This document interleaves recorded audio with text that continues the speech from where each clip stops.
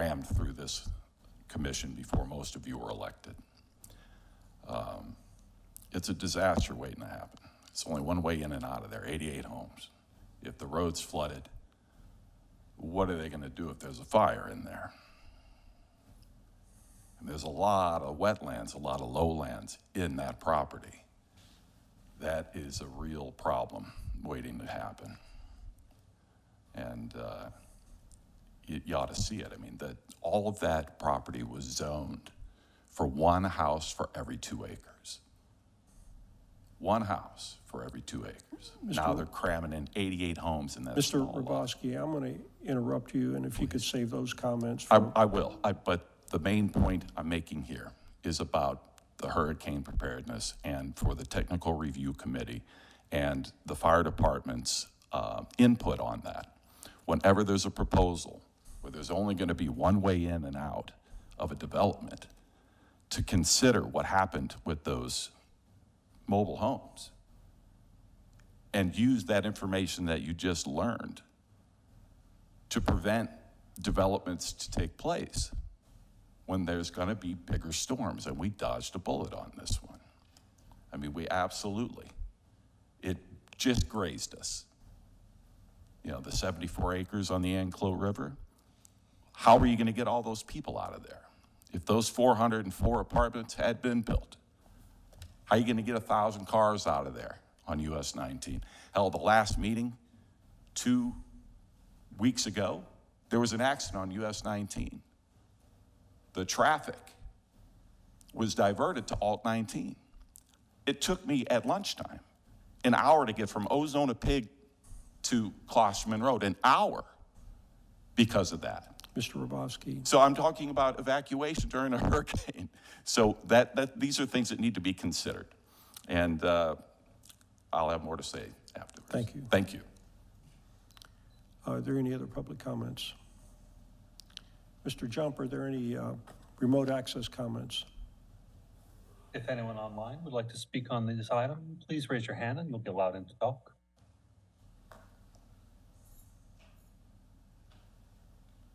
And we do not have any raised hands at this time. Okay, thank you. Okay, I'm going to thank you very much, Chief. All right, before we go to public comments, I want to take care of a little bit of an administrative matter. I'd like to introduce everybody to Ms. Regina Kardash. She's one of our 2 city attorneys. Mr. Salzman, you used to see him up here. He was our litigation attorney. Ms. Kardash is our general counsel. And from now on, we'll be having our meetings at the 1st and 3rd Tuesdays of each month, and Ms. Kardash will be sitting in this spot. Did you want to say anything, or? Just thank you for having me. I do appreciate being here with everybody. Yeah. Also, I think the last couple of meetings were brought up. I've gotten communications for at least 4 people basically putting some of what they felt was inappropriate discussions and dialogue at my feet, and basically saying that I should be using this more. And that's something I've had conversation with Mrs. Kardash about concerning that matter. So we're going to be doing a little bit more of a formal approach to Robert rules. You may be hearing a point of order coming from Ms. Kardash, and then basically a one-word statement as far as what the issue is with regard to the point of order. And I may even be using the gavel to get someone's attention, as I did just now, and although I didn't use the gavel, to ask what the relevance is of what was being said to the topic. So we're going to approach this and see how it goes, but again, I don't know whether it's fair to put it at my feet, but that goes with the territory being mayor. So let's hope for the best, and we'll see how it goes. Let's go to public comments. Talking a lot tonight. Mike Kuskudis, 623 East Hartford Avenue. I could tell you, Ms. Kardash, I sit on the planning and zoning, and you are a gem, and I hope this commission appreciates the gem that you have sitting there. So kudos to you. And Mr. Mayor, you may have to buy yourself a bigger gavel. And that's one of the reasons I'm here tonight. you know, and I don't want anybody to take this personally, but, you know, on Tuesday nights, and tonight's my daughter's birthday, and I decided, I came here, I've got to go meet them for dinner because, you know, this has been eating at me, and it's important for me to say. I don't necessarily come to commission meetings, but I do get the opportunity to watch them on TV later. And when been watching these commission meetings, quite honestly, it's like watching a soap opera. And that's just not coming from me. It's coming from a lot of people in this community who talk with me. One thing I remember, and when Ronald Reagan was elected president, he always wore a suit into the Oval Office. And when they asked him why, he said it was for the respect of the office and that he was there to do the business of the American people. You were elected to do the business of the city and not to use your elected office as a personal attack platform.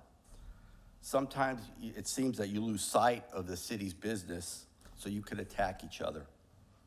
Do that on your own time and not on the city's time. You need to raise the bar. I know this is not the White House, nor is it the Oval Office, but this is the Oval Office of Tarpon Springs. Respect each other. And when you walk into this building, do the business of the city that you were elected to do. And remember, raise the bar, and thank you. Thank you, Mr. Kouskoudis. Next, please. Thank you, David Ballard Geddes Jr. I live at 802 Georgia Avenue in Palm Harbor. Again, the first sentence of Federalist Paper number 1 abridges into a second constitution. The Federalist Papers, again, reveals 3 constitutions in total, seen as the former, the latter, and the last resort. The preamble of this Constitution reveals 2 constitutions stating the United States and the United States of America, one being posterior of the other. Article 6 states that this Constitution is under this Constitution as under the Confederacy, the Declaration of Independence in perpetuity, when in the course of human events serves as preamble to Hamilton's second Constitution. So as the political climate changes itself from this Constitution to this Constitution, the Declaration of Independence states to burn down the town, to ravage the coasts, to destroy the lives of our people, revealing that this government is here to eat us out of our subsistence, to complete perfidy and works of death, scarcely paralleled in the most barbaric of ages, declaring that they are free to levy war, making reference to this Constitution as the present history of the King of Great Britain, calling this Constitution pretentious and arbitrary, and that the British have hired mercenaries, savage mercenaries known for their absolute destruction of all ages and conditions, here to commit murders on the inhabitants of the people of these states. Some people speculate that the fire in Hawaii last week was no accident, claiming that the fire in reality was an actual invasion based in Article 1, Section 10 of this current Constitution, used as a means to capture both land and water, seen in Article 1, Section 8, Clause 11, using fire as a sword of warfare, again, as stated in Federalist Paper number 1. The fire in the Hawaiian Islands of Maui killed over 100 people, with another 800 people presumed to be incinerated by the fire, making the death toll of almost 1,000 people that were burned alive. The governor of Hawaii blames such fire on climate change. Oddly, I feel that the climate change he is referring to is a political climate that is changing, and that the fire was a tactic of warfare levied against the unsuspecting indigenous population of Hawaii, levied by an arbitrary, undistinguished government playing both sides of a constitutional coin. Thank you. Thank you, Mr. Geddes.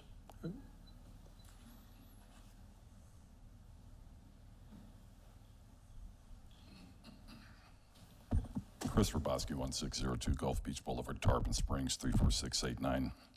So yes, once again, we had an incident at the proposed Pioneer Homes development, East Lake and Highland. We got tipped off they were ripping out trees and other vegetation over there with heavy machinery, crews of people running around, tearing up the land. And we contacted all the agencies involved, and they did not have their fish and wildlife permit, according to FWC at that time. So I'd like to ask if there was any follow-up on that with the city. Did anybody find out, did they in fact ever get their permits? Did they have the right to do what they were doing? Since then, the machinery has just been sitting there idle. So, but they've already torn out things that it appears they did not have the right to do. And again, as I said, it was originally one home for every 2 acres of land that was supposed to be in the overlay of that entire region. That was state, county combined that decided that should be agricultural. But the previous commission here went ahead and let them put in 88 homes. That's less than a home for every like quarter acre or something.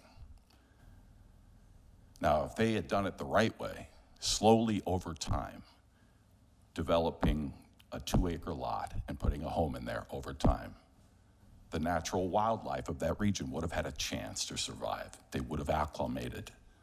But no, even on my way over there that afternoon, I saw dead animals on the road, fleeing the destruction. It was horrible. ABC News was there. About 6 officers from Fish and Wildlife were there. And the crews fled into the woods. It was horrible. And they were doing it illegally. I contacted the city,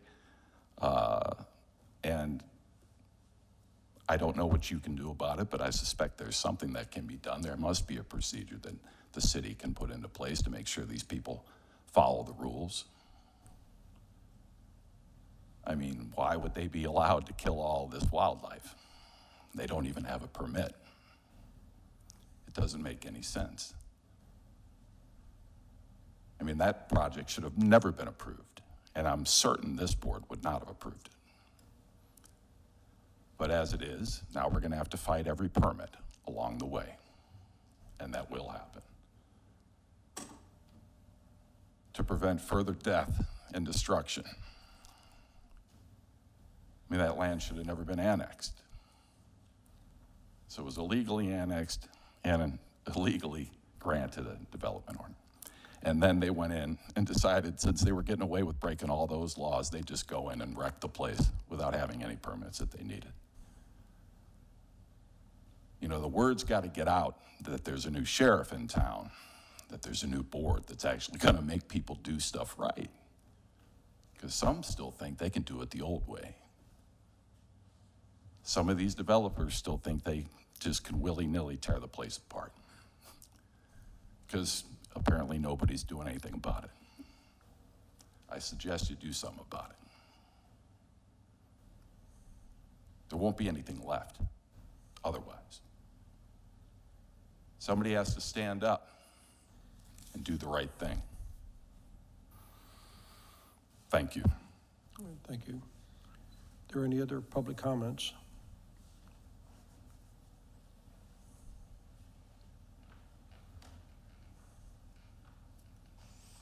Good evening.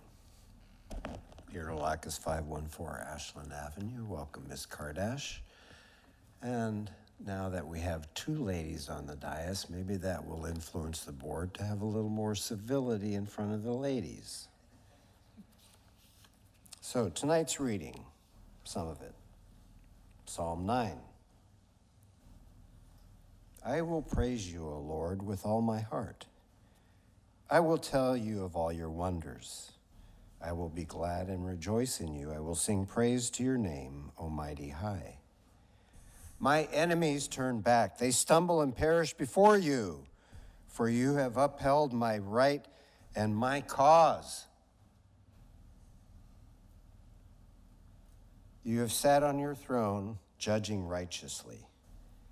You have rebuked the nations and destroyed the wicked. You have blotted out their name forever and ever. Endless ruin has overtaken the enemy. You have uprooted their cities. Even the memory of them has perished. The Lord reigns forever. He has established his throne for judgment. He will judge the world in righteousness, and he will govern the people with justice. Those who know your name will trust in you, for you, Lord, have never forsaken those who seek you. And Isaiah 41:10. So do not fear, for I am with you. Do not be dismayed, for I am your God. I will strengthen you and help you. I will uphold you with my righteous right hand. All who rage against you will surely be ashamed and disgraced. Those who oppose you will be as nothing and perish. Though you search for your enemies, you will not find them. Those who wage war against you will be nothing at all. For I am the Lord your God, who takes hold of your right hand and says to you, do not fear, I will help you. We do not fear momentary losses in battle, but our mission is undaunted. We will continue our pursuit, for God has not brought us this far to fail.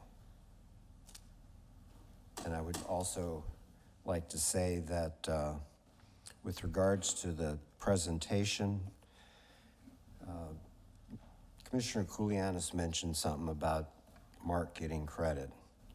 I think we have to look at the history of the Emergency Management Center. I believe it was Ms. Posevich who first put it in, but Mark took it to another level. People need to know that this emergency center has been an example for many that have followed behind us. So you do have the potential with vision to be trailblazers. Do not let that vision be limited. Thank you. Okay. Are there any other public comments? Mr. Jump, are there any remote access comments? If anyone online would like to make a public comment, please raise your hand and you'll be allowed in to talk. And I do have a raised hand, and I'll allow the first person in.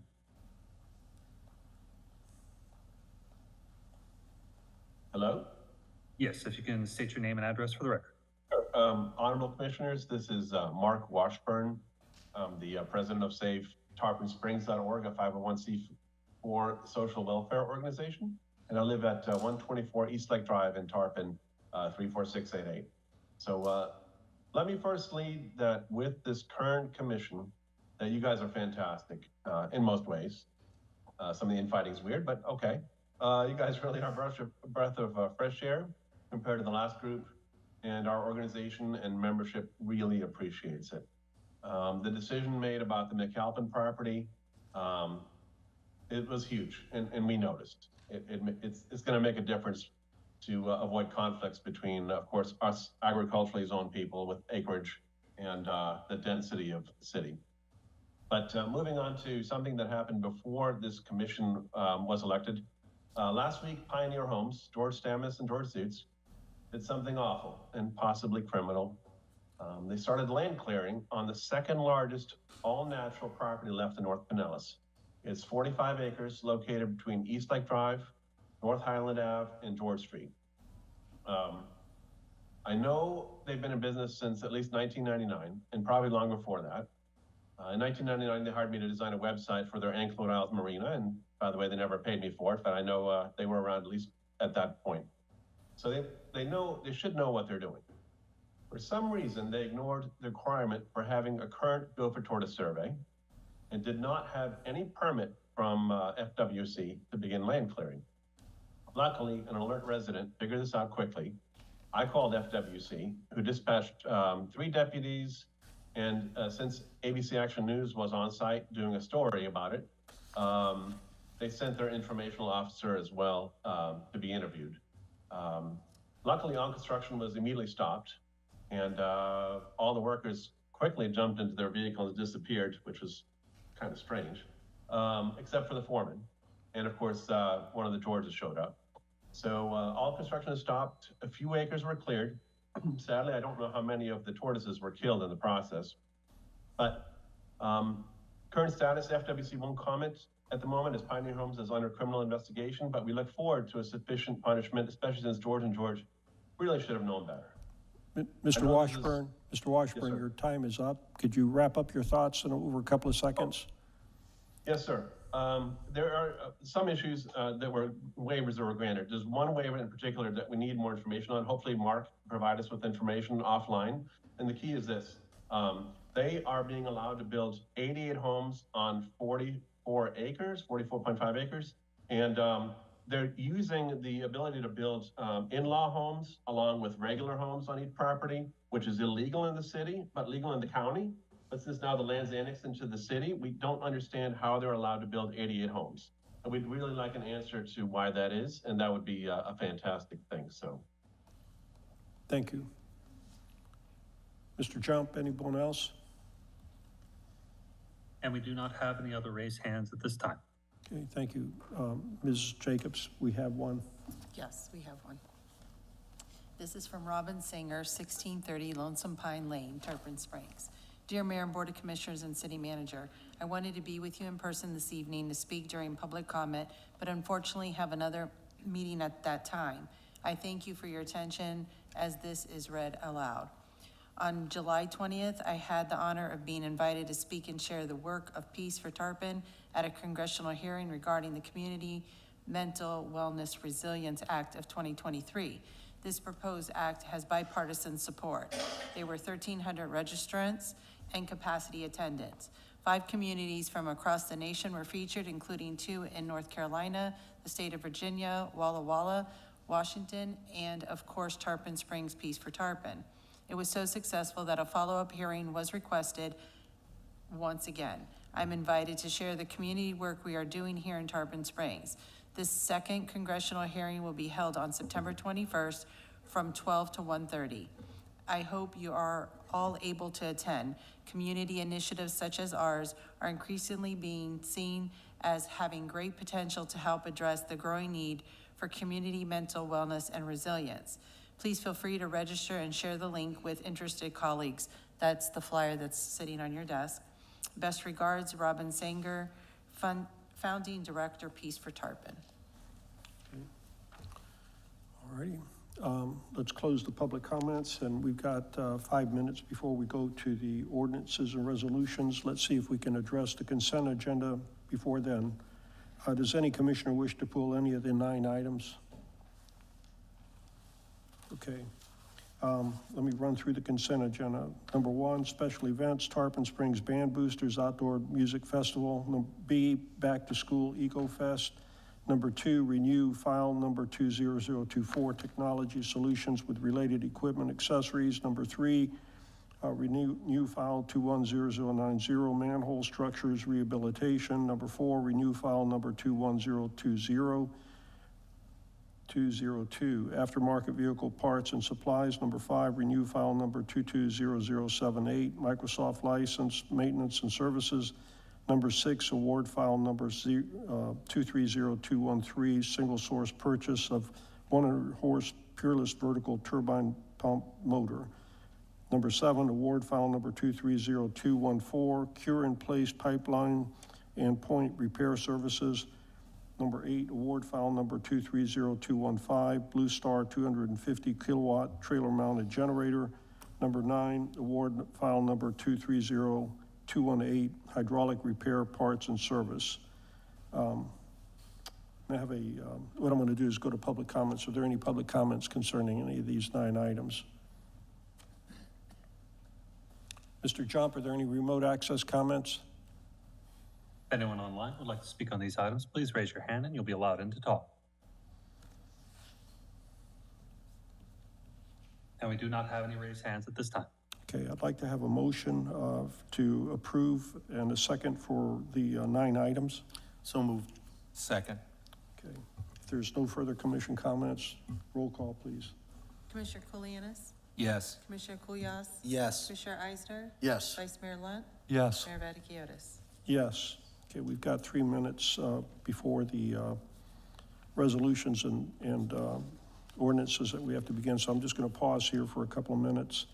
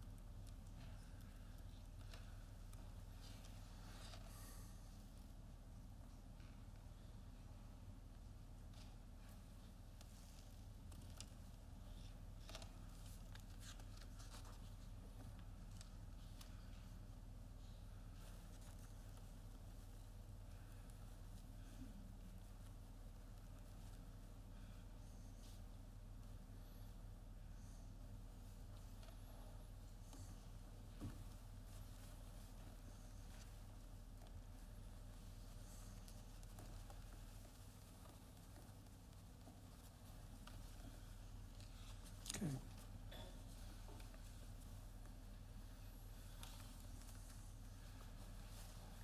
Okay, let's go ahead and get started with the ordinances and resolutions. Item 12 is an application 21170, and it actually involves 3 ordinances, and basically they're do-overs because of an error in the legal description of the previous ordinances that were approved by the commission. So this is also a quasi-judicial process, so I'm going to ask the way we're going to do this is to key off the first ordinance, which would be the annexation 2023-112, listen to that, and then also include that discussion and comments and public comments as part of B and C, and we'll do those individually after we finish with that first ordinance, 2023-12 annexation.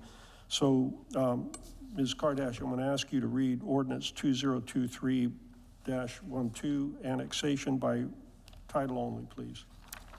Thank you, Mayor. Ordinance 2023-12, an ordinance of the City of Tarpon Springs, Florida, annexing 0.92 acres more or less of real property located at 38652 U.S. Highway 19 North on the northwest corner of U.S. Highway 19 North and Klosterman Road, application 21-170, repealing ordinance 2022-03, providing for findings and providing an effective date. Okay, if you could provide us the instructions for the quasi-judicial process and also swear in anybody that's here as a witness, please. Yes, thank you, Mayor. This matter pending before the City of Tarpon Springs Board of Commissioners is quasi-judicial in nature. In a quasi-judicial proceeding, the Commission's function is to make findings of fact based upon the evidence presented at the hearing and apply those findings of fact to previously established criteria contained in the City of Tarpon Springs Code of Ordinances. This is a legal decision regarding the application before the Commission.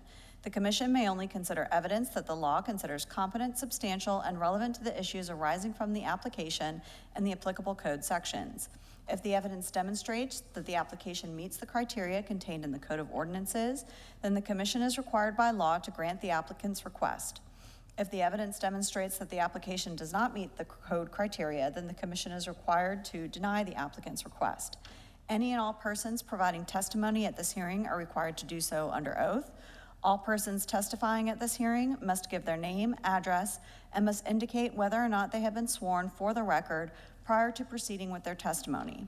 All testimony and questioning at this hearing must address matters that are relevant and material to the application based on the city's code of ordinances. At this time, if there are any board commissioners or the mayor who has disclosures such as ex parte communications or conflicts of interest, please make your disclosures now. Any? All right, seeing none. The following is the established procedure which will be followed at this quasi-judicial hearing.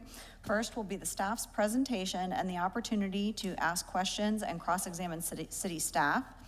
Then the applicant will have the opportunity to present their witnesses and evidence, and the city will have the opportunity to cross-examine the applicant and any of the applicant's witnesses.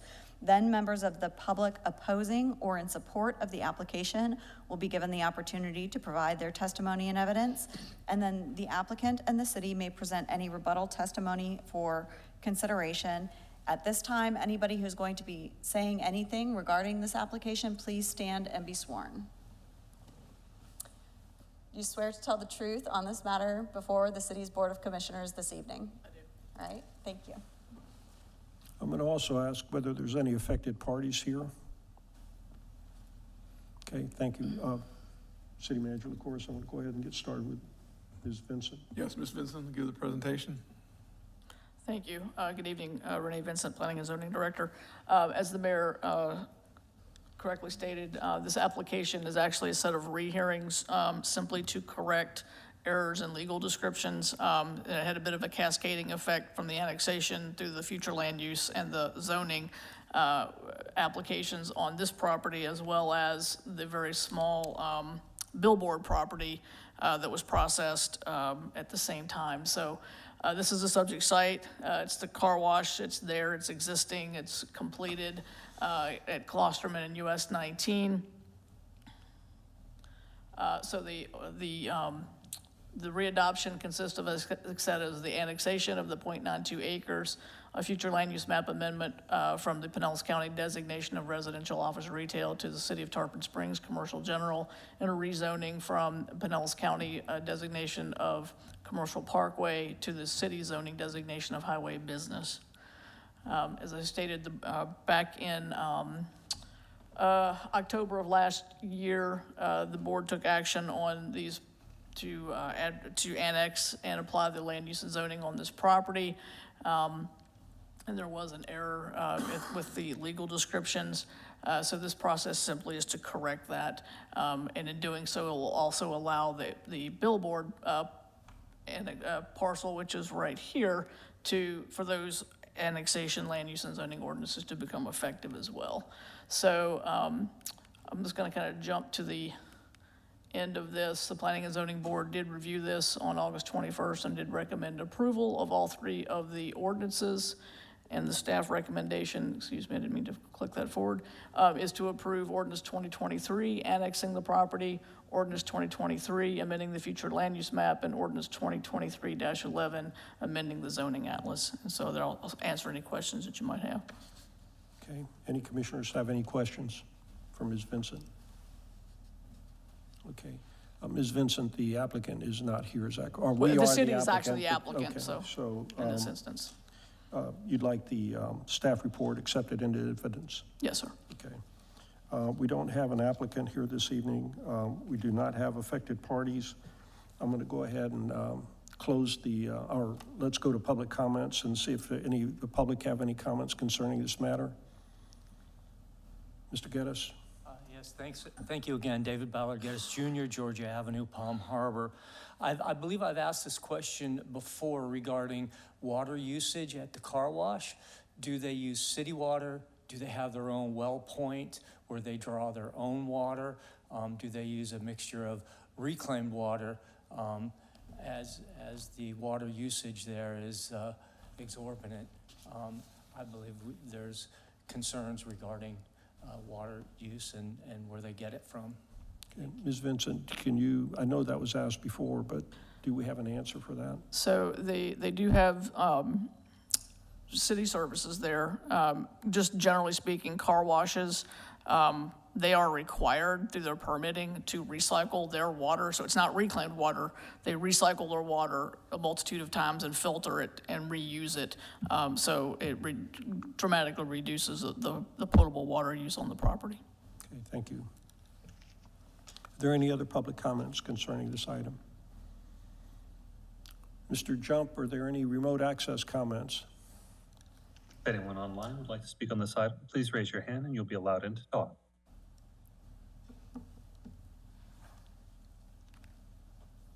And we do not have any raised hands at this time. Okay. Ms. Vincent, would you like to make a closing or summation? No, sir. Okay. I'm going to go ahead and close the public hearing, and I'm going to ask whether any of the commissioners have any comments before we go to a motion. I'm sorry, comments before we go to a motion in a second. Will the Any motion? comments? Yes, Mayor. Will the motions include, as advised by staff, the repealing of the other ordinances inside them? So the ordinance itself, the text of the ordinance, it operates to repeal the previous ordinance, so you don't need anything separate. Thank you. Okay.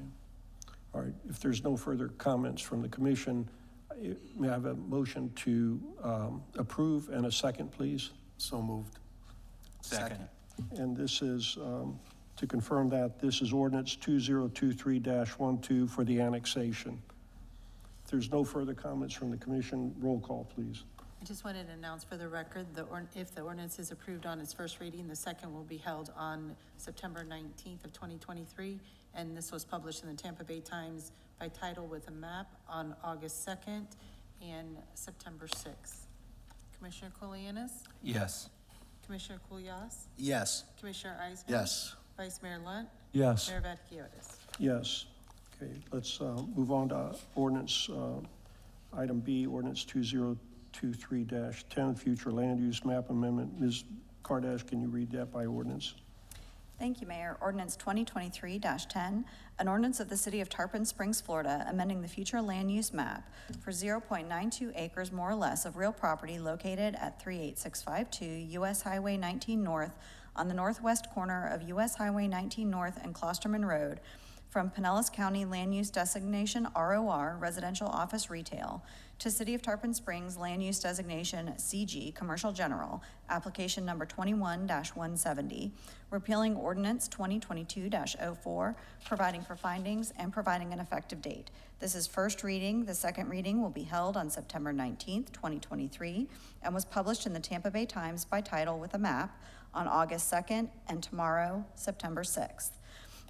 For this one, I would request a motion of the commission to incorporate the presentation of staff from the last ordinance so that your planning director doesn't have to go through it for both this one and the next one, and then just move directly into public comment. Okay, for clarification, it would be a motion to approve with the proviso that we include the staff presentation as part of the amendment. No, I Or would two like that. separate ones? I would like two separate motions Okay. because you want to have the motion to accept that evidence up front. Okay. Okay. May I have a motion to accept the staff's presentation with regard to ordinance 2023-10, future land use map amendment, and a second to that, is that correct? So moved. Second. If there's no further comments, roll call, please. Commissioner Kulianis? Yes. Commissioner Kulyas? Yes. Commissioner Eisner? Yes. Vice Mayor Lunt? Yes. Mayor Vaticius? Yes. Okay, item C, ordinance 20, I'm sorry, we need to go Yes, ahead and you- have a motion to approve ordinance. You actually do need to open it up for public comment as We well. do, okay. Yes. Are there any public comments concerning this item? Mr. Jump, any remote access comments? If anyone online would like to speak on this item, please raise your hand and you'll be allowed in to talk.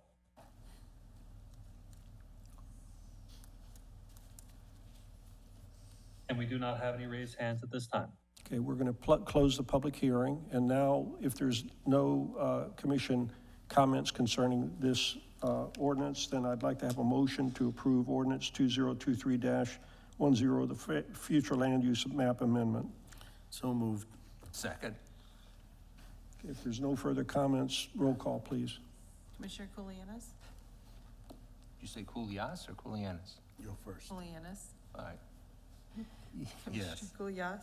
Yes. Commissioner Eisner? Yes. Vice Mayor Lunt? Yes. Mayor Vaticius? Yes. Okay. Ordinance 2023-11, rezoning. Ms. Kardash, if you could read that by title, please. Yes, thank you, Mayor. Ordinance 2023-11, an ordinance of the City of Tarpon Springs, Florida, amending the official zoning atlas of the City of Tarpon Springs for 0.92 acres more or less of real property located at 38652 US Highway 19 North on the northwest corner of US Highway 19 North and Klosterman Road from Pinellas County zoning designation CP Commercial Parkway to City of Tarpon Springs zoning designation HB Highway Business, application number 21-170, repealing ordinance 2022-05, providing for findings and providing an effective date. This is first reading. The second reading will be held on September 19th, 2023, and was published in the Tampa Bay Times by title with a map on August 2nd, 2023, and tomorrow, September 6th, 2023. Similar to the last one, the same motion to incorporate the evidence. Right. May I have a motion to incorporate the evidence, the staff report for this ordinance 2023-11 rezoning? So moved. Second. If there's no further comments from the commission, hang on, public comments. Are there any public comments concerning this item?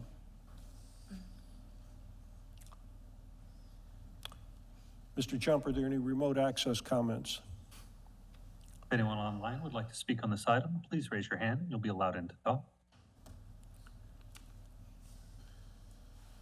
And we do not have any raised hands at this time.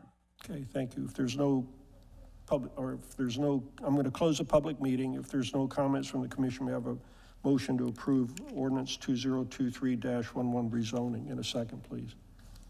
Didn't I just do that? Pardon me? Didn't we just do that? That was to No, incorporate not the that evidence. one. This is So moved. approval of the ordinance. Gotcha. Okay. Second. There's second? Second. Commissioner Kulianis, okay. If there's no further comments from the commission, roll call, please. Okay, we didn't have roll call on the first one motion, so I'll do that first. This was to incorporate the evidence staff She's report. correct. Commissioner Kulianis? Yes. Commissioner Kulyas? Yes. Commissioner Eisner? Yes. Vice Mayor Lunt? Yes. Mayor Vaticius? Yes, so we need to adopt the ordinance now. Yes. Okay. This is for that. Separate ordinance, separate. Second motion. Okay, Correct. is there a second motion, a motion and a second to approve ordinance 2023-11 for the rezoning? Second. All right, if there's no commission comments, we've done public comments. If there's no commission comments, roll call, please. Commissioner Kulianis? Yes. Commissioner Kulyas? Yes. Commissioner Eisner? Yes. Vice Mayor Lunt? Yes. Mayor Vaticius? Yes. Okay, that ends that item. Thank you, Ms. Vincent. We're going to move on to Resolution 2023-27, Application 2374. It's a conditional use for 122 West Cedar Street. This is also a quasi-judicial hearing. Ms. Kardash, if we could have the resolution read by title, the instructions for the quasi-judicial proceeding, and also the question concerning ex parte and voting conflicts, and also swearing any witnesses in. Okay, thank you, In Mayor. your order. Yes. So, Resolution 2023-27, a resolution of the Board of Commissioners of the City of Tarpon Springs, Florida, approving application number 23-74, requesting conditional use approval to allow for a single-family dwelling at 122 West Cedar Street, Lot 11, in the WDI Waterfront Development District, zoning district, providing for findings, providing for conditions, and providing for an effective date. okay. This matter, pending before the City of Tarpon Springs Board of Commissioners, is quasi-judicial in nature. In a quasi-judicial proceeding, the Commission's function is to make findings of fact based upon the evidence presented at the hearing and apply those findings of fact to previously established criteria contained in the City of Tarpon Springs Code of Ordinances. This is a legal decision regarding the application before the Commission. The Commission may only consider evidence that the law considers competent, substantial, and relevant to the issues arising from the application and the applicable code sections. Any and all persons providing testimony at this hearing are required to do so under oath. All persons testifying at this hearing must give their name, address, and must indicate whether or not they have been sworn for the record prior to proceeding with their testimony. All testimony and questioning at this hearing must address matters that are relevant and material to the application based on the city's code of ordinances. At this time, any commissioner or the mayor who has either ex parte or conflict of interest disclosures, please make your disclosures now. Okay, any commissioner have anything? Ex parte voting conflict? Okay, I don't have any ex parte, but there was a question concerning the voting conflict of interest. I am considered an affected party by the planning department rules. I had a conversation with Ms. Kardash concerning the details and circumstances of that.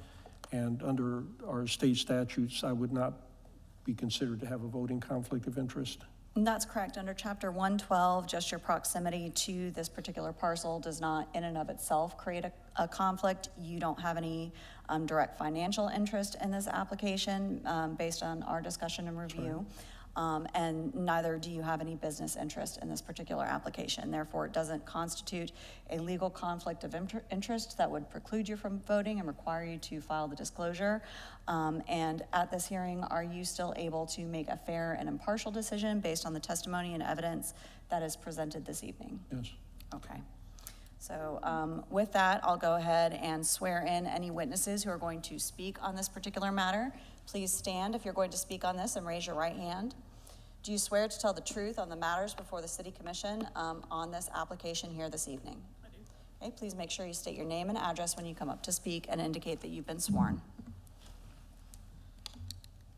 Okay, Ms. City Manager LaCourse. Ms. Vincent? Thank you. Again, this is application 23-74. This is a conditional use request for a small infill, single-family lot that is in the WD1 zoning district at 122 West Cedar Street. The WD1 zoning district is primarily a working waterfront type of designation, but when it was established back in the many years ago, that it did allow for conditional uses. One of the conditional uses, that use of a single-family residence. So that's what's being asked for here today. The property contains a little over 3,500 square feet, so it's a very small infill lot. It's a very old plat for this area historically. The proposed use of the property is a two-story dwelling with a garage parking under the main living space. The ground floor is approximately 450 square feet, and the upper floor is 1475, and the ground floor is the living area. This is the location. So this is Athens Street. So this is West Cedar. This is the lot. Primarily residential surrounding the area. And just a little bit better aerial photograph with no zoning overlaid on top of it. So this is the site layout. Importantly, the property did receive variance approvals from the Board of Adjustments. One, to establish it as a non-conforming lot of record, basically meaning that it's an original platted lot of record, but it does not meet today's standards in terms of lots size, width, or area. So the Board of Adjustments has the ability to recognize those lots. They did. They also approved reduced setbacks, a front setback of 16 feet and a rear setback of 10 feet. So that has been provided for by the Board of Adjustments.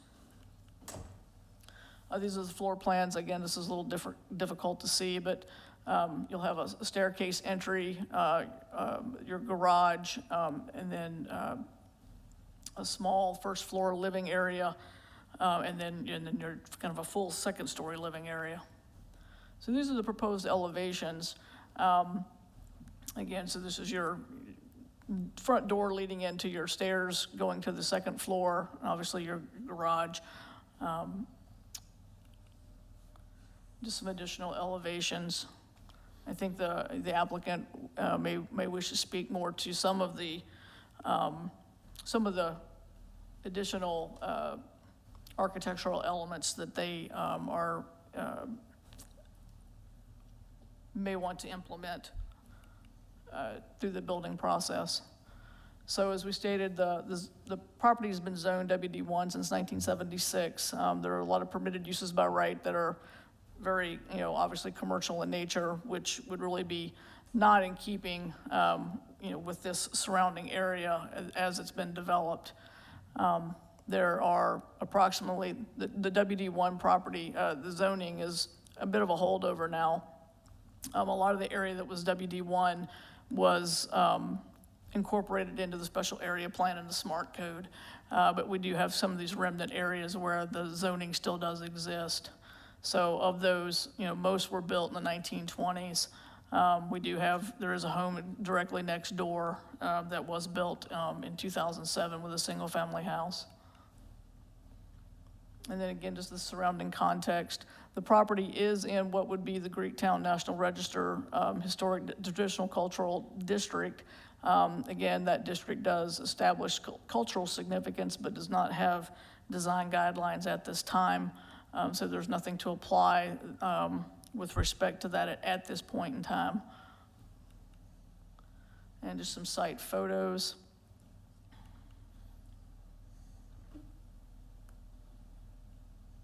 As you can see, the area is very, you know, single-family oriented.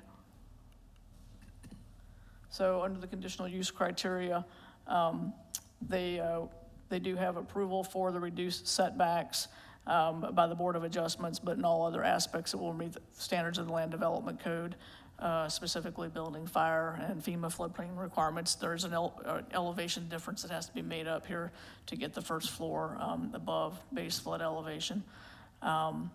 We don't see any concerns with the impacts on surrounding areas. This is predominantly single-family residential, consistency with the comprehensive plan, and should not adversely impact historical or environmental resources. Again, as we talked about, this is in the Greektown Traditional Cultural Property District, which does recognize the cultural history of the area, but again, at this point, does not establish design regulations for new development.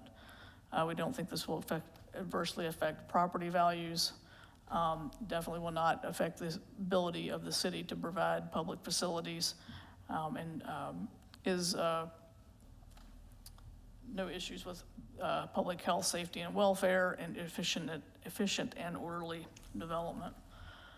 Staff recommendation is to approve Resolution 2023-27 with a condition that a building permit for the construction of the single-family dwelling shall be obtained within 1 year of the effective date. The Planning and Zoning Board did review this on August 21st and recommended by a 5-0 vote to approve, including the following conditions. The building permit for the construction of the single-family dwelling shall be obtained within 1 year. And they did add a condition that the dwelling shall function as a single-family unit with common utilities. So there's some discussion about a little bit of separation of uses between the first floor and the second floor being the primary single-family. The ground floor, that 400 square foot area, is more, it's not a separate living unit, but there was some discussion about could it be that in the future as an accessory dwelling unit. So this was a point of discussion that the board did want to ensure that the dwelling, you know, functions as a single family unit with common utilities. There was one person who spoke in favor and one member of the public who spoke in opposition to the request. So with that, we'll stop and answer any questions at the appropriate time. Thank you. Okay. Does the commission have any questions? Yes. Go ahead. Renee, how many parking spaces between the driveway and the garage can the house hold? Between, with the reduced setback on the front of, if they build to the front setback that was approved by the Board of Adjustments, I just want to make sure I have this right. I think it's 16 feet. So in reality, 16 feet, it would not be recognized really as a legal parking spot, if you will. So if they were going to park in that driveway, it's probably going to overhang the sidewalk. So their parking is reliant upon the garage to meet the required parking. Okay, so, and by the measures, is it a one parking garage or 2-car garage? It's a 2-car garage. Okay. Thank you, ma'am. Any other questions? Commissioner Kulianis, do you have anything? Yes, I do. Renee, I see on the overhead slide there's trees coming onto the lot. Are those trees going to be removed? Any of those trees removed? I was out visiting the site today, and there's one that looks like a prominent tree in the back that is actually on the adjoining property, if that was a concern. I need to let me look at see if they have the tree removals. It looks like, looking at the overhead, or at the survey, there may be, it doesn't appear that they need to remove any trees. If they do, it would be, I think there's a palm tree that might have to come out, but the trees in the rear are largely not affected, so. How about the big one towards Athens Street? Towards that, the one that's over, that right there? That's on the adjoining property. Okay. So they would have to cut that tree back to be able to build that house? They would work that out with, you talk about the fact that the canopy overhangs. Right. They'll have to work that out between the property owners as to whether or not they need to impact that canopy as part of the construction. And I see that there's only a 5-foot setbacks on both sides. So how close will they be to the large house on Cedar Street? The adjoining one? Yeah, because if they're only having 5-foot setbacks. I believe they'll have 10 feet between houses there.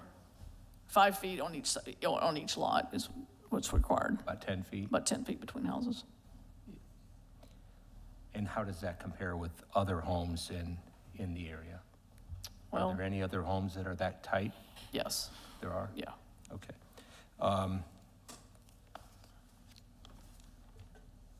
I know this may not be in your department. Do we have any idea when we will have a report on the architectural guidelines for the area?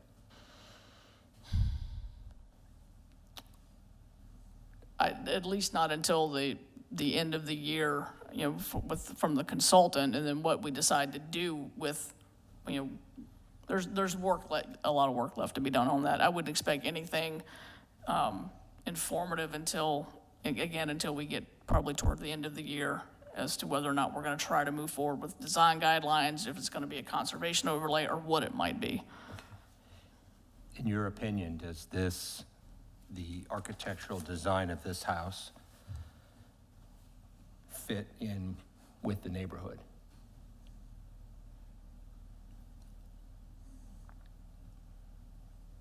If you look around the neighborhood, you will see other similar, there's a house next door. Again, that's a difficult question to answer because there's not a predominant architectural style in this area because it's been developed over so many years, and that's part of the issue. I don't want to weigh in as to whether or not I think that this comports with, because we don't have design guidelines, whether or not this comports with the area overall. It's a single family house. Okay. Thank you. You're welcome. Okay, I have a couple of questions. This is the WDI, is that correct? And it's just WD1, WDI, I hear it both ways, yes. just that strip along the Athens Street, is that right? So everything that's in this this light blue WDI. is WDI, and WD1. as well as back in these areas. Was this the same zoning as the Include Isles? Across the river? Yes. Yes, sir. Okay, and that one we rezoned to, I think it was an R100, is that correct? Yeah, we'd rezoned that entire subdivision to R70A or something, I can't remember now, to single family. Is there some, it was, Ms. Kardash and I had a very brief conversation about this, and we did this a long time ago, and there was Yes. a reason for that. I don't even think you were on board at that time, which would have been in the early 2000 timeframe. Yes, sir. Is there a reason why we shouldn't look at that and rezone it more appropriately like we did Include Isles? I think this entire area probably needs to me, it really wants to be part of the special area plan and the SMART code, so we can look at it as a unique area and put in appropriate setbacks and controls and things of that nature. So yes, that is something that and I think that will come out of the overall historic study that's going on. One of the things that we asked them to look at was the special area plan and the character districts, and is that an appropriate mechanism for the future for this area? So yes, it does. This area is a real hodgepodge of stuff. You have R60, you've got WD1, you've got multifamily, but in reality, most of it is just single-family detached so it does need some attention. And I don't recall, is that part of the tasking for the Greektown Cultural District, the character district? It was to look at Would you look at yes. that? Yeah, Okay. to look at the different regulations and how we can amend things to achieve whatever the end goal becomes. Okay, I know. Yes. We've gone a long ways from that to the special area plan to now we're dealing with remnants of that. Sure. The other question I had was the 2 kitchens. I recall at one time, 2 kitchens were not allowed in a single-family residence. Have we departed from that? This does not meet the ground floor, because it does not have a stove in it by the building code, does not constitute a separate living unit, so. Okay, that's good. And then I want to also ask, just for everybody, for actually my education, conditional uses are by right or by conditional use for this vacation homes, or by short-term rentals, I should say. The short-term rentals are conditional use in the WD1. Okay, so that would be a separate item Yes, if that's sir. needed? Yes, Okay. sir. And I think it was already asked, we really don't have any other,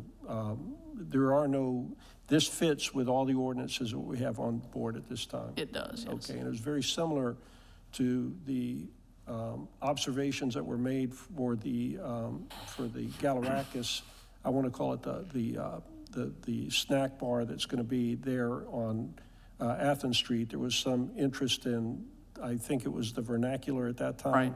It was a question of asking the commission whether we include that. And I think it was Commissioner Kulianis says, well, there isn't, or could we? And then I think your point was we could, but who's going to be the judge of whether it fits with that? So we have no guidelines for that Exactly. either. Okay. All right. That's my questions. I've got a couple of lights on. Commissioner Eisner. Thank you. Thank you, Mayor. Renee, just 2 quick questions. Where the AC platform is going to be, is that going to be elevated? Because with a 5-foot setback, you will not be able to utilize that side of the house. They can, utilities are allowed to be in that required side yard. So they theoretically could. Let me look at the plan and see if they show where their AC unit's gonna be. Because it looks like it's in the back right.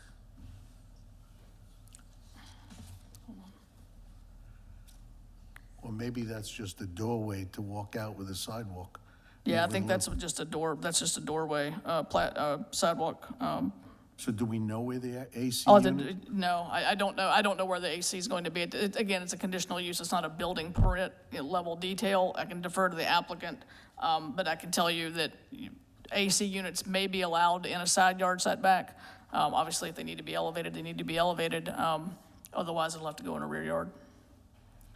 My other question, thank you, was what was the public complaint at the other meeting? It was again about the upcoming potential for design requirements and waiting until we have whatever that might be coming out of the evaluation of the cultural district and future design guidelines. So deferring action until that time. Okay, thank you much, appreciate it. Okay. Vice Mayor Lunt, you have your light on. Yeah, hi, Renee. It's hard for me to tell from a 5,000-foot view from the NHC slosh map, but is this in the coastal high hazard area?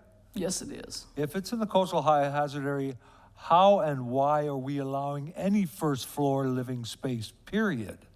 Well, just because it's in the coastal high hazard, that first floor that living space still has to be elevated above base flood elevation +1. So that's just a requirement. Okay, so it's going to, I didn't see any elevation things in here. It's going to be at BFE +1? The living space has to be at BFE +1. The garage can be lower, so the applicant might be able to provide a little more, input onto, are you going stepping Yeah, up? I don't see a floor diagram, so that Right. would be my only concern, the fact that it's in the CHAA, I think, by the look of this map anyway, and I just want to make sure that they're not one of the people that were Evacuating getting later flooded on. out the next time we get Absolutely. brushed. So that, no, all the living space will have to be, they'll have to meet FEMA regulations. It'll have to be base flood elevation +1 for us in Pinellas County. All right, thank you. You're welcome. Okay. Are there any other questions? Yes. Ms. Kardash? Are you offering the city's file for the commission's consideration as evidence in this matter? Yes, ma'am. And then also, just for the record, Mayor, I wanted to clarify, because you said we had a discussion about this.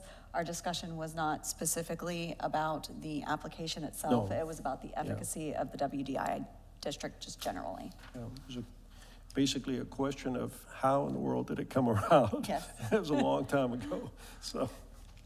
It goes back to 1976. Okay. Thank you, Ms. Kardash, for clarifying that. Sure. Okay, let me get back. All right, I'm going to ask the applicants, do you have any cross-examination for Ms. Vincent? Any questions that you might have of her concerning her presentation?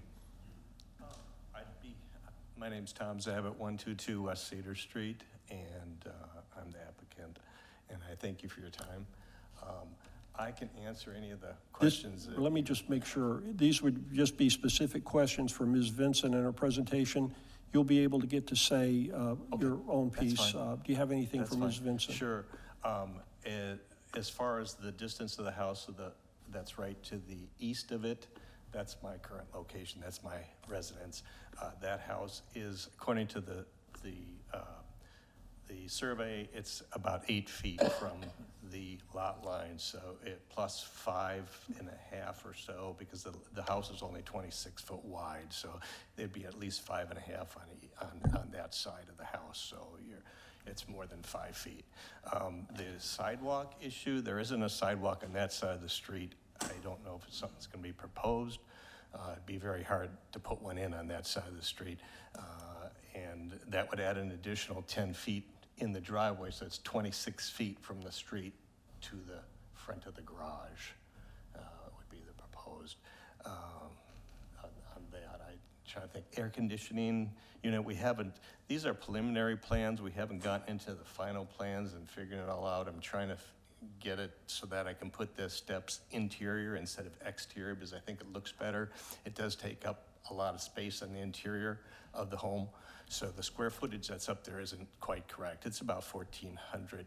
Take off 100 for the steps inside. It's about 1,300, a little over 1,300 upstairs and about 500 downstairs. So that's total. And the downstairs elevation will be the floodplain +1, which makes it 9 foot.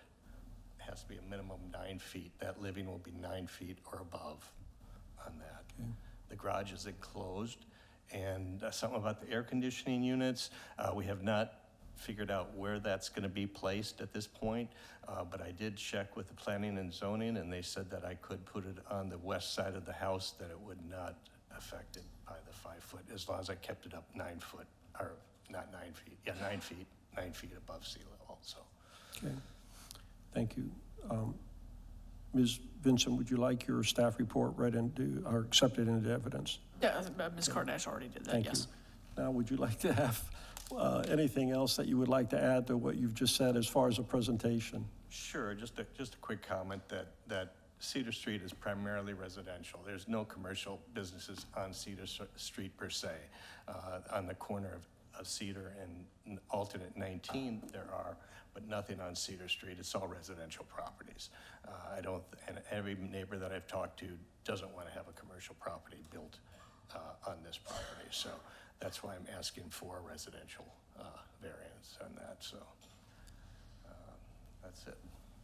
Okay, let me ask the commission whether any commissioners have any questions for the applicant. Vice Mayor Lund? None.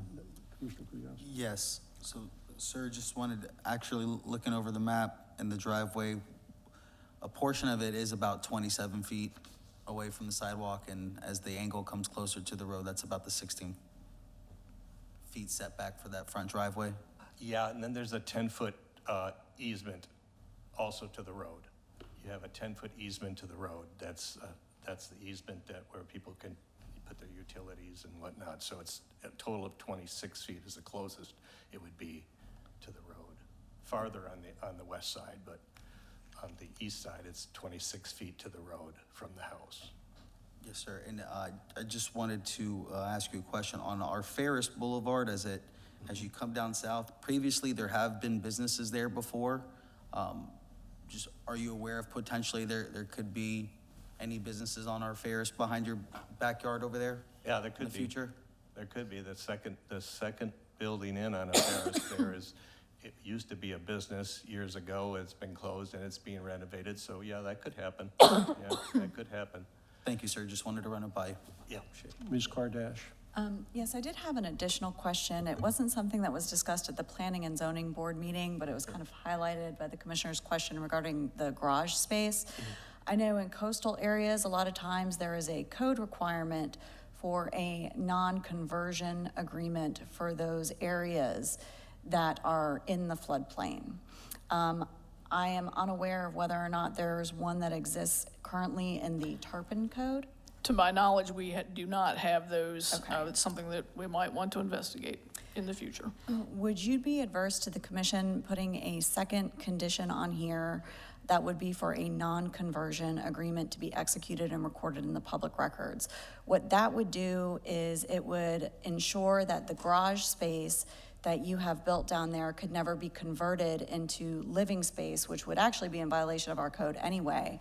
But due to the fact that it's a space that isn't readily visible after you've constructed the residence, I think it would be best to have that non-conversion agreement on record. Would you be adverse to that? No, as long as it's just the garage space. It would not just be living for the garage quarters. space, correct? Two-car Just that, garage, no, yeah. I don't have plans for that. And it's specifically actually to protect the property from And it's any gonna sort of be- flood It's gonna damage. be at a lower elevation anyhow. It's only, I'd like to get it to 7 feet, but it's probably gonna be 6.5 feet or so. Okay. But it's, so I wouldn't be able to put live in there even if I wanted to, but. Okay, all right, thank you. Thank you, Ms. Kardash. Any other commissioners have questions for the applicant? Okay. Ms. Vincent, do you have any cross-examination? No, of the sir. applicant? Okay, thank you, sir. Thank you. We're going to go to public comments. Are there any public comments concerning this item? Public comments. Mr. Jump, are there any remote access comments? If anyone online would like to make a public comment on this item, please raise your hand and you'll be allowed in to talk.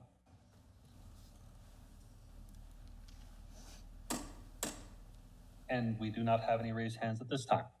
Okay, thank you. Ms. Vincent, do you have any closing summation? No, sir. Okay. I'm going to close the public hearing.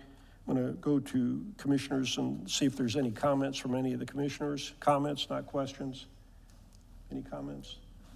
You know, I'm, with regards to the fact that it's within a specific area, like the WDI area, I think this is a perfect fit for the neighborhood. It's adjacent to the person's property anyway.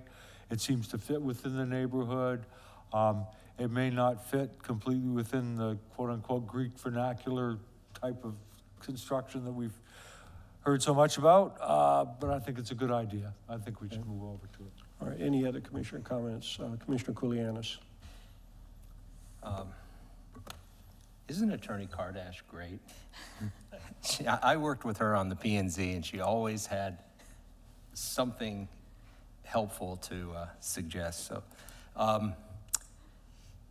I concur what the Vice Mayor said. I'm slightly tempted to ask for a deferral till this architectural design thing is done. However, I don't think that would be fair to the applicant right now, since we don't really know when that's going to happen.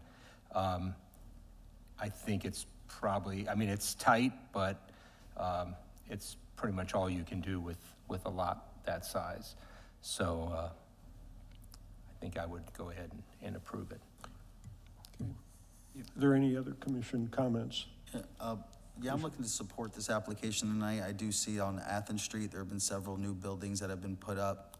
constructed with very similar setbacks to nearby properties, and I'm thankful that the applicant's willing to support from the advice that the city attorney has given, and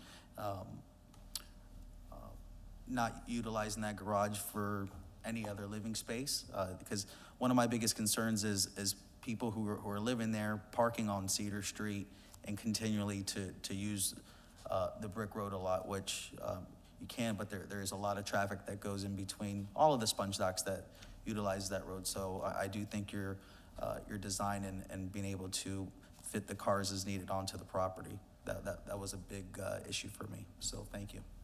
Okay. On that, what I'm going to do is, if you can just be patient a second, ask for a motion to approve Resolution 2023-27, an application for the conditional use at 122 West Cedar Street. I'm going to ask Mrs. Kardash, as you've invited me to do, for a suggested motion considering that you've helped with this. Yes. If it's the desire of the commission to approve this, I would request that you approve it with the conditions that are up on the screen, so that the building permit is for the construction of the single-family dwelling within 1 year, that the dwelling shall function as a single-family unit with common utilities, and then the third condition being the execution and recording of a non-conversion agreement. So moved. Is there a second? Second. Okay. If there's no further comments, may I have roll call, please? Commissioner Kulianis? Yes. Commissioner Kulyas? Yes. Commissioner Eisner? Yes. Vice Mayor Lunt? Yes. Mayor Vaticius? Yes, thank you. Okay, move on to item 14, Resolution 2023, -28, application 2359, Kikilis Floor Site Plan. And this is also quasi-judicial. And Ms. Kardash, could you read this by title, please? Thank you, Mayor. Resolution number 2023-28, a resolution of the Board of Commissioners of the City of Tarpon Springs, Florida, approving application number 23-59, requesting site plan approval to construct a 1,737 square foot second-story addition and a 410 square foot first floor entry and staircase addition on 0.11 acres, more or less, located at 417 South Pinellas Avenue in the T5A South Pinellas Avenue transect zone of the Sponge Docks and Community Redevelopment Area Special Area Plan, providing for findings, providing for conditions, and providing for an effective date. As this is a quasi-judicial matter, this matter before the City of Tarpon Springs Board of Commissioners is quasi-judicial in nature. In a quasi-judicial proceeding, the commission's function is to make findings of fact based upon the evidence presented at the hearing and apply those findings of fact to previously established criteria contained in the City of Tarpon Springs Code of Ordinances. This is a legal decision regarding the application before the commission. The commission may only consider evidence that the law considers competent, substantial, and relevant to the issues arising from the application in the applicable code sections. Any and all persons providing testimony at this hearing are required to do so under oath. All persons testifying at this hearing must give their name, address, and must indicate whether or not they have been sworn for the record prior to proceeding with their testimony. All testimony and questioning at this hearing must address matters that are relevant and material to the application based on the city's code of ordinances. At this time, any commissioners and the mayor who may have disclosures, such as ex parte communications or conflicts of interest, please make those disclosures now. Any from anyone? All right. Okay, thank Seeing you. none, anybody who is going to speak, please stand and receive the oath. Do you swear to tell the truth on this matter before the City of Tarpon Springs Board of Commissioners this evening? I do. All right, please make sure you state your name, address, and indicate that you've been sworn when you come up to speak. Thank you. Okay, city manager, of course. Renee Vincent again? Thank you. This is application 23-59. This is site plan approval for Kikilis Florist, located at 417 South Pinellas Avenue. And this is the kind of project that we always envisioned when we put the smart code in place. So it kind of makes me happy to see this come forward, frankly. The existing florist building is proposed to be expanded primarily on the second floor with a small addition on the first floor to provide for stair access to the second story. The first floor will continue to function as the florist and workspace. The second floor will be a residential unit. So this is in, as I stated, this is in their smart code area. It's in the T5A, the South Pinellas District.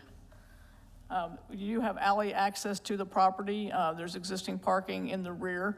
So this is the first floor, kind of the footprint, if you will, addition that will provide the stair access to the second story. This is the existing building footprint. And so there, landscape-wise, they are going to put a little bit of retention back here, and then they have landscaping along the front of the property. It is compliant. There really weren't any specific requirements associated with this for landscaping, but they are improving the property.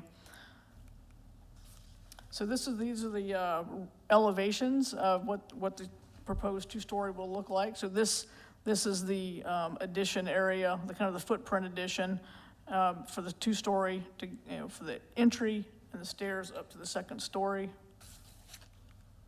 Oops, wrong way, sorry. And then just a little more detailed building elevation. So this is the existing building as you see it today. These are what the proposed elevations will look like when it's said and done. And so this is the stairways going up and then onto the first floor. They are adding a small bathroom on the first floor, and then this is getting reworked into workroom and storage. This is a retail sales area. And then the second floor is essentially a living area, full living unit with a home office. So there really are no issues with all of the site plan review criteria, compliance with the comprehensive plan, the land development and smart code. There are no issues with concurrency management or the city's building codes. So we do recommend approval of the site plan subject to the following conditions: that site construction plan shall be consistent with the approved site plan and all requisite fees will be paid, and that there's an expiration on the site plan of 1 year unless an application has been filed for a building permit. So the Planning and Zoning Board did hear this on August 21st, and they did recommend approval by a vote of 5-0, and there was no one who spoke in, other than the applicant. There were no members of the public who spoke on the application.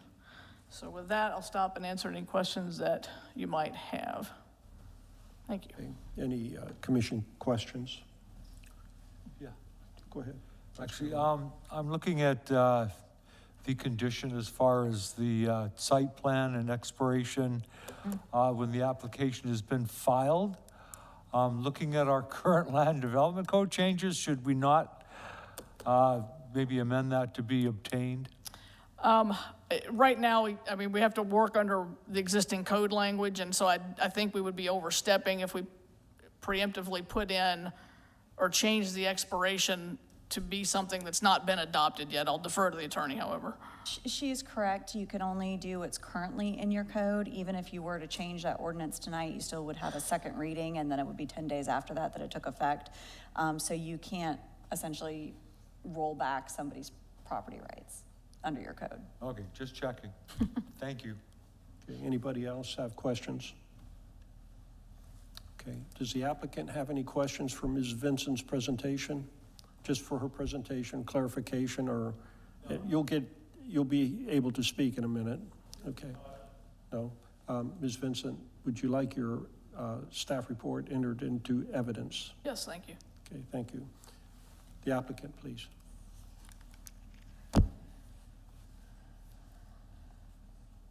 My name's Andrew Pavlis, 417 South Pinellas Avenue, and I was sworn in.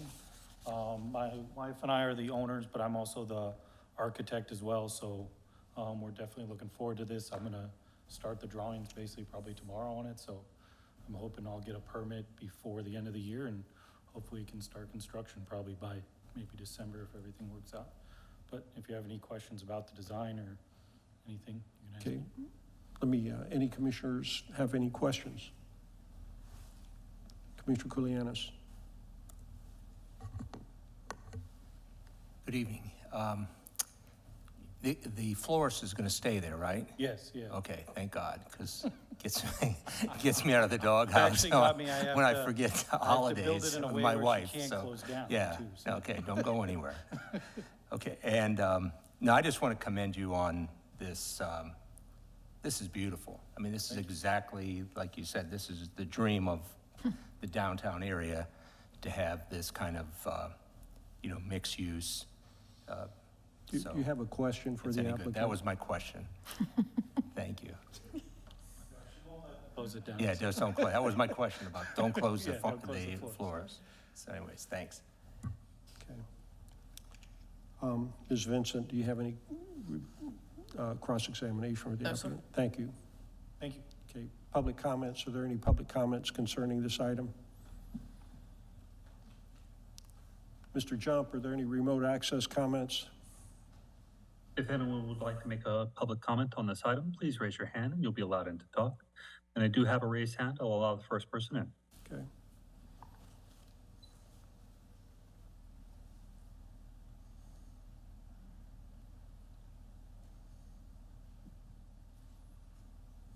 Good evening. Peter Delacus from afar. You have my address. I just would like to reiterate what Renee started with. This is what we envision the smart code to do. Too bad the people who bought the Manatee Village didn't raise it and put residential above that. It's been over 2 years, we're still looking at that. But as far as this is Point the of thing that order, we need Mayor. to promote. Yes. I apologize for interrupting, but your remote access witnesses have not been sworn.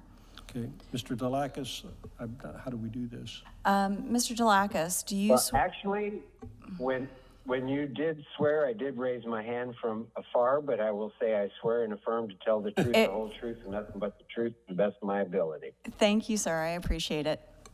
All right, Mr. Delacus. Thank you, Ms. Kardash. Mr. Delacus, please continue. No, I just want to reiterate that we should maybe, we do incentives for facades and other types of things. Maybe we need to look at incentives in the CRA for adding residential above building. So it's just another visionary thought to look at, as I spoke about earlier.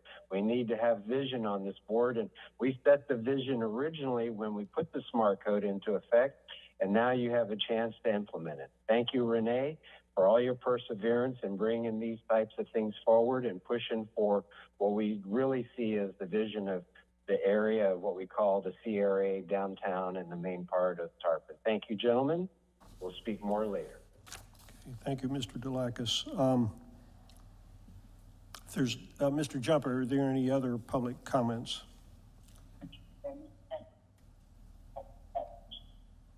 And we do not have any other raised hands at this time. Okay, I'm going to go ahead and close the public. I'm Mayor, sorry. I think you have an additional member here that would like to speak. Oh, I'm sorry, Mr. Geddes. Go ahead. And I have a quick question. David Ballard, Geddes Jr., Georgia Avenue, Palm Harbor. What would be considered a requisite fee as it applies to redevelopment practices? Okay, I'm not sure that that is applicable or relevant to this particular application. That's something that is determined through a different process. I also didn't see that you were sworn. If all you have is that question, then that's technically not really relevant here. That can be answered at a different forum. But if you did want to make comment, I do have to swear you in. I think, go ahead. Do you swear to tell the truth on the matters here before the City of Tarpon Springs this evening? I do. All right, thank you. As the presentation with Ms. Vincent was being delivered, there was reference to to pay all requisite fees, and such requisite fees as they apply to future formulations in regards to redevelopment was my question. Okay, Ms. Vincent, go ahead. Sure, that's simply referring to the basket of fees that come along with any building permit fees, impact fees, water sewer impact fees, things of that nature. There are common fees that are in our building codes that we're required to collect when buildings are going through permitting processes. As they relate to public charges or private charges? That's all publicly required permit fees and impact fees in our codes of ordinances. Nothing else. Thank you. Thank you, Mr. Geddes. Thank you, Ms. Vincent. I'm going to go ahead and close the public hearing.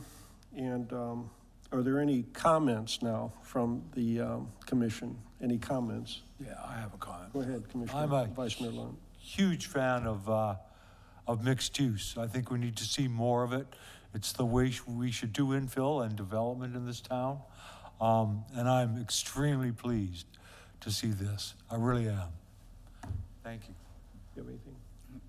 I like the application that the owners have presented to us, and I mean, like Renee said, this, hopefully we start seeing some more buildings like this in the future that fits our downtown area, and hopefully more like this going on Safford Avenue to try to enhance the trail in the future. So that's why I just want to throw that out there, and as we start picking things up, this could be a domino for many good things to come in the future. So thank you. Okay. You go ahead, Commissioner Eisenman.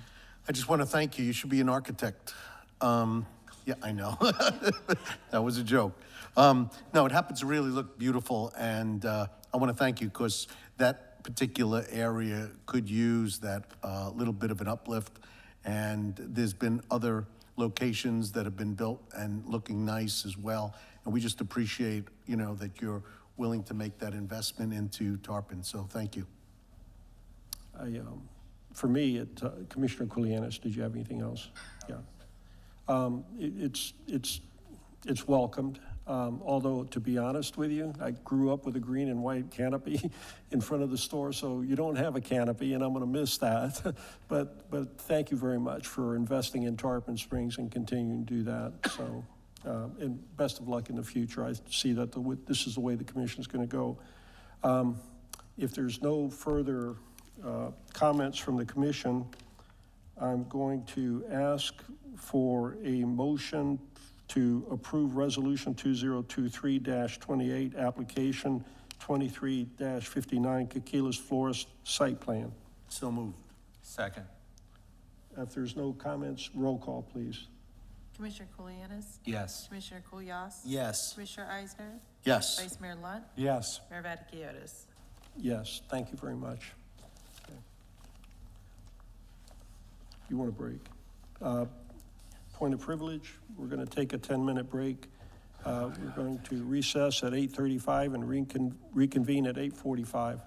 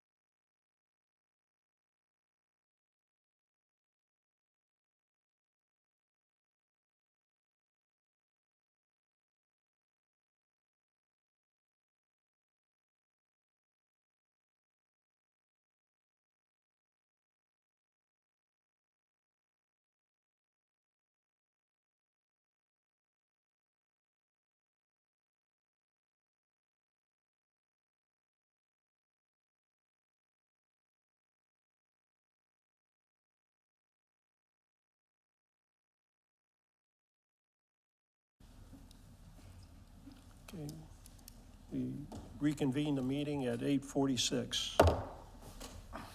Item 15 is application 22-109, amending hurricane shelter impact requirements and establishing coastal high hazard area design requirements. This is the first reading. Ms.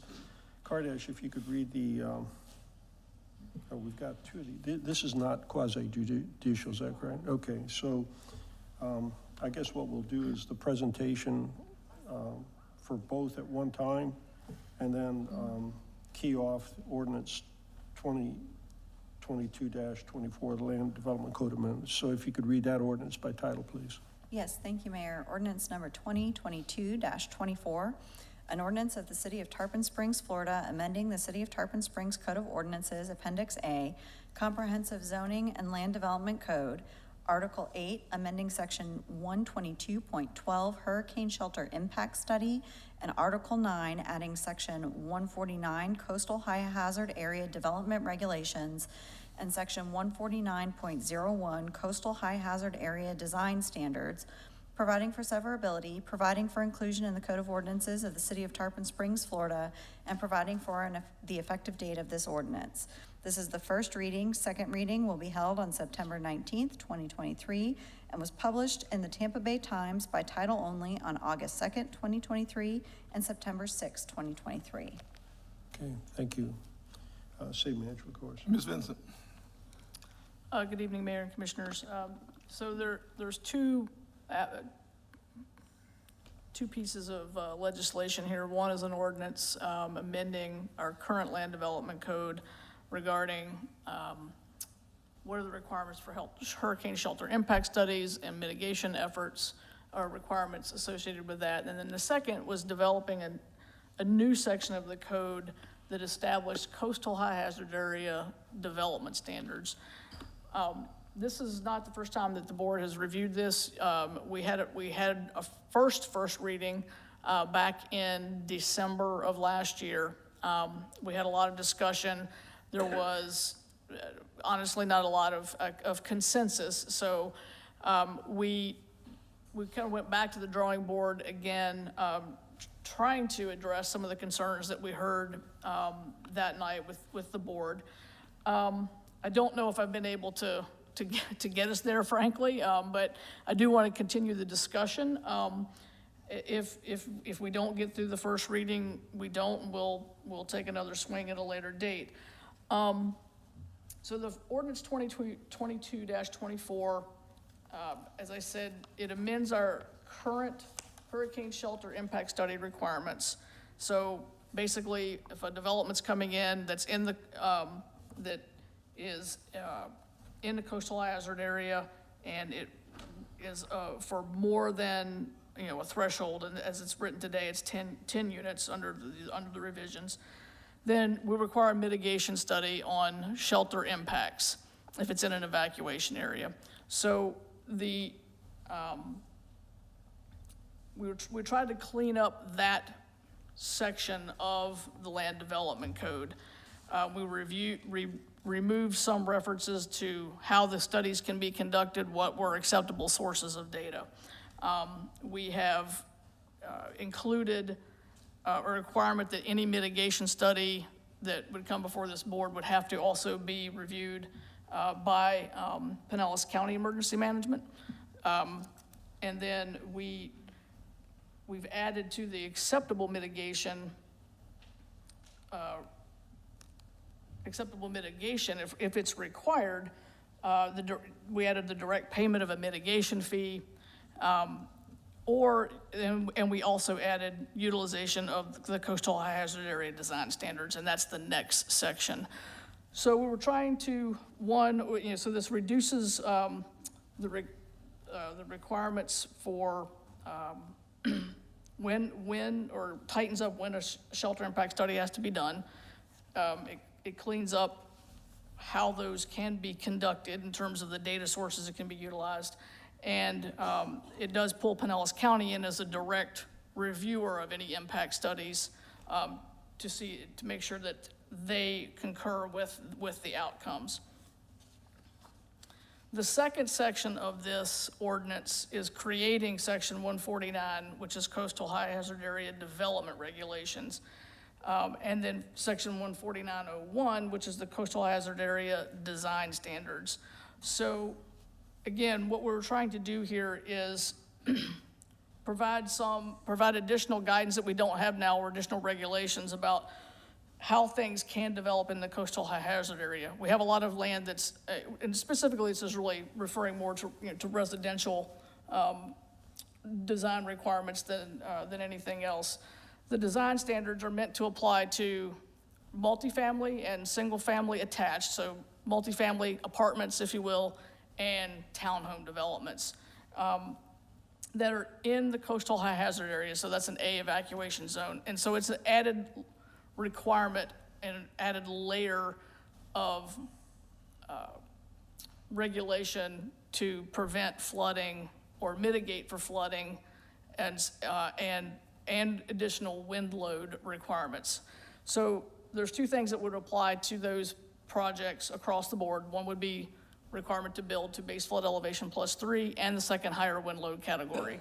Then as a project hits certain thresholds, and we lowered those thresholds from our first conversation with you, any project that has 50 units a minimum of 50 units would have to provide for these additional mitigation measures. And then at 100 units, we lowered the thresholds. So as the projects get larger, you have to provide for more of those mitigation measures. Originally, the mitigation measures were included in the ordinance, and there was some discussion previously about should those be in the ordinance, should it be another, like a reference document, something that's a little easier to amend. We went that route, and that's what the resolution attached with this is basically we pulled those mitigation measures that were originally proposed to be included in the ordinance. We put them in a resolution, and then we put a reference into that. You would have a reference to that resolution. I know at the Planning and Zoning Board, Ms. Kardash indicated that may not be the best approach to this, because I think it dilutes our ability to enforce those mitigation measures. I'll have to defer to her as to why. Having said all that, the Planning and Zoning Board felt very strongly that they wanted this ordinance and they wanted those mitigation measures brought back into the ordinance, included in some way. So I'm going to stop there. I know you've read, four of you have seen this before. Obviously, Commissioner Kolianis is not. And see if I don't know that if we've addressed your previous concerns. Again, I didn't have a lot of consensus when we went through this before, but I think my strongest, feeling about this is the Planning and Zoning Board's very adamant about this ordinance, and they want those mitigation measures included, and they want those design requirements included. So I'll stop there, and let's just have a discussion and see where this goes. Ms. Kardash, would you like to add to that? Yes, I would. I do want to just take a minute to make sure that the Commission understands why I am recommending that if you want these mitigation measures to be enforceable, that they're included in the ordinance and not the resolution. Your land development code and state requirements for adopting land development codes and what you're going to require developers to do is stringent for a reason, because you want to have that extra level of notice. You want to make sure that when you're going to be enforcing things, they have the force of law that accompanies a ordinance. Resolutions are more temporary in nature, which is why they're easier to amend, and they should be more policy statements rather than actual building design requirements. I don't think that a resolution for mitigation measures is going to have the same efficacy that a ordinance is going to have if you want these to be enforceable and you want to have these mitigation measures included. So that's why I told the Planning and Zoning Board that if you want developers to be held to these mitigation standards and to be required to have these for buildings that are meeting those minimum thresholds, that you should really have it included in the ordinance versus the resolution. Now, I know that how it's been advertised, the mitigation measures are not currently in the ordinance, but at this point in time, you do have the option of amending that, so when it comes back for second reading, you can take those mitigation measures and have them as part of your ordinance for second reading, if that's what you want to do.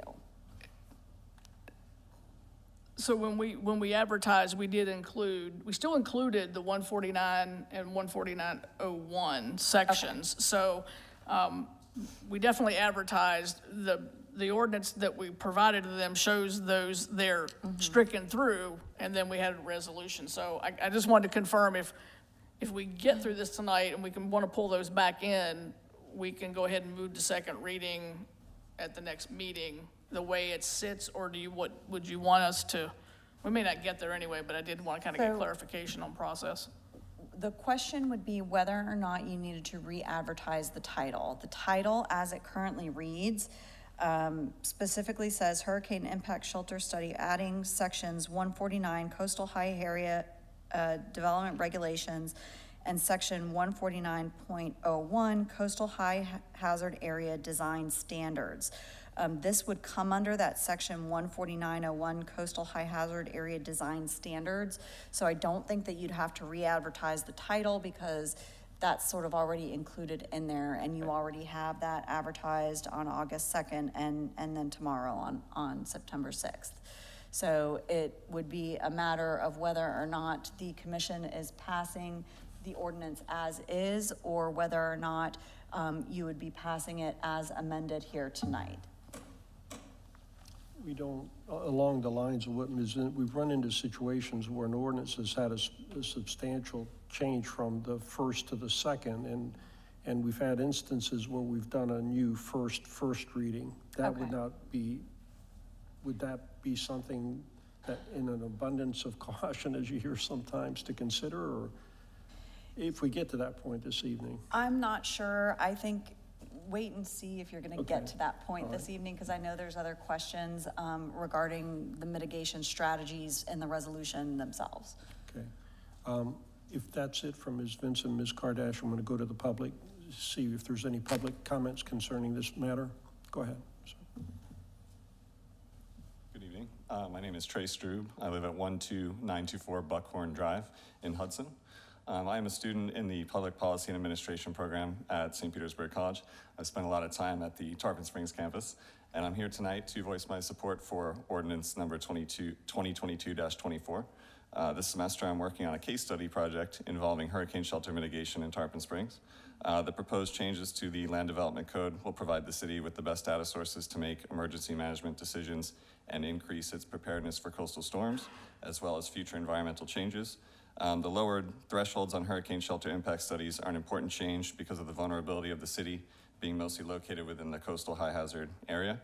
As coastal storms become more frequent, I think it's essential that we hold future developers to this higher standard regarding shelter mitigation. I watched a prior Board of Commissioners meeting from back in December where the lack of a hurricane shelter in the city was being discussed and how the solutions listed under section 122.12c could be utilized. I think these provisions listed under numbers 8 and 9 would be beneficial in lieu of a shelter, as road elevation and improvements would benefit the community if evacuation were to become necessary. The changes to the base flood, elevation, and wind zone risk categories will lessen potential losses after a storm and help property owners with insurance costs. I had the opportunity to attend the last Planning and Zoning Board meeting, and there was concern expressed over those design options listed in the resolution. Ms. Kardash said it much better than I could, but I wanted to recommend that those measures are included in the ordinance or somewhere within the building code, as it would increase the resiliency of the city against coastal storms and projected sea level rises. The addition of the listed items would assist the community in recovering from coastal storms and ensure that infrastructure remains functional. According to the Pinellas County Local Mitigation Strategy, every dollar invested in mitigation saves a Pinellas County community an average of $6 in recovery. The proposed changes to the Land Development Code will benefit the community and may set an example for other coastal cities to adopt these similar design standards. In closing, I hope that the board approves these proposed changes to the code and that it includes those mitigative measures as well. I wanted to thank Patricia McNeese and Irene Jacobs for helping me with my project, and I thank you all for your time. Thank you. Are there any other public comments concerning this ordinance?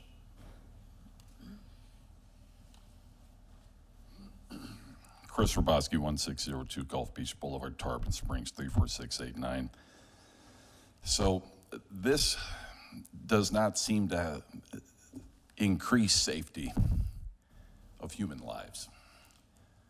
Nowhere in here does it say that you're gonna limit development for human beings to reside. And, oh, they can just have one entrance and one exit for hundreds, maybe thousands of people in that development? Why would you allow that? Why would you allow any development for residents in the coastal high hazard area? It doesn't have to be that way. You don't have to allow that. I mean, and hopefully you will rewrite this and put some real teeth in it. You know, if they want to build a warehouse on there and knock themselves out, put a warehouse on the river.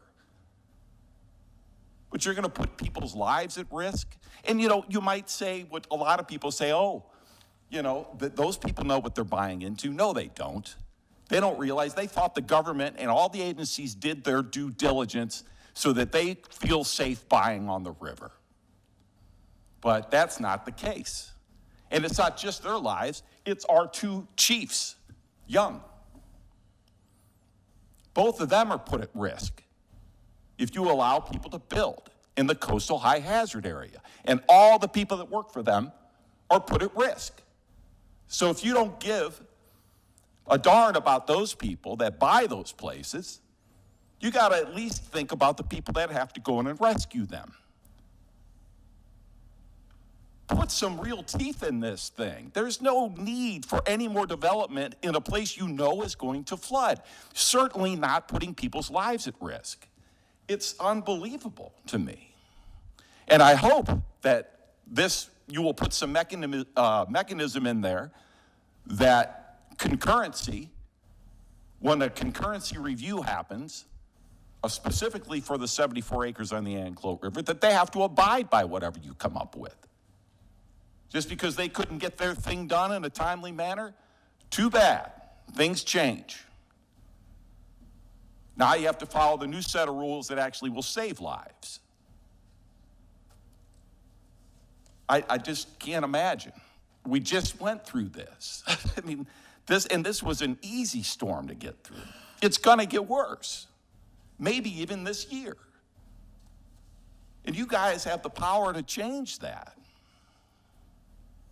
You can save lives here tonight and forevermore. Just start thinking about that. Why would you put anybody else at risk? I mean, one way in and out for thousands, I mean, it doesn't make sense.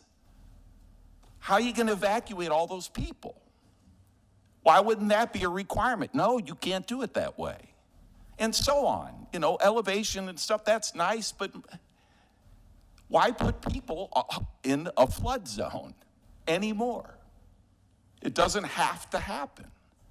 We could put a stop to it tonight. I mean, just redraft this thing and kick the can down the road and fix it when you've had more time to think about it. But this does not seem to me like something that's going to save lives. And to be able to buy into a program? What? The developer who pays the money to build his project doesn't give a damn about those people that are going to die in there. So you know how you don't need those shelters? You don't allow people to build in a flood zone. Then you don't need the shelter. That's how you fix that problem. The fewer places you put at risk, the fewer shelters you will need. That costs the city zero. Thank you. Are there any other public comments? Mr. Jump, are there any remote access comments? If anyone would like to make a public comment on this item, please raise your hand and you'll be allowed in to talk. And we do have a raised hand. I'll allow the first person in.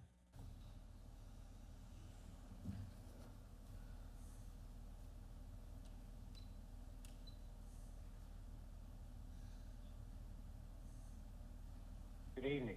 Peter Delakis, 514 Ashland Avenue. Let's get to the root of all this.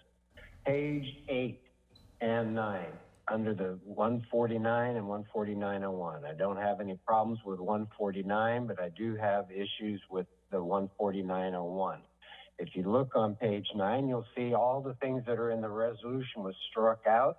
In red, they were added and then struck out. So as Ms. Kardash mentioned, all you have to do is unline what was lined out and you put it back into the ordinance.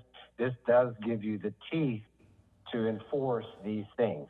Now, the point I would like to say, all of these are nice measures to help improve the potential situation, but again, it does not stop development in a coastal high hazard area, and these are predominantly for multifamily. Now, I'd like to bring back to everybody's attention, a while back during our hearings, it was brought up that we have somewhere in our ordinances, and Ms. Vincent can maybe relay this, that you have to have a balance within the coastal high hazard area. You cannot develop more than a certain level.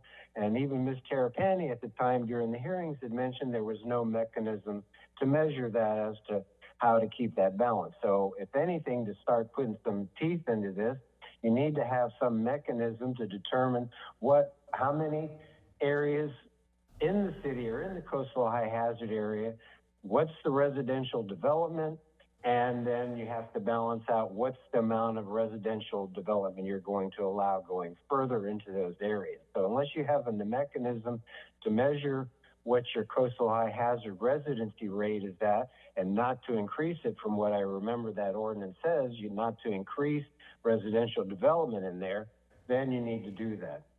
Also, the fact that you're separating the section as a resolution, I would again agree with Ms. Kardash. Take your attorney's recommendation that this does need to be in the ordinance, but in the meantime, you do need to find some other ways to measure and limit the development of residential and coastal high hazard areas. Thank you for your time. I hope you have wise judgment in deciding these issues. God bless. Thank you. Mr. Jump, is there anyone else? And we do not have any other raised hands at this time. Okay. I'm going to go to the commission before we do a motion and a second, just to get a sense of where the discussion is going to take us. If I can go to the commission for any comments or questions that you might have of Ms. Vincent, anyone. Do you have any questions or comments concerning this ordinance? Yeah, I have a lot of comments, actually. I'm not quite sure whether it should be made after the motion before, but I'm willing to go now. So, we're removing the list of available mitigation methods and putting them into a resolution. I tend to concur with our legal people that doesn't have the effect of law, so it's not gonna, I understand the flexibility there, but I mean, ordinances can be changed in attitude too. We just have to advertise them and read them more, so. And the original list was expanded to allow any similar resiliency measures may be reviewed and approved by the city's technical review committee. I guess this is intended to provide more flexibility, but again, I'm not quite sure if it's enforceable, that the technical review committee starts adding things and subtracting things from what is an ordinance, or what should be an ordinance. So I think that's enough about this. I don't think it's ready to move forward as it's written with the, exculpation of the conditions of mitigation, et cetera. As far as the 122.12, the hurricane impact study, there's a section in there that's in section A that says that they should submit an analysis which indicates that available shelter space will not be exceeded. Wording needs to be changed on this and revised to indicate will or will not be exceeded so that we get both stories rather than just one. Can you say that again? I'm sorry. Pardon me? Can you say that again? I didn't understand. You wanted to reword it to? I'm sorry. The actual text reads, all requests for site plan, subdivision, zoning, land use, or conditional use approval, which entails residential development of 10 or more units, and which involves a site which is wholly or partially located with Pinellas County evacuation zones A, B, or C, shall prepare and submit an analysis which indicates that available shelter space will not be exceeded. Well, that's really good, but if it is exceeded, we need to know that as well within that report, and I don't think it's worded correctly. Small point for me.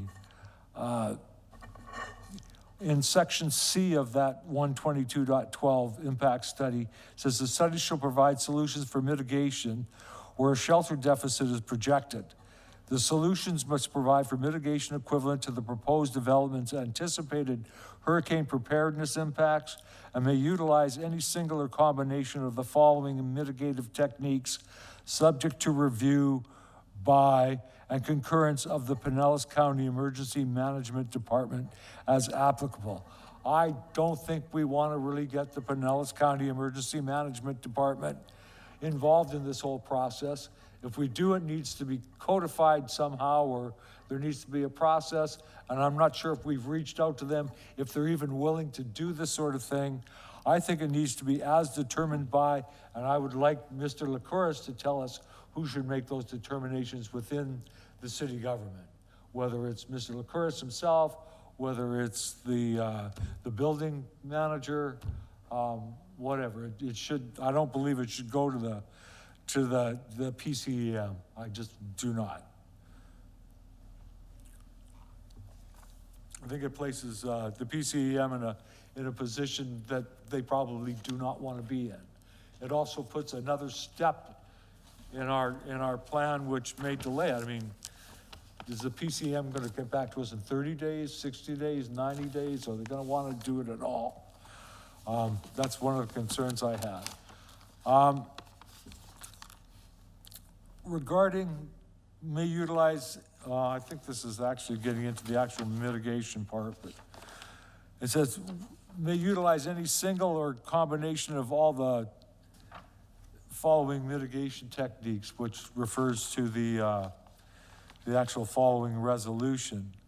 I'm not a particular fan of methodology which allows developers to buy their way out of anything, which is what I think a lot of those mitigation strategies enable.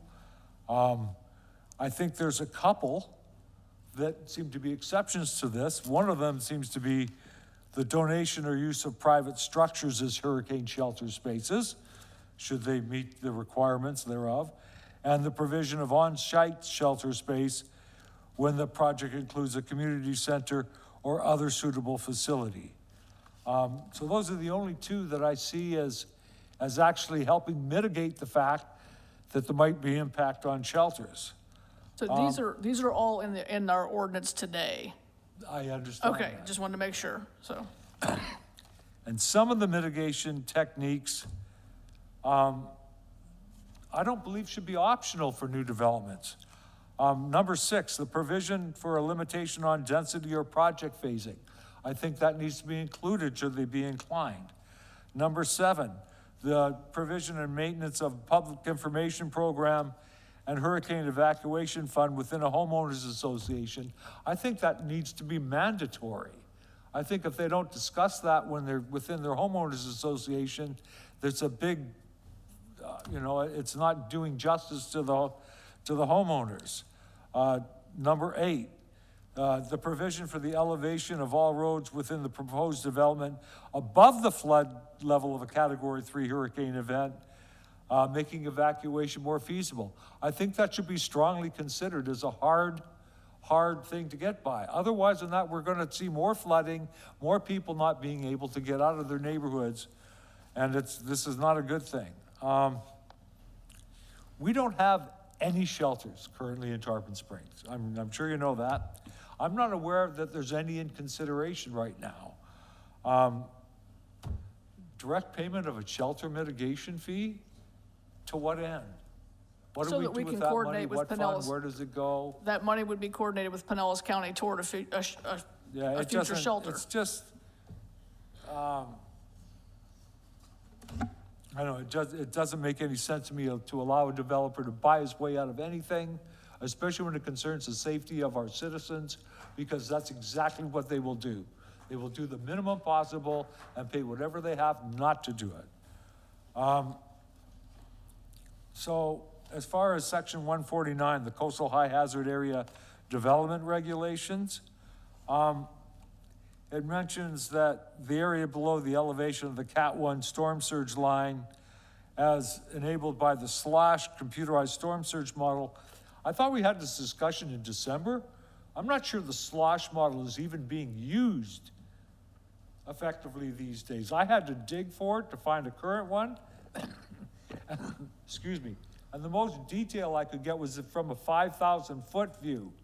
That doesn't allow us to really take a look at anything. The coastal high hazard area is updated through the regional planning agencies, down through Pinellas County and to us every 2 or 3 years. Still use the term the SLOSH model. It is a computerized elevation model. It does get updated every 2 or 3 years. I know it got updated, it just didn't seem to be updated to a point less than 5,000-foot view, which makes it very hard to see what's in or what's out of category 1, category or evacuation. If you look at our evacuation map, everything that is in an A evacuation zone, that is the coastal high hazard area by definition. Yeah, it's just hard for me to find. Anyway, just a comment. There was another concern of mine where it said that solid waste and commercial hazardous waste management facilities, including regional storage, treatment, or transfer sites, are prohibited in the CSHA or coastal high hazard area. Sorry, I'm stumbling here. I think that's a good thing. I'm not quite sure if it affects our current or future plans for the transfer site we have for yard waste or expansion of anything that we have to do for solid waste within our town. I think we need to take that into consideration. I know we're probably grandfathered in with our current facility, but should we decide to move that facility for any reason or expand on that facility, that might have an impact that we need to take into consideration. I'm sorry, I tend to be anal. That's actually the last comment I have on this particular subject. Thanks, sorry. Commissioner Kulianis, you have your light on. Yeah, I definitely don't think we're ready to move forward on this. I mean, I think it's a great start at the project. You know what, our 2 residents that got up and spoke, or one that spoke from the sky. We got a taste, a small taste of what can happen. That hurricane was 125 miles offshore, and we were flooded terribly. Most water I've seen in Tarpon in a long time. We got to have some teeth in, what gets built in these hazard areas. And I think all the items that the Vice Mayor pointed out, this needs some more work. I think it's a great start, but I would recommend we defer and work on this further. But we definitely have to, we have to be really concerned about what we build in flood zones. Can I just interject a little bit? I'm sorry. Please. Right now, we have no additional requirements for construction in the coastal high hazard area. Right. None. This is a first step toward strengthening our code to require all multifamily and townhomes, which those are higher concentrations of so we have land that is zoned for development in the coastal high hazard area that has residential density. This is an additional requirement that we do not have today, that at a minimum says that if you meet these thresholds, that you have to build to a minimum base flood elevation of +3 and the next higher wind load category.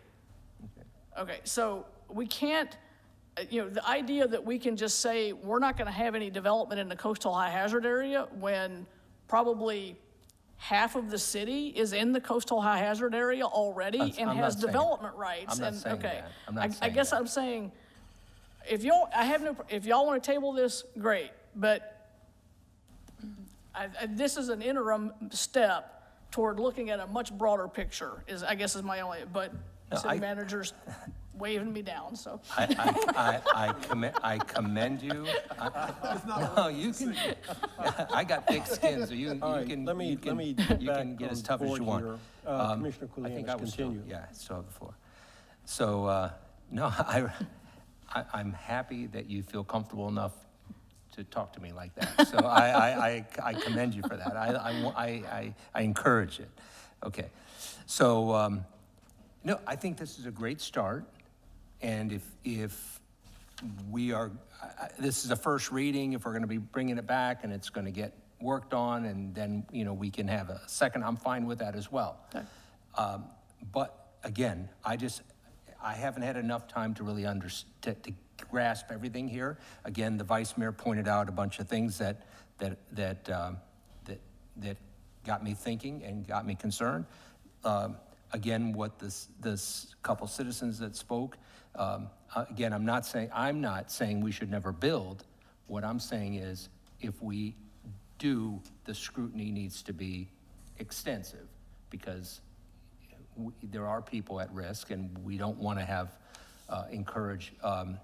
We want as safe a building as we can, and safe as we can for all the residents to get out of places. If there's only one exit out of something and it's a dangerous spot, then those are things that we should address. And again, this is a great start. I commend you, but I haven't gotten my hands around it enough to.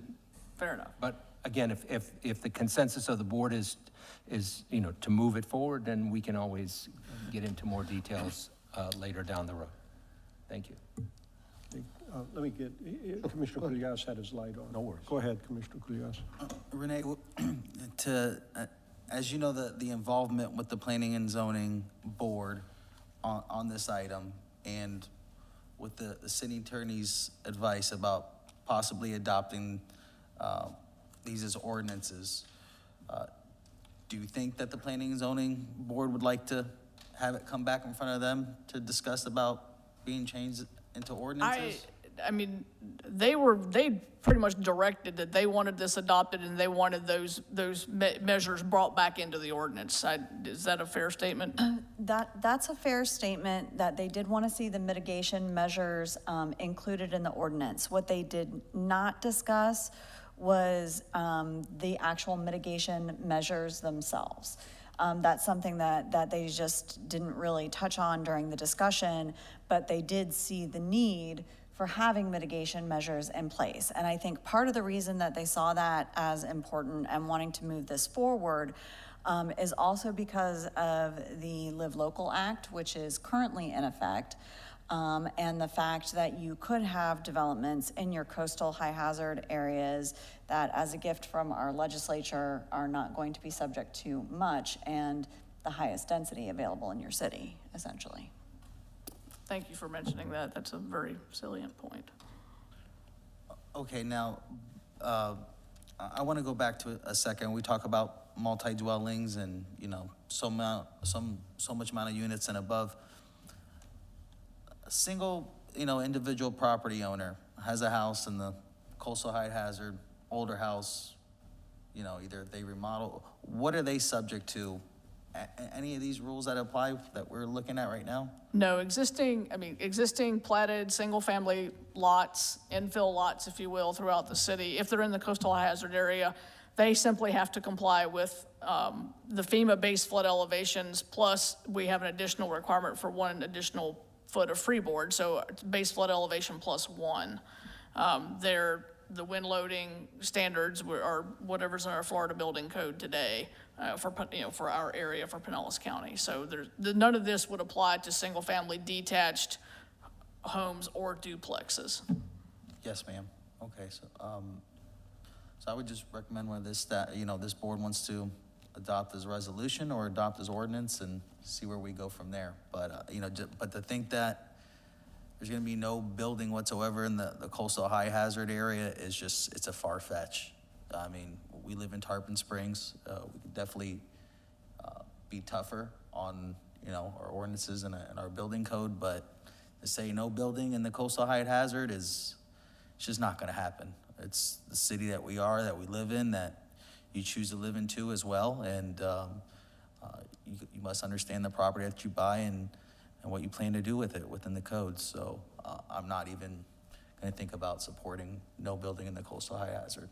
Thank you. Commissioner Eisner. Thank you, Mayor. I see there is a lot of questions still needing to be answered, and I understand that, and I'm in agreement with that as well. My big question is, in your opinion, are you more leaning for us to possibly go ahead with this at this point, or with the 2 readings, and then alter it again?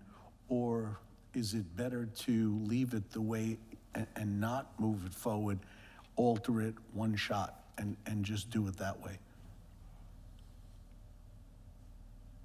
My preference would be to get this adopted and then revisit the bigger picture of some of the things that I'm hearing about how we do the impact studies, what qualifies as mitigation.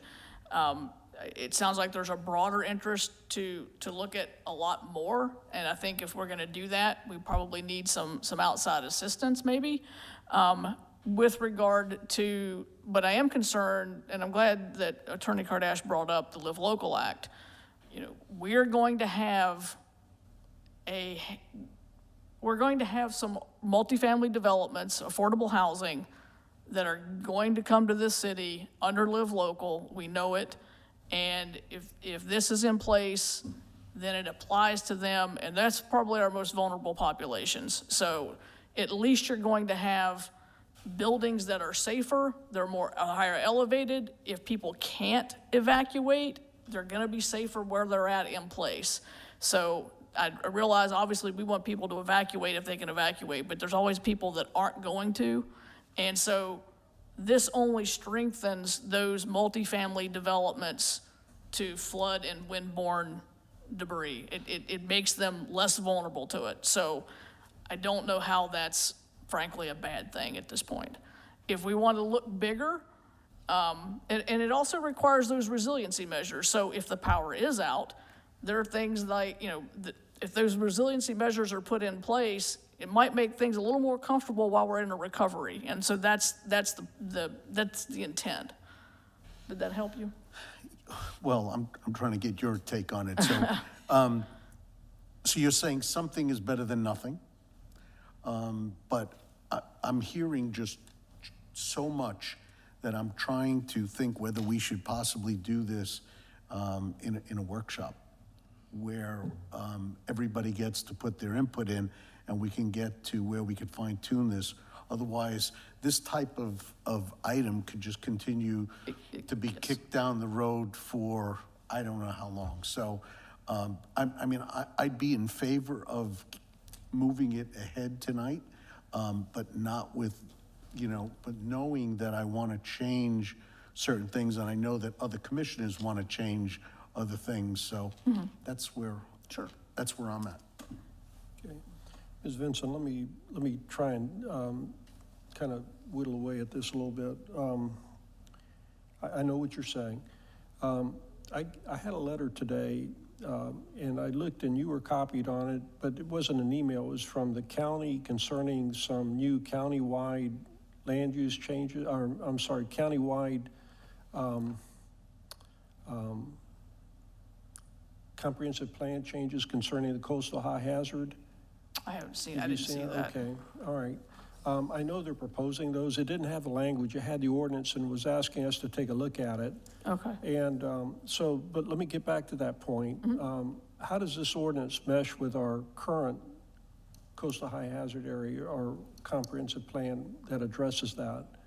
Does this fit with that, or are we going to have to change some of it fits with that then? It's It consistent does. with that? In Okay. fact, one of the, if you recall, the amendments that the board adopted several months ago, we amended the future land use and the coastal elements of the comprehensive plan to addressing some of the coastal high hazard area concerns and strengthening it.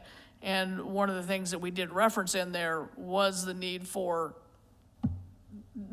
coastal high hazard area design requirements. So it's really already kind of, comp plan, we got it a little bit of ahead, and which is ideal. So no, there's no conflict with our comp plan, definitely. Okay. So basically, I agree with you completely that what we have in front of us is better than what we have on the books right now. And I also appreciate, because there's been some brief sound bites between us and the city manager and myself concerning the state law, the new state law that's going to make it a lot easier for some of these developments to move in without a whole lot of say of what this commission has as far as comments. So I really think that we've got two choices. Given where we are right now with our current ordinance, what we have is better than our ordinance, at least moves it in the right direction. And the only other choice is to moratorium on the for construction of the coastal high hazard area until we get this thing complete. Those are the choices I see. My preference would be to go ahead and move forward with this thing, given that it's better than what we've got. I agree also with Vice Mayor Lunt's comment that I don't think developers should be able to buy their way out of things when it comes to public safety. So whatever we decide to do, if we go forward with this version of it, in addition to what your recommendations are, Ms. Kardash's, I would like to make those provisions taken out that they can buy their way out of not being able to satisfy some safety requirement, at least in the near term. Now, you know, that's given that this is the first step in what we're doing. I agree with you that we should revisit this again, maybe in a little more, less, what would you call it, stressful or compressed approach of having to either approve this tonight or not approve it tonight, sort of thing. I'm not sure, I'd like to do a workshop, but we've got so many things right now lined up and that in the next 3 or 4 months that I don't know that we would be able to get to it, but I'd like to actually, if we get this thing forward, actually, you know, continue to take a look at it, have conversations with the planning department, see where we would need to go to make it even better than what we would have tonight. So that's my recommendation, is to adopt what we have tonight as a first reading. Ms. Kardash can look at it from whether we need to do another first with pulling that resolution into the those requirements into the ordinance. Also eliminate any ability for a developer to buy out of the any requirements that he has to do with regard to public safety. Ms. Kardash, your light is on. Yes, thank you, Mayor. There was one additional item that Vice Mayor Lunt had spoken about, which was the review by Pinellas County Emergency Management Department. And Ms. Vincent, my understanding is that really what you're trying to achieve there is to make sure that there's a concurrence between the countywide emergency management plan and the facilities essentially as they're designed. Is that correct? Correct. I mean, whether we like it or not, Pinellas County has the umbrella for shelter management for the entire county, including all the municipalities. So I fully understand that, you know, we want a shelter here. Finding a place for a shelter here that works for Pinellas County is really challenging. But they also, you know, are the arbiter of the methodology and making sure that when someone gives us a mitigation study, that it comports with how they conduct their shelter needs analysis. So, you know, I would like, and frankly, they are more than, you know, they want to be involved in these. They really do. It could slow a project down, but that's, you know, to get the, you know, the right mitigation effort that's okay. So, yes. So my question then is, what is in place then that gives them the authority to review or weigh in on the city's development plans or development permits or development regulations? I don't see that they have that. Number one, I don't see that they have that legal authority. Number two, if we were going to do something like that and include them in this, then I would want some sort of interlocal that would provide for that review, what the terms of that review is, how soon they have, like you said, you know, when they're gonna turn that around to us, because then you're talking about developers' rights in terms of the time that they have for the processing of their applications with the city. So that's a concern for me, with having another agency that doesn't have another legal right or authority to do that, reviewing our development plans. We have language policies in our comp plan that require us to allow Pinellas County as an affected jurisdiction to review things that are, so if it's their road, if they're, and because inherently they are the ones that have to provide shelter for the entire county. Okay. I think we have that ability under our comp plan to say, yes, please review this. I understand tightening that up.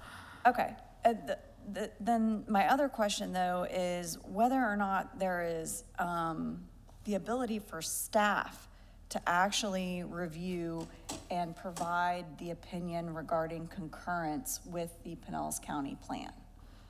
I mean, I think that's why we would prefer to defer that review to Pinellas County. I mean, we don't really, I guess we could use an outside consultant for that and charge for it.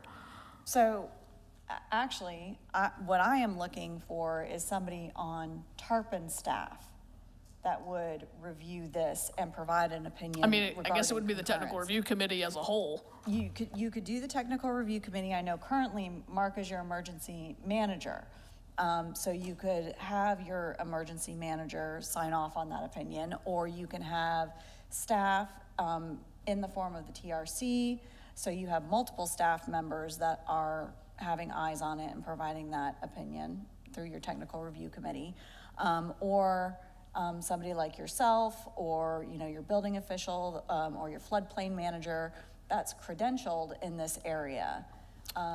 We do have our certified floodplain managers as well. Yes. Could we, if we move ahead with this, could this be something that could be ironed out between readings? It could be.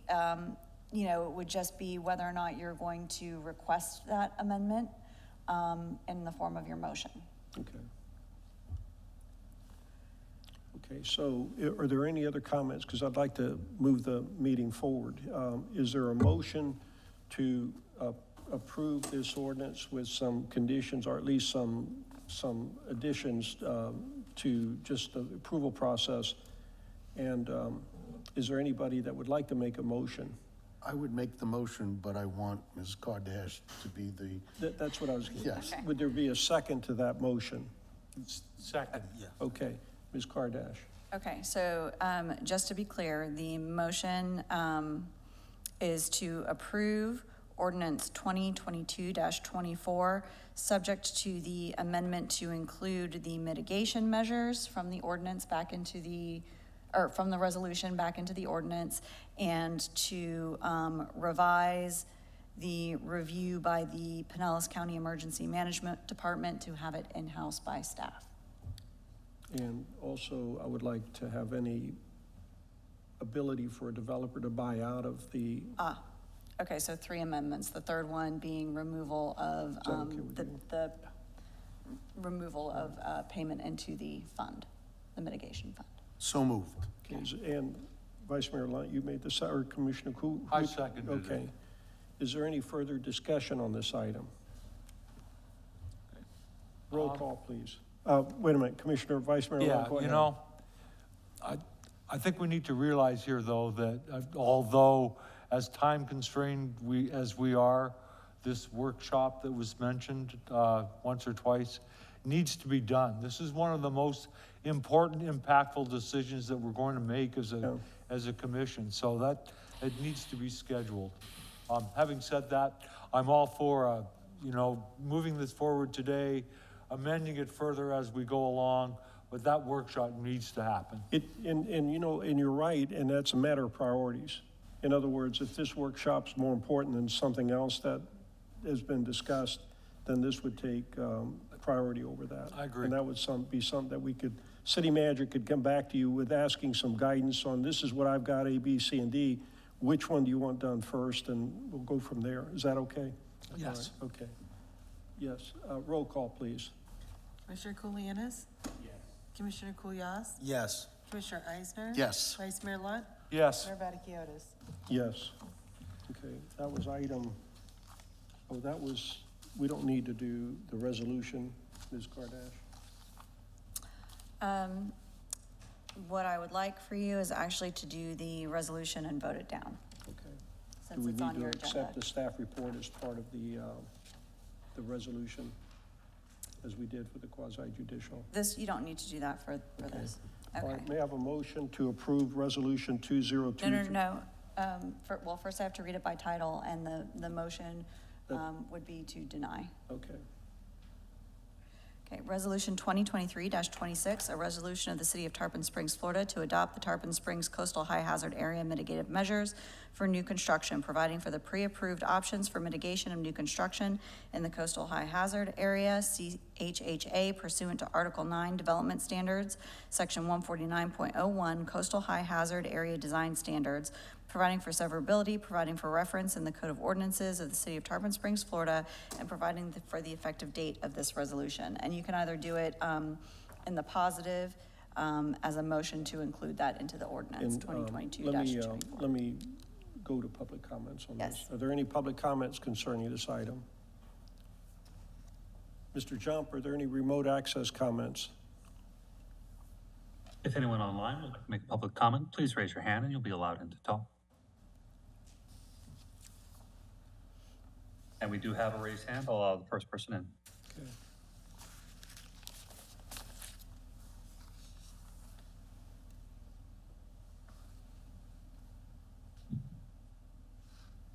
Here to Lacus 514 Ashland Avenue. I would like to commend the board for the amendments that they made to the previous ordinance that does satisfy this. As it was pointed out, this is a first step, so it gives you a chance to at least strengthen the rules for these areas. And then at the next point, you can at some point revise these things. And I appreciate the fact that you listened to the attorney and staff and the best way to handle this. And again, it's your buddies up in Tallahassee that keep passing these laws that restrict our home rule and force things down our throats and unfunded mandates. Wake up. Thank you for your time. Okay, thank you. Mr. Jump, are there any other comments? And we do not have any other raised hands at this time. Okay, may I have a motion to approve Resolution 2023-26? So moved. Is there a second? Second. That was a motion to approve. Is the motion to add the resolution to the ordinance? Yes. Second? Clarification? Adding that resolution to the ordinance. The Yes. first, the maker of the motion said that's what he intended. Is that what the Second, second? Okay, yes. thank you. So read very clearly, restate clearly what the motion is. So the motion is to include the terms of the resolution into the ordinance 2022-24. Right, but not to deny it. I think this board is used to it being in the positive, then you vote no. That's what they're used to. I don't. Okay. It's Is that always to what- be in the affirmative, but they could all intend to vote no, but you do that's how this board has operated. Okay, up so until you're now. requesting that the motion be made to approve and then everybody vote to deny? That's fine. Absolutely fine. Okay. Thank you, sorry. Is that okay? Yes, that's All right. fine. That's why I asked for clarification. Where I was Ms. going. Jacobs, the most important person at this meeting is to understand what we just said is you. I got it. All All right. So the motion is So, that you're and to Vice Mayor approve the Lunt, you resolution. seconded it? I seconded it. Okay. So the motion is to approve Resolution 2023-26. Roll call, please. Commissioner Kulianis, No. Commissioner Kulyas, No. Commissioner Eisner, Definitely no. Vice Mayor Lunt, No. Mayor Vaticius. No. Okay, okay. Thank you, City Manager, of course. I'm sorry. That's okay. All right, item 16, ordinance 2023-08, application 22-115, land development code fees and charges. Ms. Kardash, if you could read that by ordinance, by title, please. Thank you, Mayor. Ordinance number 2023-08, an ordinance of the City of Tarpon Springs, Florida, amending the City of Tarpon Springs Code of Ordinances, Appendix A, Comprehensive Zoning and Land Development Code, Article 15, Fees and Charges, Section 246 Fees and 247 Charges, to update existing fees and establish new fees for professional review services, drainage and stormwater review, utility service review, and temporary use fees for mobile food vendors, providing for severability, providing for inclusion in the Code of Ordinances of the City of Tarpon Springs, Florida, and providing for the effective date of this ordinance. Thank you. Ms. Vincent. Ms. Vincent. City Manager, of course, Yes. yeah. Thank you. This is Land Development Code Amendment number 22-115, ordinance 2023-08. Previously, we discussed with the board during the budget cycle, the board that basically the city has been absorbing the cost for stormwater and utility reviews for years, up to and including paying our private stormwater consultants when we're reviewing site plans and developer projects. And so you did provide direction that we wanted to shore that up and at least recoup some of those costs that have been by way of creating a stormwater review fee, utility review fees, and then any other fees, associated fees that are kind of out of the ordinary.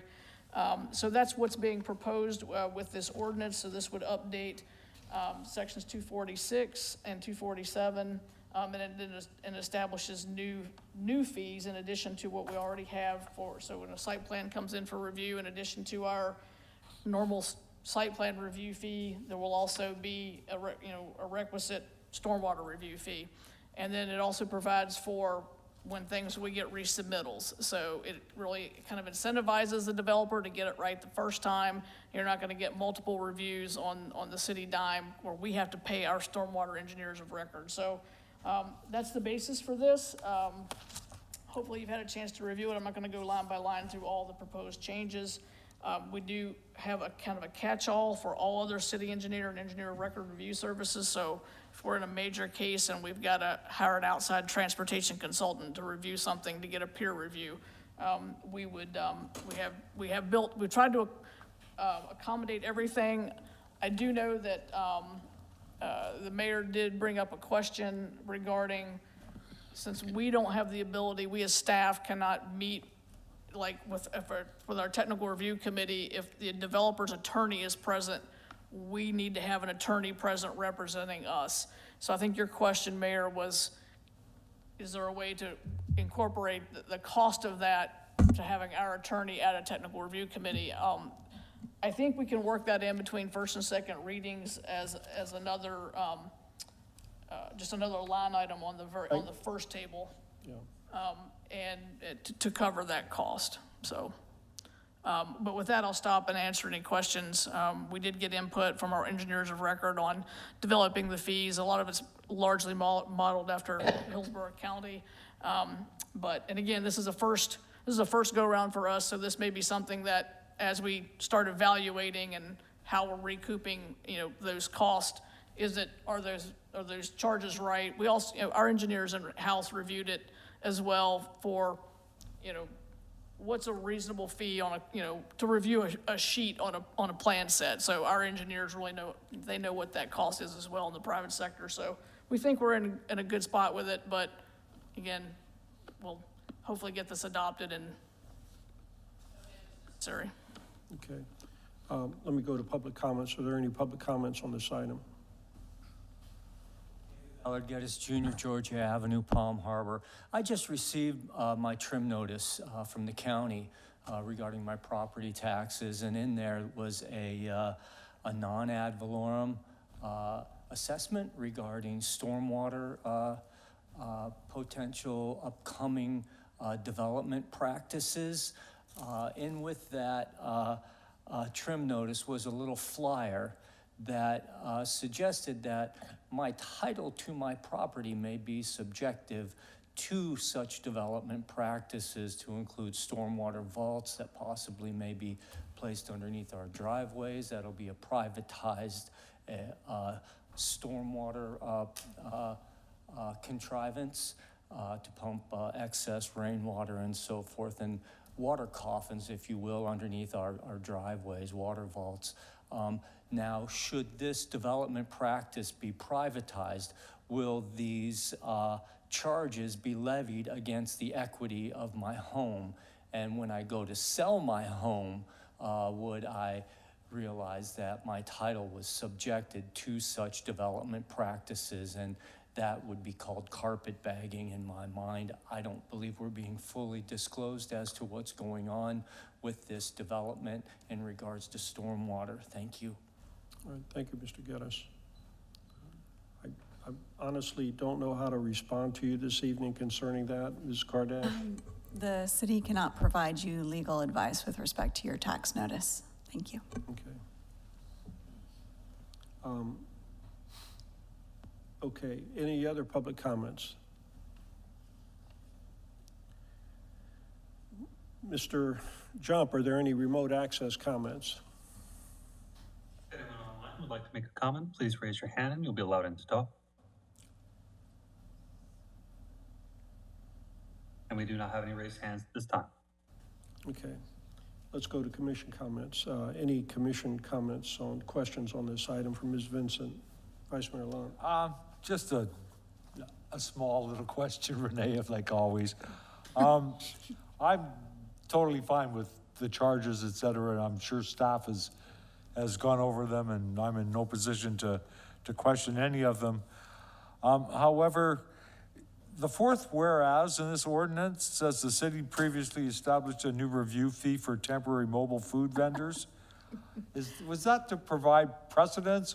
Do we need to fit a number of whereases on the ordinance, or? No, it's because it doesn't need to be there, but again, when I do whereas clauses, I like to provide the rationale behind why some things are included in this particular set of ordinances. When we updated the mobile food truck ordinance several months ago, we specifically required a permit fee to be 25% of the I technical. understand. I was here. So I'm just took an opportunity to include it in here. It doesn't need to be in the whereas clause, but I always like to 20 years from now, I like for somebody to be able to read that ordinance and say, oh, that's why they did that. So that's the only reason. My personal viewpoint is it's not needed, but I have no issues with taking it out. I'll ride with it. Commissioner Eisner. Thank you, Mayor. Could we put in another line that says for 100% of the cost for any legal incurring that we have? Beside the fact we could put something in here that just has anything unbeknownst to us, any outside, because things do come up, and, we shouldn't be responsible for those. I think we could put a catch-all of like other professional services. Right, 'cause Something, you have I'll it work with the specific. attorney on that. Right, you have it specific for engineer and engineer of record review services. Right. It could just cover anything that is outside this purview. That's what I would like to see. And I think we can actually probably add that to the first table, the 24601, which is less, it's for fees and services. It's not specific to the drainage, to the engineer of record stuff. So I think we can add it to the end of table, that first table, in the ordinance. Especially if you don't know whether there's going to be legal representation or not, or whether there's going to be any other outside consultants or not. Right. So I just want to make sure that we're covered. If we're going to do Absolutely. this, make sure we have the umbrella. Yes, sir. Okay, anybody else? Commissioner Kulyas, Commissioner Kulianis, okay. If not, may I have a motion to approve ordinance 2023-08, application 22-115, land development code fees charges? So moved with my additions. That'd be fine, yeah. And, Second. Second. Second, okay. If there's no further commission comments, roll call, please. Commissioner Kulianis? Yes. Commissioner Kulyas? Yes. Commissioner Eisner? Yes. Vice Mayor Lunt? Yes. Mayor Vaticius? Yes. Okay. And just for the record, this was first reading. The second reading will be held on September 19th, 2023, and was published in the Tampa Bay Times by title only on August 2nd, 2023, and then tomorrow, September 6th, 2023. Okay. All right, the next one is ordinance 2023-09. Ms. Kardash, if you could read that by title, please. Thank you, Mayor. Ordinance number 2023-09, an ordinance of the City of Tarpon Springs, Florida, amending the City of Tarpon Springs Code of Ordinances, Appendix A, Comprehensive Zoning and Land Development Code, Sections 82, Final Development Plan Review, 210.05, Site Plans, Expirations and Extensions, and Section 241, Definitions, providing for severability, providing for inclusion in the Code of Ordinances of the City of Tarpon Springs, Florida, and providing for the effective date of this ordinance. This is first reading. The second reading will be held on September 19th, 2023, and was published in the Tampa Bay Times by title only on August 2nd, 2023, and also tomorrow, September 6th, 2023. Thank you. Ms. Vincent? Thank you. This is ordinance 2023-09. This ordinance addresses some very old and problematic regulations regarding how things, certain development orders expire in our land development code. So in the past, final plan developments, site plans for, any development, the expirations were tied to applying for a building permit, not obtaining a building permit, applying for a building permit. And then it's very silent after that as to what happens. So does that mean once I apply, it goes into suspense forever? That's the current interpretation. So this ordinance updates the land development code for final plan developments that they must approve BOC approval within 1 year of preliminary plan development approval. So that's another place where you get preliminary plan, and then it can be 2-3 years and constant, review and not actually getting that final plan development approved. So that was a change. Once the final plan development is approved, that the building permit for construction has to be obtained within 2 years of final plan development approval. And that's obtaining the actual site construction or building permits. And then site plan construction must be obtained within 1 year. And we do provide for an extension period. If they've applied for the building permit and they've kept it active and they're reviewing it, you can request an extension of an additional year. And we also updated some definitions. So with that, I'll stop, and hopefully you've had a chance to read through this one, and I know it's getting late already, so. Thank you. Are there public comments on this item?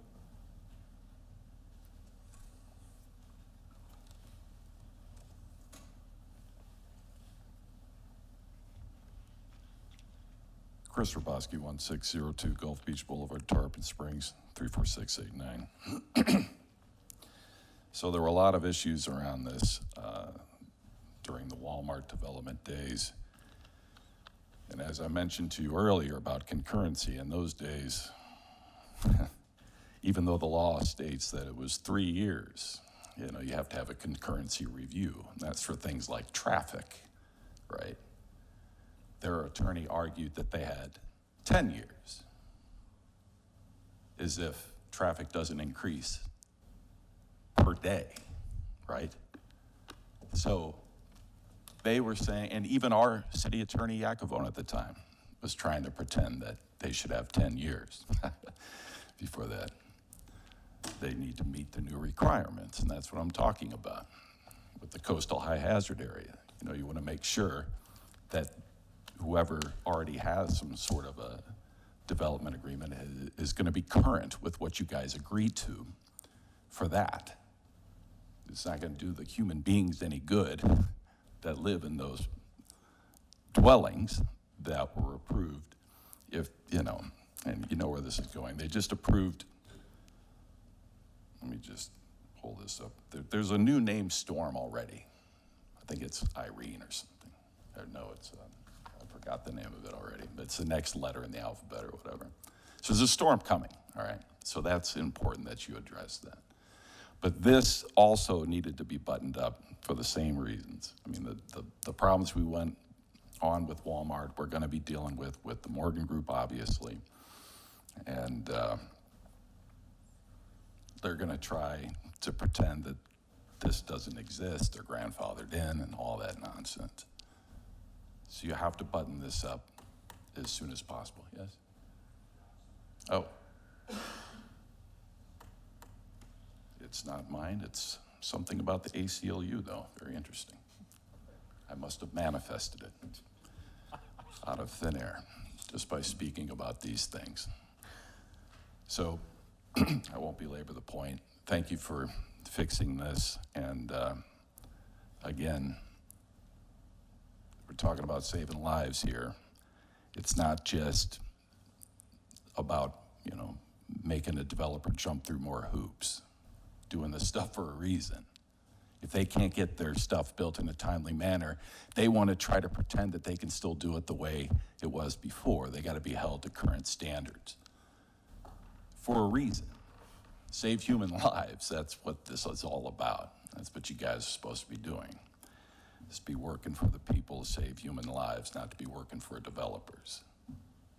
It just doesn't, you know, it's not the way it's supposed to work. It's the way it was working for a very long time. And it didn't work out so good for some people. Anyways, I think you understand what I'm trying to say, even though I'm not being very articulate right now. It's Tropical Storm Lee. Thank you, Tropical Storm Lee. It's headed to the east coast of the United States. I don't know exactly where it's going. So again, these things that you are deciding on, and thank you, Vice Mayor, for expressing how urgent it is that you, I mean, we got to get that done. That's urgent. That does supersede any other item you were going to talk about, because again, it goes to human life.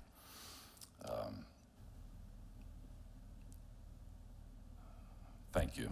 All right, thank you, Mr. Boboski. Are there any other public comments? Mr. Jump, are there any remote access comments? If anyone online would like to make a comment, please raise your hand and you'll be allowed in to talk. And we do have a raised hand. I'll allow this person in. Okay.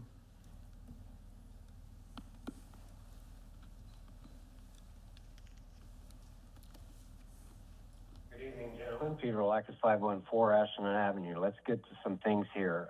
On the board that Renee has up there on page 2, where it says site plan construction permit, says obtained within 1 year of site plan construction. Should that be site plan approval?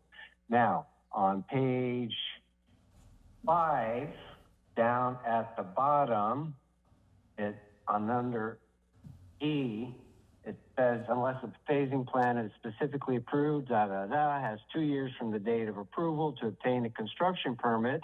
But then down below under 210.05A, it says approval of site plan shall expire in 1 year from the date of the original approval unless construction permit. So you have one thing saying 1 and then another saying 2. So I'm a little confused there if that could be clarified, but I really want to get down to page 7 under definitions, where it talks about building permit. And then you specifically have here tree removal permits, clearing and grubbing permits, dock permits, and dredge fill permits are not considered building permits for the purpose of meeting expiration deadlines associated with approved conditional uses, site plans, plan development, and civil or development orders. Building permits shall expire in accordance with the requirements of Florida statute. One, my question would be is why are these being excluded? And secondly, normally some of these things have to be required before you can start any building. So to me, there's I'd like to see a real good explanation why these permits are not considered under those timeframes. But otherwise, I appreciate the fact you're cleaning these things up. There do need to be specific timelines. And I thank you, Renee, for all your hard work, and I appreciate the board bringing this up forward again. And I would also like to thank the board for allowing us to participate remotely. I had to feed my dogs, and once I got here and I can pay attention and call in, it's much appreciated. Thank you. Okay, thank you. Mr. Jump, any other comments? And we do not have any other raised hands at this time. Okay. Let me go to the commission. Any commissioner comments? Vice Mayor Lund? Yes. Excuse me, under section E, it says unless a phasing plan is specifically approved, unless a phasing plan is specifically approved by the Board of Commissioners, the applicant has, and 1 year has been struck out and 2 years have been inserted from the date of approval to apply or rather to obtain a construction permit or building permit. It's too long, 6 months. They need 6 months. To obtain? With the 6 months extension. That's what they should get. I'm just gonna very respectfully It's tough, disagree. but, I mean, we live in a tolling state, which means every time our delightful governor, we have a blow up somewhere, it gets another 6 months added on. And this happens every year, sometimes twice a year, as I recollect, and I think almost 3 times 1 year because of COVID. This is just the fact of the state that we live in. A 2-year period can be extended to 2.5, to 3, to 3.5, to 4 and 5. They could be walking this thing for multiple years. So in my opinion, 6 months is, with a 6-month extension, should they not make it, is sufficient enough for anybody who has their act together to actually do it. Just my opinion. Okay, sir, is there anything else? Nope, that's it. Okay. Thank you. Anyone else? Commissioner Kulyas, anything? Okay. Mayor, if I may, there was one item in here where it does have it coming back to the commission for a reasonable cause when there is a request for an extension of the building permit. And I think that for the first go-around, it would be more appropriate for staff or your building official specifically to grant those types of extensions for good cause rather than the Board of Commissioners. You know, what Vice Mayor Lunt said is very accurate in terms of there being a lot of extensions because of declarations of state of emergencies that do toll the time for permits and can extend permits and development order dates pursuant to state law and state statute. So that is actually a very real thing that happens quite often. Okay. Right, you're just commenting that Vice Mayor Lunt's observation as far as the emergency extension is correct. Right, that's you're by not operation agreeing- of law, that's not, yeah. You're not suggesting that it be reduced from, not agreeing that it be reduced from 1 year to 6 months, or are you? I have seen that. Okay, that's good. That's a policy decision for this board. Right, I understand. Yeah. Okay. Any other comments? Because I've got one or two. I'm not going to support 6 months at this time. You're not? No. Okay. Any other comments? Okay. I'm sorry, Commissioner Eisner, go ahead. Whatever your name is, it's okay. I'll answer to anything. I could see your point, Vice Mayor, so I would agree with you with the 6 months, and then we could look to see about having either the permit department, if there's extenuating circumstances, extending it, because we do get 2-3 hurricanes a year. What Mr. Borowski brought up just now, I mean, I went to look, it's a tropical storm with 145-mile-an-hour winds that's gonna grow into a massive, storm, which is what they're predicting, and that's gonna extend time every which way to Sunday, so I would be considering that 6 month as well. Ms., did you want to say something? I'll wait till everybody, I have I a do want to address some of it, I do want to, Okay, in our development orders, we've been consistent, not fairly consistent that we add that provision at the end that all the permits have, I don't recall the exact language, but basically all the permits have to be in hand before we issue a permit.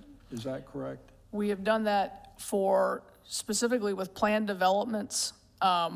But I'm going to defer to the attorney here about whether or not we have the ability under state statute to impose that. Right, there is a provision of state law that says that a local government cannot withhold its permits based on another jurisdiction's failure or not having those permits issued from another jurisdiction that has concurrent ability to issue a permit. You know, a lot of times it can be FDOT, it can be Pinellas County. Yeah, Pinellas County. So there's other agencies that can have concurrent jurisdiction to issue permits. We can't base our issuance of a permit on what those other jurisdictions are doing because essentially they're different standards, and that's pursuant to a Florida statute. But, I mean, doesn't this development ordinance cover planned developments as well? It does. Whenever we've had ordinances for planned developments and we have conditions of approval, especially on preliminary plan developments before they get to final, you know, we have in the past put conditions that said you must have, you know, your swift mud permits and things like that. They're, to a degree, they're somewhat negotiated because they're these planned developments. So I think under that planned development process, that's a little different than your straight site plan permitted use by right, you know, meet the land development code, get your permits and go. I think that's where I'm having a little more concern about, you know, putting in an additional requirement that says we can't issue a permit until we have all the other jurisdictional permits. And now, as a matter of practice, we get them, you know, as we're issuing, so. So if we wanted to pursue something for a planned development, RPD or whatever, we would have a different section of the code where that would belong rather than this one. Is that right? I think we would need to add something to the planned development section of the code. Just deal with this one tonight then. That's all I Thank you. And Regarding the 6 month versus 2 years, so I do want us to be cognizant of, if we put in that once a final plan development is approved or a site plan, that you only have 6 months to basically obtain a building permit or obtain. That means you're gonna submit it, it's gonna go through our building department, all these different departments that review them for everything, and there's only 6 months. So that's also putting a burden on staff to timely turn these things around. So unless there's a way to kind of tease apart the process, and that makes me, you know, 6 months makes me very uncomfortable. I would at least go with a year, but we have things that we have to meet. Yeah, that's what I was gonna say, is I know that under state law, you have 30 days. Right. Once you receive the application to say whether or not. It's complete. It's complete. Right. So, I mean, when you look at those types of timelines, that's a lot more pressure than the 6 months.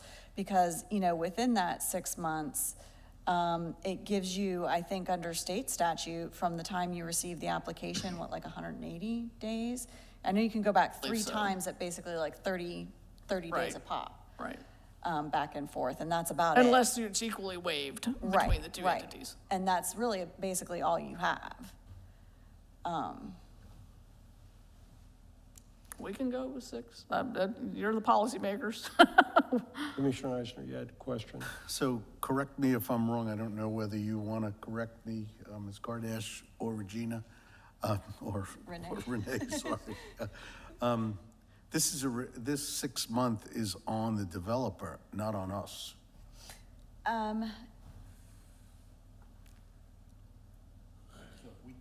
If we cannot get this. So it does put pressure on the developer not to sit on their project approvals. And kind of encourages them when they come to the city that they're ready to go. Right. Not that they're gonna sit and they're going to sell their development plans to somebody else to build what they went through the permitting process for, which is something that happens a lot. So that's part of the impetus and where you're going to put that pressure. And what you want to decide is your policy as a city in terms of whether or not you want these developers to come to you when they're ready to develop and move their projects forward, or you want to allow for the sale of those plans to subsequent developers who may or may not follow everything that was promised by the original applicant that came before you. Did you want to say something else? Yes. So for a number of years, I sat on the Board of Adjustments. And people came before us and they got a permit. And I won't mention which property it was, but they just held on to it. And then they put it up for sale. And when they didn't get a buyer, they came back to us again to readdress, which was fine. But the kind of excuses that you got for why it didn't go forward, it wound up failing for those reasons. We had another situation where a person came before us, got a variance to build something, and they just didn't build it. And they came back and said it was because they took an architect in another country who didn't know about the wind in Florida. I mean, there's so many reasons. So I am more so wanting to keep at least the feet to the fire for the person, the developer that's coming in to do work here. And if we have to extend it because we can't meet there should, that just happens. There's no two ways about that. But we have our feet to the fire with the 30 days. Oh, yes. So, to me, I am for the 6 month, and if there's extenuating circumstances, it could always be changed. That's all I want to say. Okay, are there any other, I'm sorry, Commissioner Cuglias-Serrera. Yeah.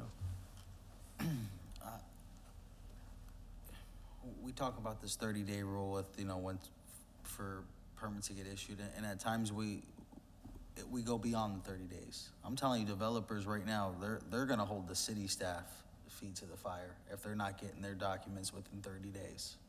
And that's something I'm concerned about. Russian city staff, although they do have obligations to meet within a certain amount of time, we understand some of the issues within the building department at times with processing permits. And so 6 months is just too short. And frankly, if someone, if they go through the process and they're able to sell that plan development to someone else, and that's the 6 month difference, 6 months to a year, then so be it. But I don't want to micromanage them to the point where, you have to get this done within a certain amount of time, which also stresses our city staff. So I think a year is reasonable, and something in between. And there's a hurricane, there's going to be another pandemic, something's coming along the way at some point. So I think a year is fair enough. Okay. I don't have any other comments. Any other comments? Anybody? I have some. You go ahead. It's 6 months plus an extension of 6 months. So that is a year. What we're saying here is we're going to limit that time frame to a year rather than start off with a year and then have another extension and a toll and so forth. So I don't see where 6 months is putting. We have to react in 30 days in certain cases. Certainly the developer should be ready to go within 6 months. That's my final word. I'm sorry. Okay, if there's no further comments, I'm going to ask for a motion, and this would be for approving ordinance 2023-09 and to add any changes that you would want, amendments to that ordinance for the second reading, if you have any amendments. I'm going to do a motion to approve ordinance 2023-09 with a 6 month provision. Be Bortles, little more specific, not the, A 6-month that they, the developer has to be ready to have a permit. Or The clarification I would be looking for is it 6 months for them to apply, or is it 6 months for them to obtain? And then, I would do 6 months to apply, to maintain. and then, were you looking also to revise so that, your staff grants the extension? Yes. Okay. did you follow that? Was it 6 months to obtain? Yes. Yes, I did follow it then. That's for final plan developments and site plans? Because those are two different things. We're gonna so- have Ms. Kardash read the motion Okay. to make sure it's clear. That's why this is something that we can't be general about as far as just 6 months. Is there any, let's hear what the Commissioner Eisner's motion is through Mrs. Kardash's words, and then we'll see if we get a second to that. Okay, I have a motion to approve ordinance 2023-09 with an amendment from the 2 years as written to 6 months to obtain a permit, and an amendment for staff to grant the extension for a good cause rather than the Board of Commissioners. Correct. Is there a second to that motion? Second. Second, okay. If there's no further comments, roll No, call. I think we're micromanaging. I think Hang we're, on, did you want to say something, Commissioner yeah, I Kulyas? think we're micromanaging. I think we're using our power to try to force development sooner than later. And, I don't think it's a good move. I think 1 year is more than enough time with, what we got going on. 6 months is rushing our staff, which we know there's issues with permitting at times. It's putting a lot of stress on them, and, you know, here we are telling developers in town, it's time to speed things up, you know, and have everything in a row when at times staff may not even be able to hold their end of it, so. Okay, Commissioner Kulianis. Yeah, just for clarification, the 6 months is the final plan development approval, obtain BOC approval within 1 year? That's what's being switched to 6 months, or the obtain within 2 years of final plan? That's what's being changed to That 6 second months? one. The 2 years is going to 6 months? Correct. I think that's too short.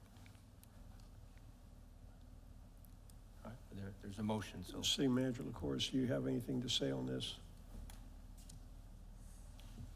I prefer the year, but we'll adopt however the board decides to.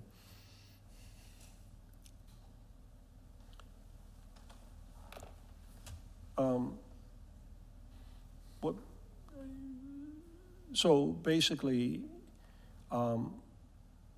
it's not an easy choice, but quite frankly, this is the first reading, is that correct? Yes. Okay, so let's go ahead, in my opinion, we could turn it down, and then if we turn this ordinance down, then basically we go back to the drawing board again, is that correct? We have nothing. You can do that, or you can entertain a second motion. Okay, that's right. So that's our choices. We can approve this one, entertain a second motion. We can take time between, if this is approved, between this and the second reading to have conversations with the city manager, Ms. Vincent, to try and recalibrate everybody's thinking on that. So let's just make a decision here. We've got a motion and a second. If there's no further, I would be interested in hearing a little more about the 6 months myself, but if there's no further comments, roll call, please. Commissioner Kulianis? No. Commissioner Kulyas? No. Commissioner Eisner? Yes. Vice Mayor Lunt? Yes. Mayor Vaticius? I'm going to say yes, and I'd like to have a discussion. The answer is yes, that's approved. And I'm going to have a discussion with Ms. Vincent and the city manager between now and the second reading on this thing. And that can be amended again at the second reading. So thank you, Ms. Vincent. Thank you. All right, item 18, ordinance 2023-20, yard waste collection procedures and fees. City Manager LaCourse. You want to read the? Oh, I'm I'll sorry. read it by title, Mayor. It's getting a little late for me. Ms. Kardash, if you could read the ordinance by title. Thank you, Mayor. Ordinance number 2023-20, an ordinance of the City of Tarpon Springs, Florida, amending portions of Chapter 8 of the Code of Ordinances of the City of Tarpon Springs, eliminating plastic bags as allowable containers for collection of yard waste, increasing the fees for yard waste, and providing for an effective date of this ordinance. This is first reading. The second reading will be held on September 19th, 2023, and will be published in the Tampa Bay Times by title only on September 6th, 2023. And Tom Function is going to give this presentation, so Tom. Good evening, everybody. Public Works Department is implementing an environmentally sustainable initiative to reduce the waste, save some money, and provide educational outreach to residents on proper yard waste disposal procedures. The city's yard waste facility receives approximately 208 tons of yard waste monthly. Much of it is bagged in plastic non-compostable garbage bags. As a result, the yard waste cannot be processed as regular yard waste is, or unbagged stuff. Approval of this amendment will reduce waste, eliminate the use of plastic bags for yard waste, save us some money, and be a much more environmentally sustainable solution.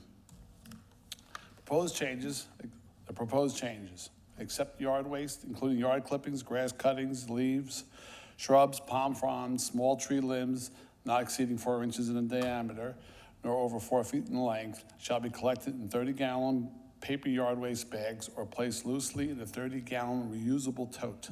Plastic bags will not be collected for yard waste disposal nor accepted at the City of Tarpon Springs Yard Waste Facility at 101 East Mears Boulevard. You'll also see changes to fees, which are reflected in the ordinance, which have not been increased since 2007. Now, there's two spots of this ordinance over here. The first part of the ordinance will be approved, beginning in this October 1st of 23, and Section 5, which has to do with the bags, would be in effect December 1st, 2023. Are there any public comments on this item? Mr. Jump, are there any remote access comments?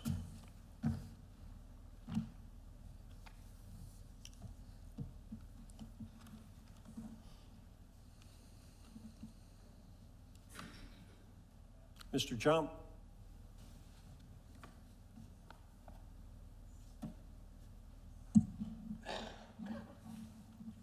If anyone online would like to speak on this item, please raise your hand and I'll allow you in.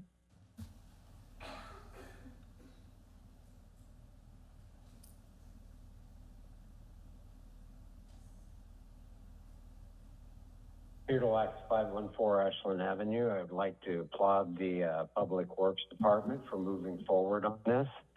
This has long been overdue. The important thing here, though, is education, getting word out to the public.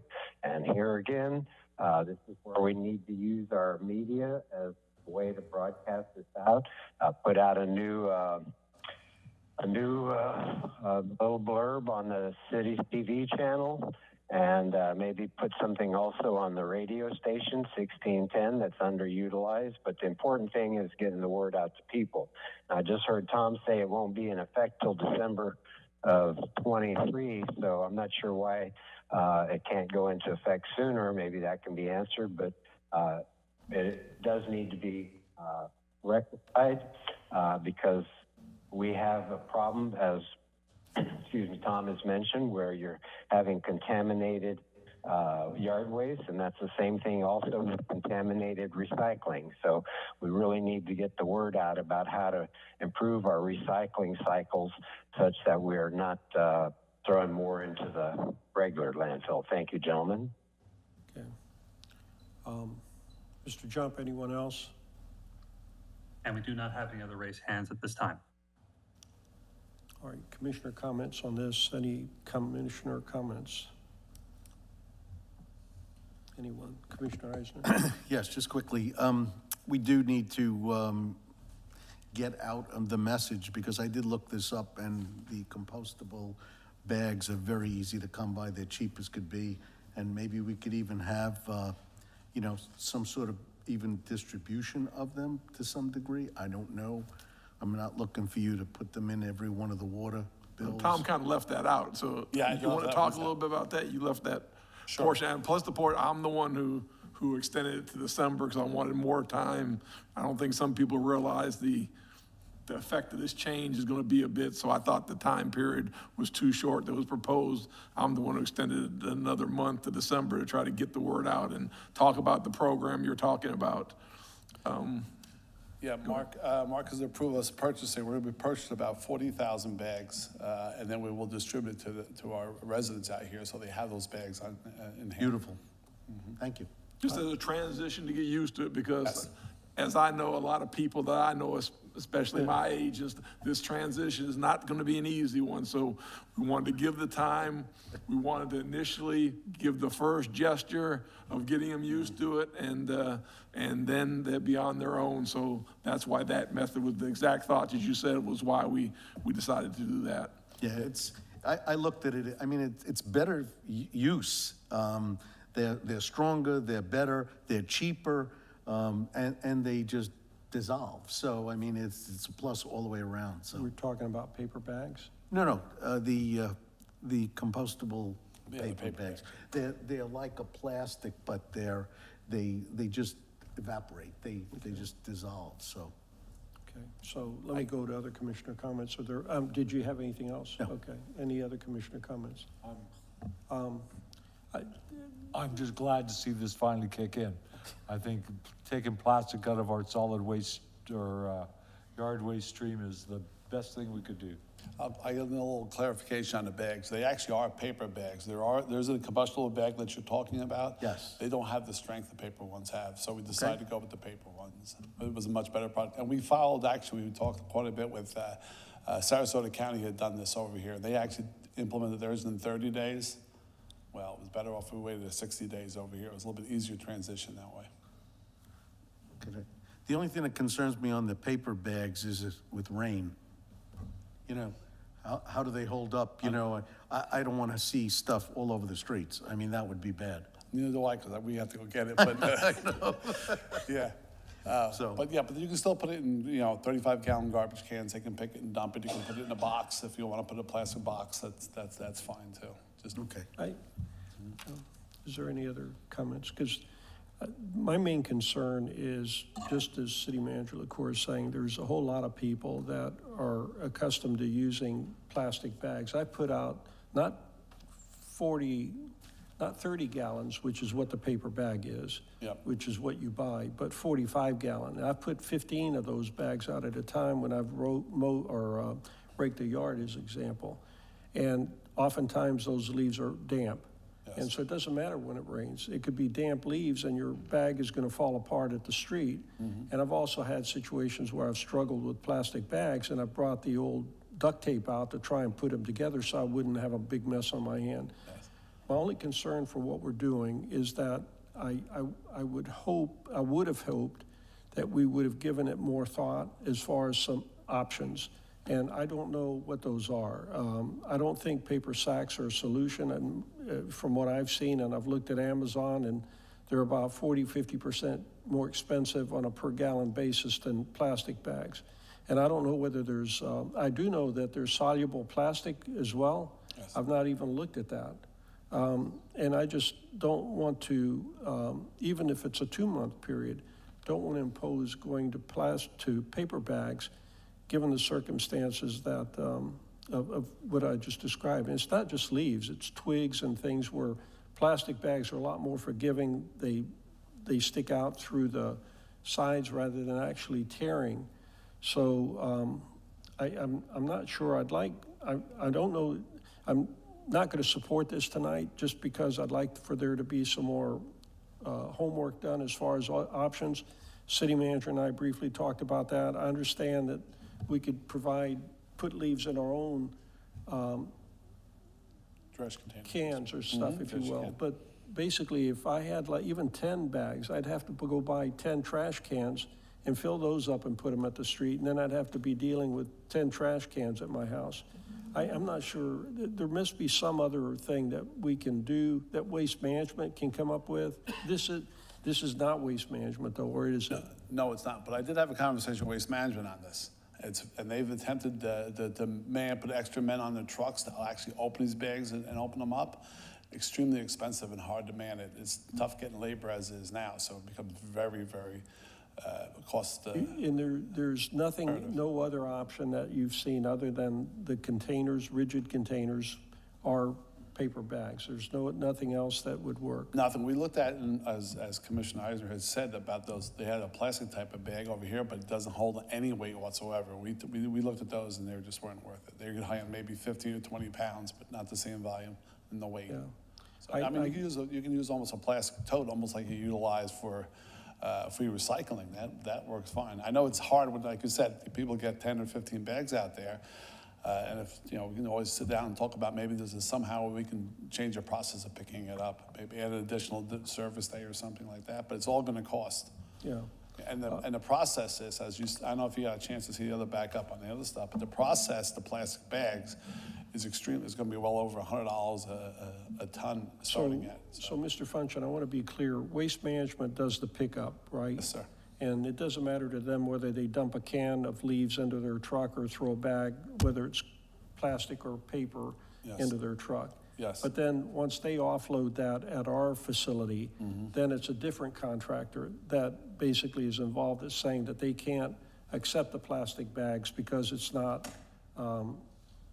They can't recycle it. It ends up going to another waste cycle. They bring it to the yards, but doesn't turn into mulch. It ends up being, in many cases, just sent to the incinerator for. Are there many plastic bags that are taken? And I think you had that in your backup, right? Was it 20 or 30% come in plastic? It's 20 to 30% of material is the plastic over here. So they can't grind it. It hangs up in their equipment. So that's why they don't grind it. And of course, it's very expensive. We even looked at one time, we did a while back, experiment and bring the labor in and trying to pick the bags out of there, but you just. Okay. The only thing, it may pass that there aren't a whole lot of comments tonight, but I'm not going to support because I really I would like for us to look for some more options. And I don't know, I'll even look at them myself before we pass this. And, I'm just not ready to tell people that they need to use paper bags to put their leaves in there, given what I know the problem. I mean, I've experienced what I know the problem's going to be, and then I start hearing it from people. That's all. So, okay, that's all I've got to say. Is there a motion to approve in the second? Are there any other comments? I do see this right, that there's a potential 5% increase per household on this service, right? And we do have another item for the special consent coming up about yard waste debris disposal services. Does that include an increase too? There's no increases to Waste Management's pickup at all. This is just the This material is coming out just of the yard waste. hauling off at the yard. Okay. Yes. All right. Are there any other questions or comments? May I have a motion to approve and a second, please? I would do a motion to approve. I mean, honestly, I'm looking at, I'll just say that, and I'll talk afterwards. So. I'll second it.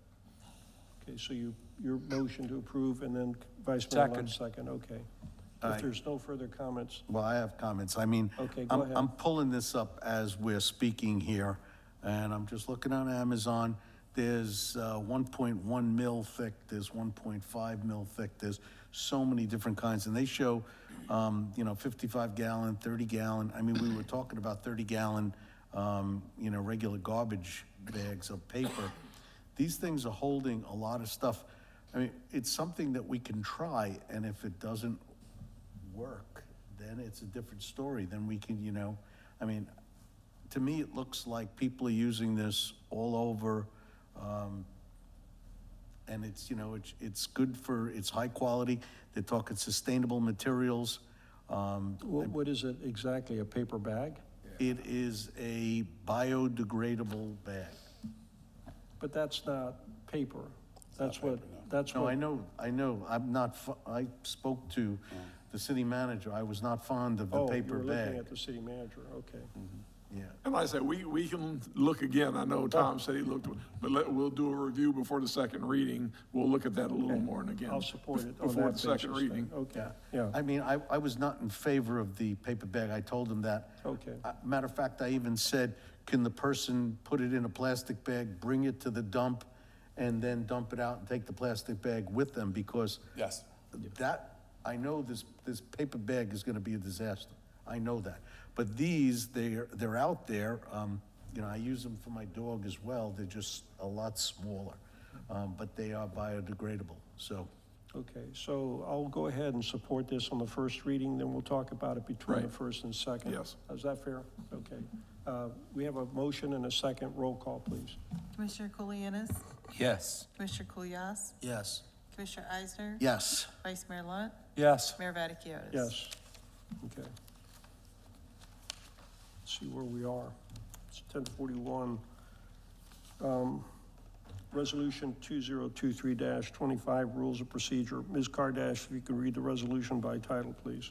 Yes, thank you, Mayor. Resolution 2023-25, a resolution of the Board of Commissioners of the City of Tarpon Springs, Florida, revising the rules of procedure for the Board of Commissioners, repealing all resolutions in conflict herewith, providing for severability, and providing for an effective date. This, I believe, is specifically coming back before you because of the social media. And I did go over this with Vice Mayor Lunt, and there was a section left out, posting materials that could be construed as malicious, obscene, or threatening, or that might constitute harassment or bullying. It should read is prohibited. And that's in section C on the social media policy. And then the second item that I discussed with Vice Mayor Lunt was on the personal devices. The legislation is very clear regarding any city-issued devices, and I did take that a step further. But I think that after discussing it more with Vice Mayor Lunt, that may not be necessarily something that applies to you all because you don't have the type of remote access that I thought you did in terms of being able to access certain city databases from your personal devices.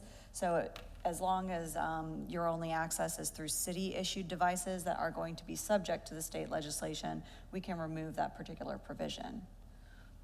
Okay. All right. Is that it, Ms. That's Kardash? it. Okay. Is there any public comments concerning this item? Public comments? Okay. Mr. Jump, are there any remote access comments? If anyone online would like to speak on this item, please raise your hand and you'll be allowed in to talk. And we do not have any raised hands at this time. Okay. And just a note, Mayor, there is a small section addition to allow us to do what we're going to do next meeting and change the meetings due to the holiday schedule. So that is towards the bottom because it's lost with social media, but towards the bottom, it's that ability to change the dates of meetings during the holiday months. That's the other addition on this. Don't we do that anyway? Yeah. Yeah, we just don't have a rule for it. All right. We do, but now it's going to be in the room. Now we'll have a rule, all right, it makes me feel better. All right, if there's no further commission, does any commissioner have a comment? Commissioner Kulianis? Who determines what constitutes malicious, obscene, or threatening, or harassment or bullying? Who would determine that? Would we have a vote on the board to?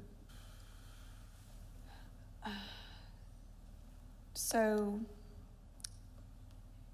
you could do it via a determination by the board if you were going to make a determination that one of your members had violated your rules of procedure, yes. You can do that as a determination of the board. And essentially, really what your recourse at that point in time would be to require them to remove it, whatever the post or posting was. Does that need to be addressed in these rules and procedures? You have other types of prohibitions in your rules of procedures, and you haven't really developed a discipline process as part of your rules. I don't see that as something that's necessary at this point. If it comes to a point where there's a repeated and consistent violation of your rules of procedure, your rules of decorum and things like that by members of the commission, then yes, absolutely, I would recommend putting something in there that provides for a sort of progressive discipline within this body.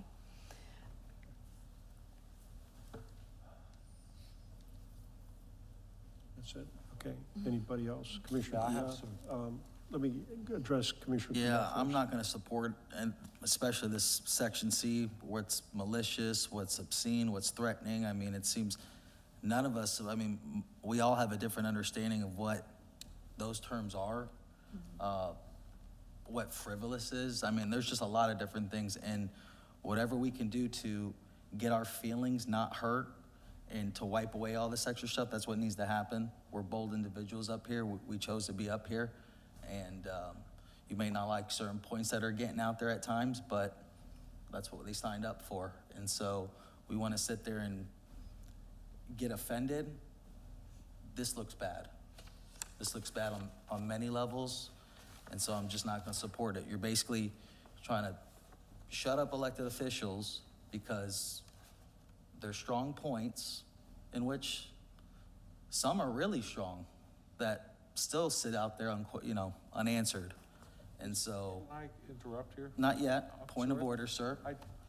And so what we're trying to do here is limit the ability for commissioners to get their thoughts out. And what your thought is may be different from someone else's thought. And what your perception is clearly different from some other perceptions up here. And so I'm not going to support it. And I think we all need to toughen up and do whatever we can to make sure that our feelings don't get hurt and whatever's described are expected to be courteous. Because here's one thing officials may not evade these guidelines by posting anonymously, requesting others to post on their behalf, or posting under an assumed or false screen name. Some of us are guilty, just that alone, up here, all right? Including myself from before with other people. That's why I cut things off. And so when I see this type of stuff, we're just playing along to someone other person's agenda, or we don't have the thick skin to be in the positions that we're in. So that's all I'm gonna say for now. Vice Mayor Lunt, did you have something? Yeah, first of all, I understand that Commissioner Koulias's passion and stuff as far as rhetoric used on the dais. Here we're talking about posting, which is a somewhat different thing. Although who arbitrates what is malicious, obscene, or threatening, or constitute harassment or bullying is pretty much in the eye of the beholder. But we're all adults here. I think we can pretty much decide what that material might be. The other comment I want to make is that is an orphan sentence. It doesn't have any attributed anything to it. All it says is posting materials that could be construed as malicious, obscene, or threatening, or that might constitute harassment or bullying, period. Doesn't have, say, is prohibited, or as it probably should, but it doesn't have that statement in there. The other comment that I'll follow up with that Ms. Kardash made was the fact that for us to access databases with our own devices outside the city, and to restrict that access or to restrict applications on that particular device, that's not supportable in any way, shape, or form. The state government specifically regulates government-owned devices, and we can do that just as easily. But you cannot tell a private citizen, even if it's an elected official, that he has to remove something off his private device in order to not be able to access something. It's how are you ever gonna know it's on his device? You can't be the hall monitor for every device that ever has access to your system. It's just not enforceable. And I'm speaking from the basis of a person that deals with thousands and thousands of students every every day with private devices. And it's just, you just can't do it. If the devices are supplied by the government, yes, you can restrict what applications are on there, but nobody can come up to me and say, well, you can't have that on your device, or you can't access my email, which is an application, or I can't access the public access to our database for the public access database for commissioner meetings or whatever. It's just not a supportable thing. So that needs to be struck. And the other sentence either needs to be deleted entirely if that's the way the commission wants to go, or it needs to put some sort of prohibition on it, language associated with it. And that's my comments. Okay. This is a rules of procedure resolution. So are there any other comments? I have no problem with this because I don't post anything, so to me, this is fine and dandy. Honestly, I wish at this point in my life, wish I had an excuse, a legal excuse not to post anything. And you could put anything you want on Facebook, and even it's got nothing to do with the city, somebody always tries to, in a comment, spin it back towards the city about something.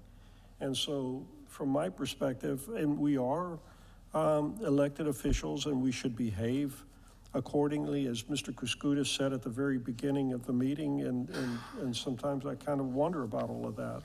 And so, I'm willing to support anything that forces us into and whether it's, my point is, whether you interpret it, there's, the thing is, you always go to Webster's dictionary. There's always, you convene something. We have a meeting and decide whether something's obscene or something. I don't know. But right now, we don't have anything. And I think that the social media thing with regard to a lot of many things is and quite frankly, I'm not even so sure that shouldn't even apply to candidates, although legally I don't think you could do that to candidates. But, I'm willing to support anything right now.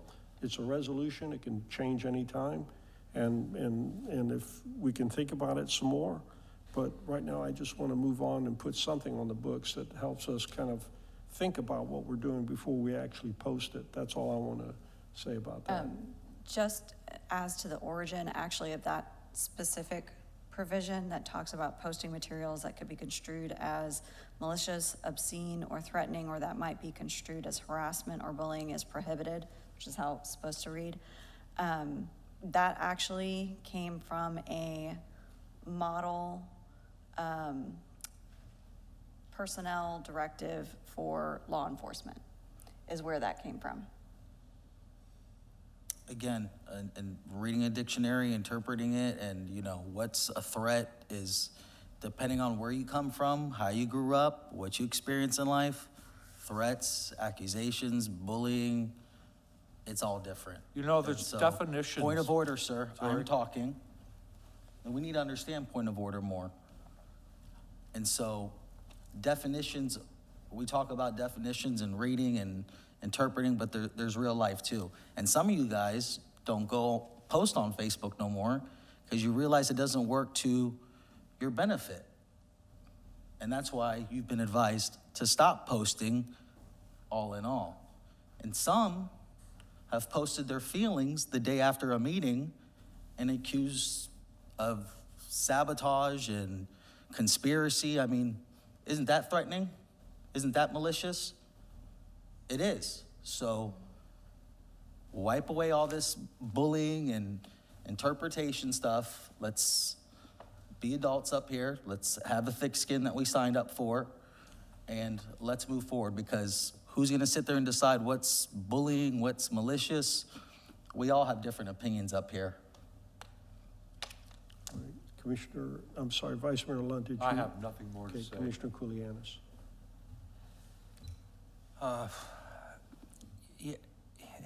This is so vague, and again, like Commissioner Kulianis says, who determines malicious, obscene, threatening, harassment. I mean, you can't legislate or create ordinance for behavior, and then we're gonna have the board now politically decide who should be reprimanded, who shouldn't be reprimanded. I don't like it. And we come on, everybody posts stuff. You post cryptic stuff. You might post something, some little cartoon that says something. Hey, I could take that as harassment. I could take that as threatening. I don't care.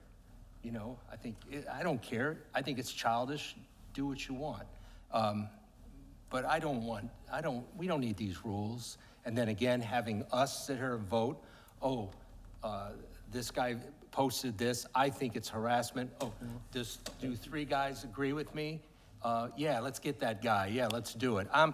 This is garbage. I'm not going here. So, you want to behave, behave. You don't want to behave, don't behave. I can't support this. Let me have a motion to extend the meeting in a second, and we can get back to this conversation. Motion to extend the meeting till 11:30. Okay, is there a second? Second. Okay, roll call, please. Commissioner Kulianis? Yes. Commissioner Kulyas? Yes. Commissioner Eisner? Yes. Vice Mayor Lunt? Yes. Mayor Vaticius? Yes. Commissioner Kulianis, anything else on that? Okay. Ms. Kardash, do you have any suggestions based on what you're hearing? Yes, I did just want to clarify that if what you're looking to is just remove that one particular provision or the entire policy. Because, the whole policy talks about some other things, including things that have been implemented pursuant to state statute. So my question then to the commission is, how do you want to effectuate those rules and some of the other things that are in this overall policy? Or are you just knocking down the entire policy as a whole?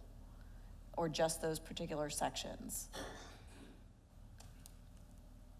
If you're looking at me, I'm fine with, the database stuff, the downloading things, all that. It's just this, again, this part in C that I have a problem with. Okay. So. Okay, if there's no further questions, I'm gonna ask, or comments, I'm gonna ask for a motion. And if somebody wants to make that and remove that one section, you can add that as an amendment to your motion, and then we'll get a second on that. So is there a motion to approve resolution 2023-25? Motion to approve resolution 2023-25, excluding section 9C. Second. Okay. If there's no further comments, roll call. Commissioner Kulianis? Yes. Commissioner Kulyas? Yes. Commissioner Eisner? No. Vice Mayor Lunt?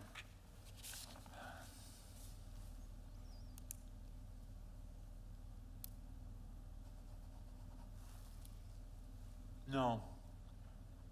Mayor Vaticius? I'm going to go ahead and approve this just for that one section, and then I'd like for us to come back with a second shot at this thing that might try and capture the same sort of thing, so we can not disapprove this thing altogether. I think part of that, what you brought forward, is very important to put in place, so I did vote yes on this thing, right? Yeah, okay. So, Ms. Kardash, I'll leave that up to you for the future. Thank you, Mayor. I was going to ask for a deferral for 2 weeks, so we'll work on it again, but this is okay. It's a resolution. Okay.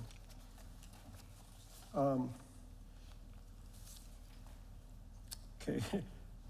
Resolution 2023-34. Ms. Kardash, if you could read that by title. Yes, thank you, Mayor. Resolution 2023-34, a resolution of the Board of Commissioners of the City of Tarpon Springs, Florida, ratifying Executive Order 2023-01 and providing for an effective date hereof. Okay, City Manager, of course, this is your show. Yes, again, per our procedures, I made the original declaration. I extended it on Monday, which is the 7 days I had to extend it, based on the calls we had Sunday. St. Pete was already going to extend theirs, and we have, again, the pickups that we're indulging this week to get to the residents, picking up debris and stuff. So I extended it on Monday. Thank you, Irene, for being available Labor Day for us to do that early morning Labor Day. So we'd have the 7-day extension, so we make sure we get the money back. So what you need to approve and ratify is those two acts of mine, the original and the extension of yesterday. Okay.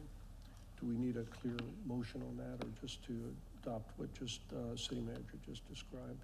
You can just adopt what you just described, Okay. yes. Let me go to public comments. Are there any public comments on this item? Mr. Gaddis, please. Mayor, did we do public comments on agenda item 19, one just previous to this? Did I miss that, the public comments on the You resolution? know what, I think we did. Yes, we did. We had no public, no Zoom, no email. Go ahead, Mr. Gaddis, make your comment on, I'm sorry, but go ahead and make your comments on that resolution. In regards to rules of procedure Yes.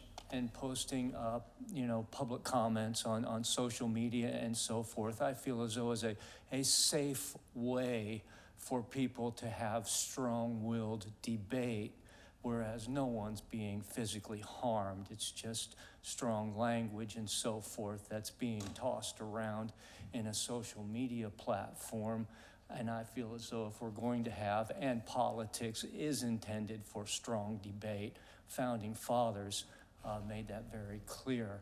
I feel as though that we will be entering a period where there will be a lot of strong-willed debate regarding the due process clause of the 14th Amendment, which I find to be secular, which I find to be malicious, high seas blasphemy in regards to the designing of water jurisdictions, and that due process clause will throw some debate into the arena, which will be very heated in regards to how we're going to put together privileges and immunities and subjecting tax-free clauses to certain persons and due process to other persons. And social media is a safe way for nobody gets hurt. Your feelings might get hurt, but that is probably a very good platform for us to use for discussion. And I think that I do agree with Commissioner in regards to these debates. We can't be thin-skinned up here. We're going to be going into a very strong-willed issue on the 14th Amendment. Thank you. Okay, thank you. Thank you, Mr. Gaddis. Okay. We've got public comments concerning the ratifying the state of local emergency as well. Is there any public comments on that item? Mr. Jump, are there any remote access comments? And there are no raised hands at this time. Okay. Oh, Mike, okay. All right, are there any commissioner comments? I didn't get the opportunity to thank the city manager and all department heads and everyone operating at the Emergency Operating Center during the storm. They did a great job, and it was just really appreciated. I didn't get a chance to tell you earlier. Thank you. Okay, any other comments? If not, I'd like to have a motion to the effect of the city manager's statements in a second. Motion to approve resolution 2023-34. Second. That'll cover the city manager request, okay. All right, roll call, please. Commissioner Kulianis? Yes. Commissioner Kulyas? Yes. Commissioner Eisner? Yes. Vice Mayor Lunt? Yes. Mayor Vaticius? Yes. Okay. Let's go back to the special consent. And this is, Excuse me, award, Mayor, can I I'm ask sorry. can I ask for a 5-minute recess?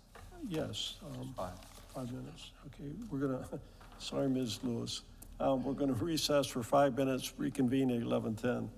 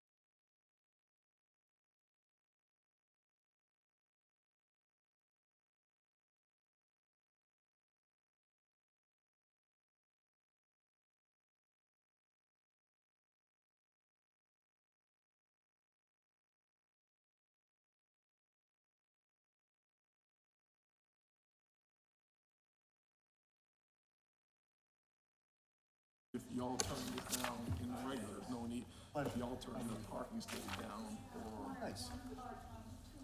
Do we need to do this here? I mean.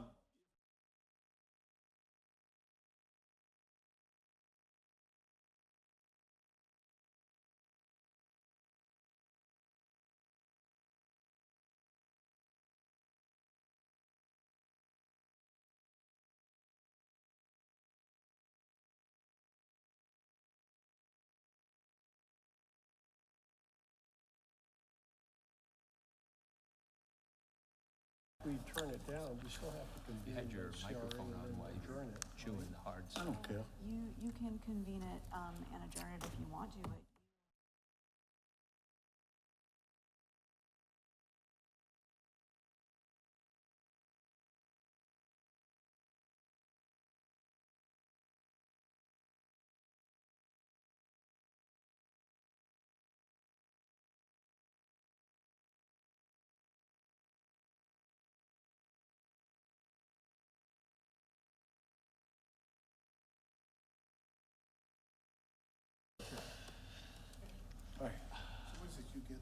I brought all three Okay. of them up to save time. All right, we're going to convene the meeting at 11:12. Okay. And we've got two special consent items.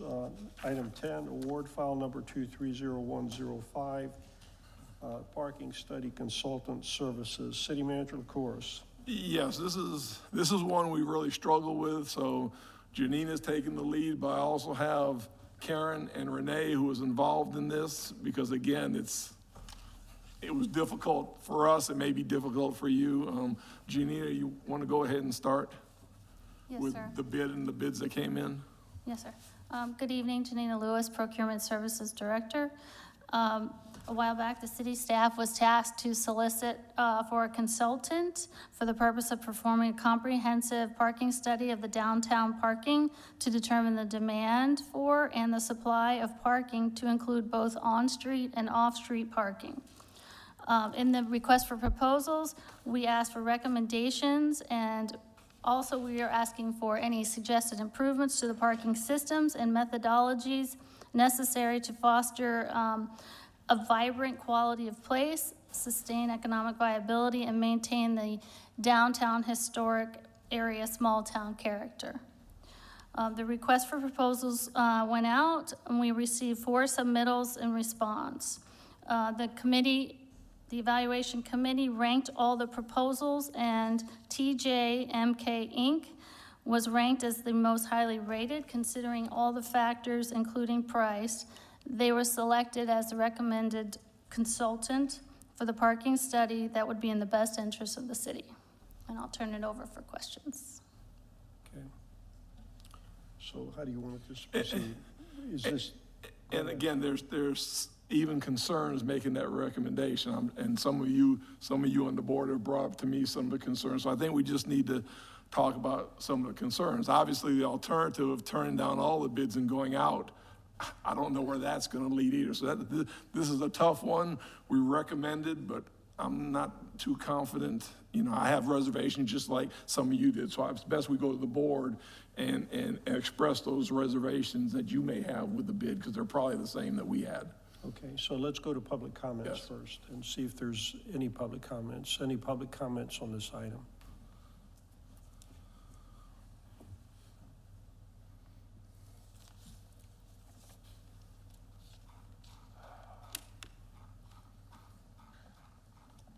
Produce 901 Bayshore Drive. This is just for on-street parking and off-street parking, not talking about a parking garage. We're not, cause we have property off the trail and across the street from the old Smurlis. If you can take a piece of property for a park by eminent domain, and those property owners don't want to sell, which is for a project for the betterment of the citizens of Tarpon and the community, we need to look at these properties and go after them instead of the Sagonas for a park, or the piece down at the docks, which needs to stay on the tax base to bring in more money to the city. And the two pieces on the trail are close enough to Main Street and the one in front of Smurlis's, and I'd like the planning or whoever does this to look at those pieces of property, because tourists can even walk to the Main Street with parking there, and you can get a lot of parking. And I haven't read the backup on all of this, so this is why I asked and why I'm saying this tonight. One is on Hibiscus, off of Hibiscus, down on the trail. And the other one is by a little further down from where they have the barbecue on the trail. And with the piece across from the old Smurlis Bakery, we've got our parking downtown. But I don't know what this is going to consist with off-street parking, or if you're just doing it with the streets that we already have parking. And we can take out a lot of these middle gardens, or whatever you call them, and add more parking to within the city too, but I'm willing to hear what they have to say. Any other public comments? Mr. Jump or Mr. Races, are there any remote access comments? And we do have a raised hand. I'll unmute you and you can speak in a moment. Is that Mike? No, it's Mike.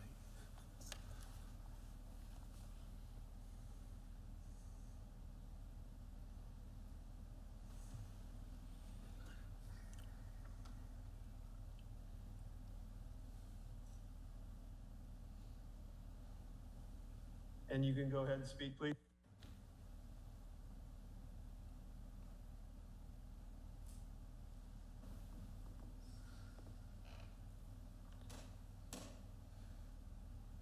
Oh, I think am I hearable now? Yes, you are. Okay, thank you, Mike. Peter Lax, 514 Ashland Avenue.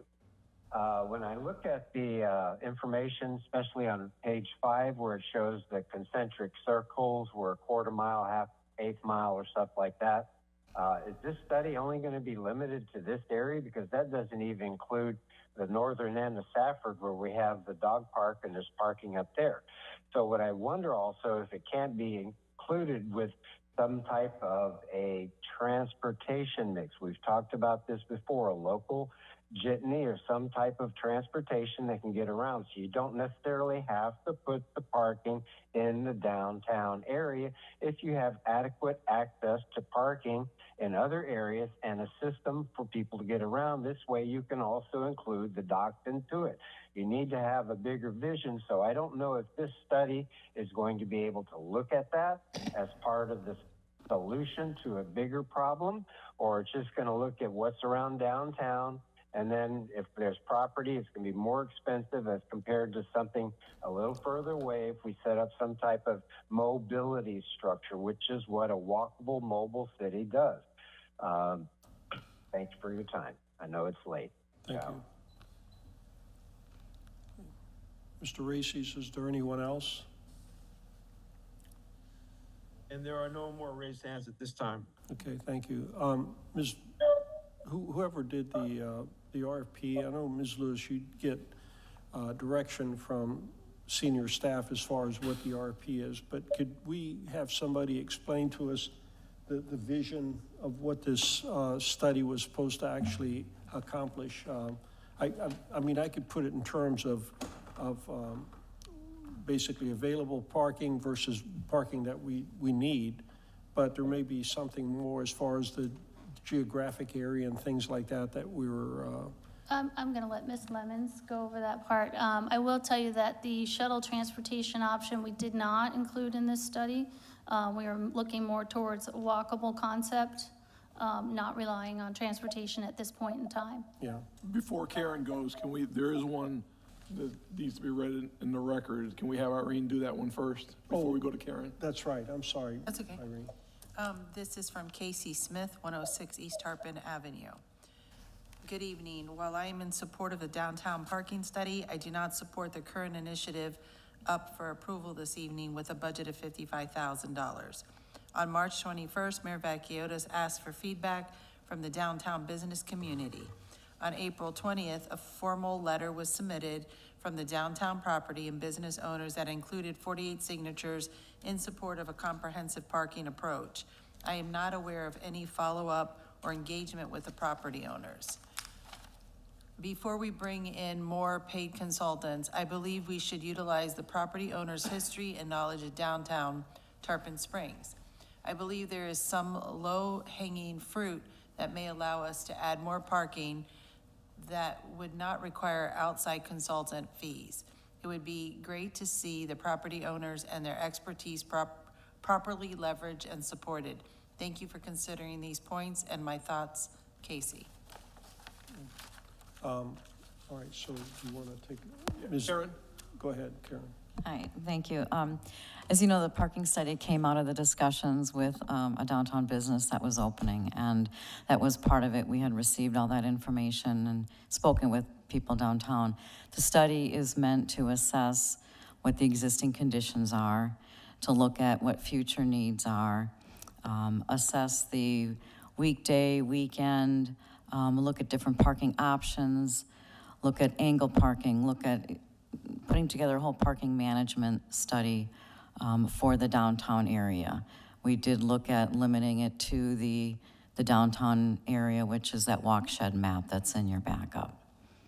So what we're trying to do from this is do an overall analysis of the downtown parking. What do we currently have? What do we need?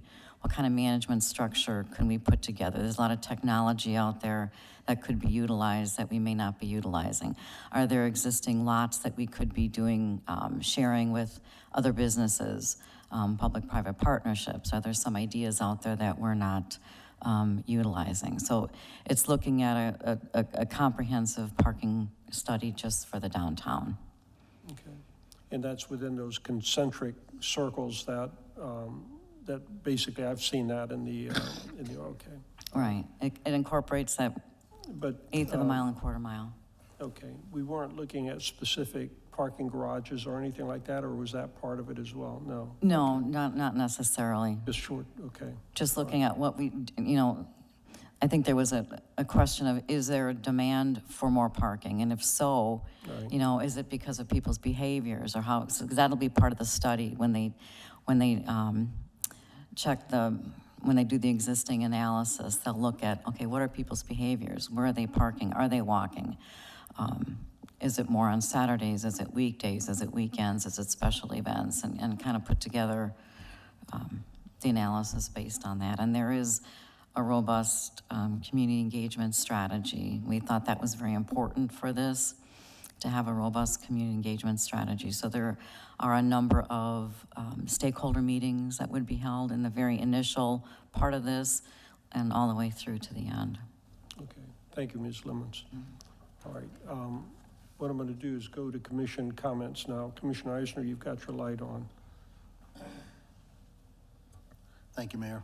So first thing, when I got the price tag with this, I immediately called the city manager and I said there would be no way I would ever spend $55,000 to do this type of study. After that, I wound up looking into it a little bit deeper, and the president of this particular company that was awarded, most of his work is done in California. It's in Walnut Creek. I believe his name is Nayan Amin. So, I mean, almost all of his work, yet he is looking to sub out to the person who knows the most, this person, Vrana, who is like, he's cutting, I mean, just plain facts, he's cutting her in for $10,500 to literally do that kind of the work that we kind of need.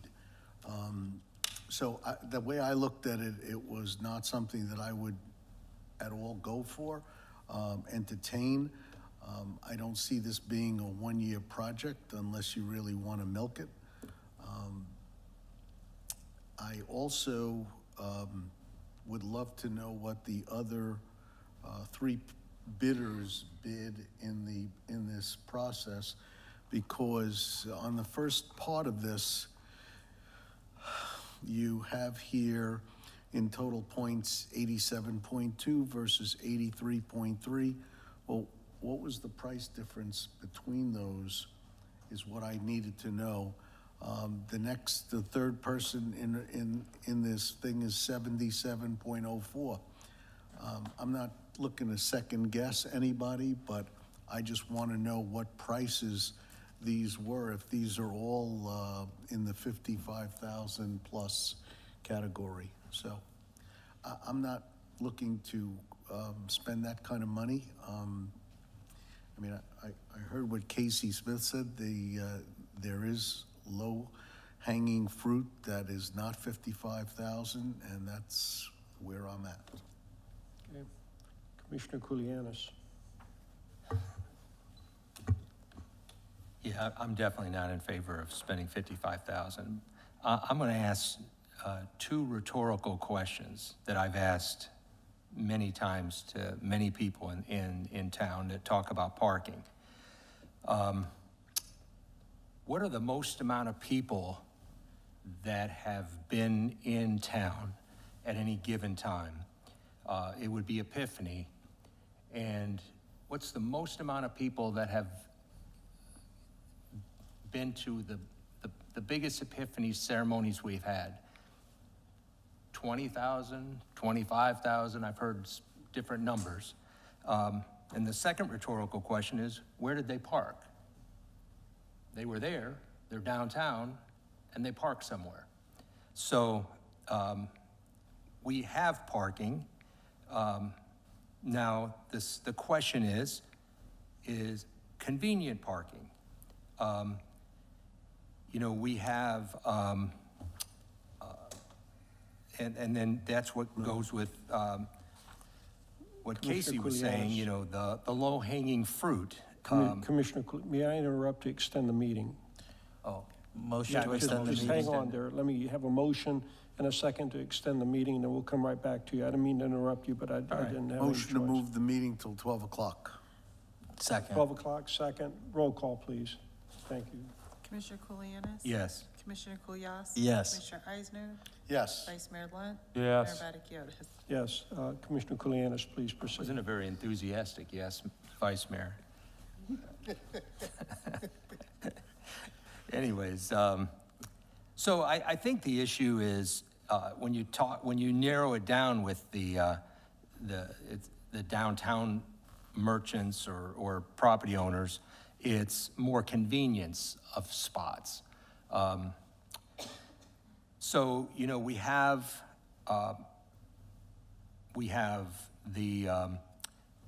these, I don't know, 75 spots or whatever, how many spots we have are over behind the old Flagship Bank. I've talked to the city manager about it before, that a lot of people don't even see that spot. So we have maybe some awareness problem. Maybe the signage isn't adequate to get people to park over there. But it's not far. I mean, this really isn't that big of a town. If you go to other towns, you walk several blocks to go to where you're going. Obviously that's what's happening here. I mean, I drove down Lemon Street and I counted 16 spots from Tarpon Avenue, from Pinellas Avenue all the way to whatever that, where you turn to go to Vincent's there. I counted 17 spots that if you knocked all those knockouts, all that decorative stuff that was built, and maybe it's not, 16 spots, maybe it's 12 spots, but that's 12 good spots in addition to what we already have. Then I think it's premature. First of all, I don't want to spend $55,000 period, but I think it's premature because we don't know if the Roosevelt property is going to get approved. conversations have been, the board has talked about having parking at that spot. Now, then we go back to shuttling people around, which I think is a great idea. We'd spend $55,000, we could buy 3 really souped-up golf carts that we could take people all over town. Then we've got the 18 spots that Cohatch is supposed to come up with before they can get their occupational license. So let's wait and see what that happens. So if we got, let's even say we can get 10 spots on Lemon Street, plus 18 spots Cohatch comes up with, there's 28 spots. We bring more awareness to the spots that are behind the old Flagship Bank. We've got all kinds of parking going on. What do you guys, what are you laughing about? I'm gonna say something. Oh, all right. after, yeah. So I think what we should do is empower our economic development director and maybe Renee, have Karen and Renee work together to meet with property owners and some of the merchants and walk the town. I walked the town with Karen. She and I walked around all around downtown. We just said, oh, there's a couple spots. There's a couple spots. We found all spots all over. We didn't need to spend $55,000 to identify spots in downtown.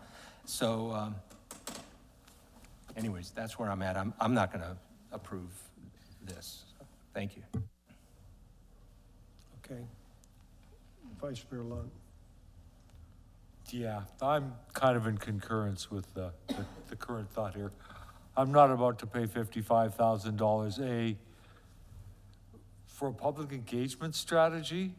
An analysis of condition is just going to bring the fact up that we need parking and we need more convenient parking. That's all it's basically going to say.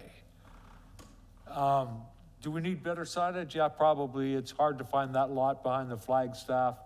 I work for Fridays quite a bit. It's difficult to explain how to get them signage would help. An analysis of parking, excuse me, parking management strategies. We're a city. We put 2-hour limitations on street parking or 4-hour limitations in the mayor's parking lot. If we want to have turnover encouraged and stuff like that, there's not a whole heck of a lot we can do to manage without building a parking garage. So, no, I'm not going to support this. Thank you. I just want to mention there was a really nice property on the corner of Hibiscus and Safford that, if rented out, would serve some good parking spots for downtown. But just throwing that out there. Is that what you were laughing at? Orange and Stafford. But no, for many reasons, including what Commissioner Iser said, from where the company's located out of to the outsourcing that looks like what's going to happen, to exactly what what are we looking for? We hear from some of the business owners the comprehensive parking study and try to include it all in. We do have some variables that are, the Sponge Docks, the one property down there, if purchased, will open up a lot of things. So I think now's not the time to go through with this one bid and looking to see what can come of it and what other properties nearby we can hopefully get a leasing opportunity with here in the future and try to add more. So that's what, I'm not going to support going with this vendor. Thank you. Okay. I guess my only thing is that I know many of us have most of us have a pretty definite view of the parking as far as the availability of parking, and it is a matter of parking versus what some business owners would describe as convenient parking, namely something, in front of their store, just, near their store and things like that. And I'm not sure how you kind of get around that sort of discussion with and they're recurring. It's not just one time. Those discussions happen all the time. Part of the reason for the study is basically very similar to some of the other studies we do, is to kind of, although in this particular case, I'm not too happy with the consultant for the variety of reasons that were chosen. They were from out of state, California, Texas, and only one person was from Florida. And I didn't understand the 6 months to the 12 to the year. But part of the purpose of the study was to provide kind of an honest broker to make, come up with something and say, okay, this is what you've got. And it's not an issue of the commission or some commissioners saying X, this or that, and businesses saying this or that. It's some third party who really doesn't have a vested interest in it, saying that this is what you've got. In our professional opinion, this is where you are. And they could very well say that we've got plenty of parking, and there's a whole lot of other options that could be undertaken that we haven't pursued those. So I just wanted to say that for the purpose of a study, it does accomplish something. Probably 55,000, although in terms of today's dollars, is not a whole lot of money for a study. And the one question I had was, how does 55,000 turn into 6 months or 12 months? How does a consultant, 55,000, they could burn that up in 2 or 3 months and get this thing out. So I'm not supportive of this because I think it's the wrong type of consultant. Certainly the cost is an issue, but I would feel much better if there was somebody like does a lot of work for Pinellas County or something like that, that would be doing something like this for us as well. Not somebody that maybe out of the 9 consultants, 4 were from California, 4 from Texas, and 1 was from Florida. And I understand from the city staff's perspective, you don't decide who responds to the RP. So we put this out, and this is the best that we can get, and you provide us the best of those alternatives. So I want to thank you for that. I want to make sure that what we're saying up here has got absolutely no reflection on any of you. I want to make sure that that's Yeah, and if you reject all the bids tonight, we have thought of looking into just what you said about something locally. We have thought of some alternatives to look at if you do reject all the bids tonight. Yeah, maybe, because I know one thing we've done in the past is we've looked at Pinellas County, an existing contract, and we piggybacked and picked on them as a task, and they've allowed us to add a task for that particular consultant, not the 55,000, but something a little more reasonable than that. So anyway, that's all I have to say on that. Is there any other comments? And if not, then I'm going to go to a motion and then ask for a second. Motion to approve in a second. And I think, Janina, would the motion be to reject all bids? No, would it be to, yes, I guess you're right. Yes, it would be to reject the recommended proposal and cancel the solicitation. To reject all bids? And cancel the solicitation. Yeah. Okay. May I have a motion to reject all bids and to cancel the solicitation and a second to that effect? That's still an affirmative way of doing it because you vote yes to do it. And go ahead. So you want to approve it? No. I make a motion, we cancel the bids and reject all bids. Reject all the bids and cancel the solicitation. That's correct. Second. Okay, if there's no further comments, Commissioner, Vice Mayor Lunt, do you have a? I'm sorry, motion to reject all bids and what? And to cancel the solicitation, cancel the RFP. Cancel the Yeah. Okay. Is that okay? No comment. All right, no comments, roll call, please. Commissioner Kulianis? Yes. Commissioner Kulyas? Yes. Commissioner Eisner? Yes. Vice Mayor Lunt? Yes. Mayor Vaticius? Yes, thank you, thank you, the 3 of you over there. Okay, so what do we got?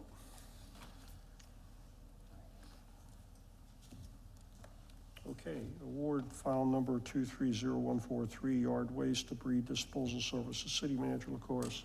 Yes, Ms. Lewis will start while Tom's walking up. Okay, good evening again. So I don't have my sheet in front of me, but I will tell you, this is the rebid for the yard waste debris. Initially, we put it out and we received a single bid. That bid was way beyond what our budget could handle. So we recommended rejecting the bid and redoing the solicitation. We went back out for another time, and again, we received a single bid from the same company, Consolidated Resource Recovery. At this time, we then worked with Consolidated Resource Recovery to kind of come to the table what we could do for them and what they could do for us to come to a price that we could agree upon. And I'll turn it over to Tom if you have any further questions on how we came to those terms.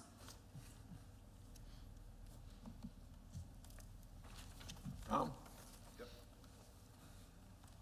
Good evening, Tom Funchen, Public Works Director. Yeah, as Janina explained, we did put this out to bid, and the prices were extremely high, so we got this opportunity to talk with this company and negotiate this price. We did a lot of research prior to this on what the neighboring counties were handling and what they were being charged, and that helped us reduce the original estimates they had at about $90 a ton, and we worked them down to $64.52 a ton for services. The only area that would actually be a little less money right now would be Hillsborough County over at the Linebaugh Station over there, which Forenza actually does their work there, but their contract is up next year, so it's probably going to shoot up quite a bit over there. So this will put us in competitive with everyone else that handles this type of waste, and I'm pretty much open to questions after that. Thank you, Mr. Funchen. Let me go to public comments. Are there any public comments?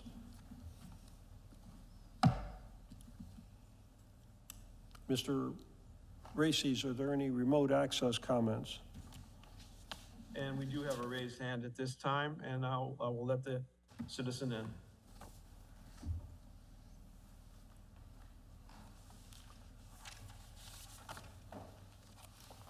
Please unmute and speak. Good evening, gentlemen. It's late, so we'll try to be brief.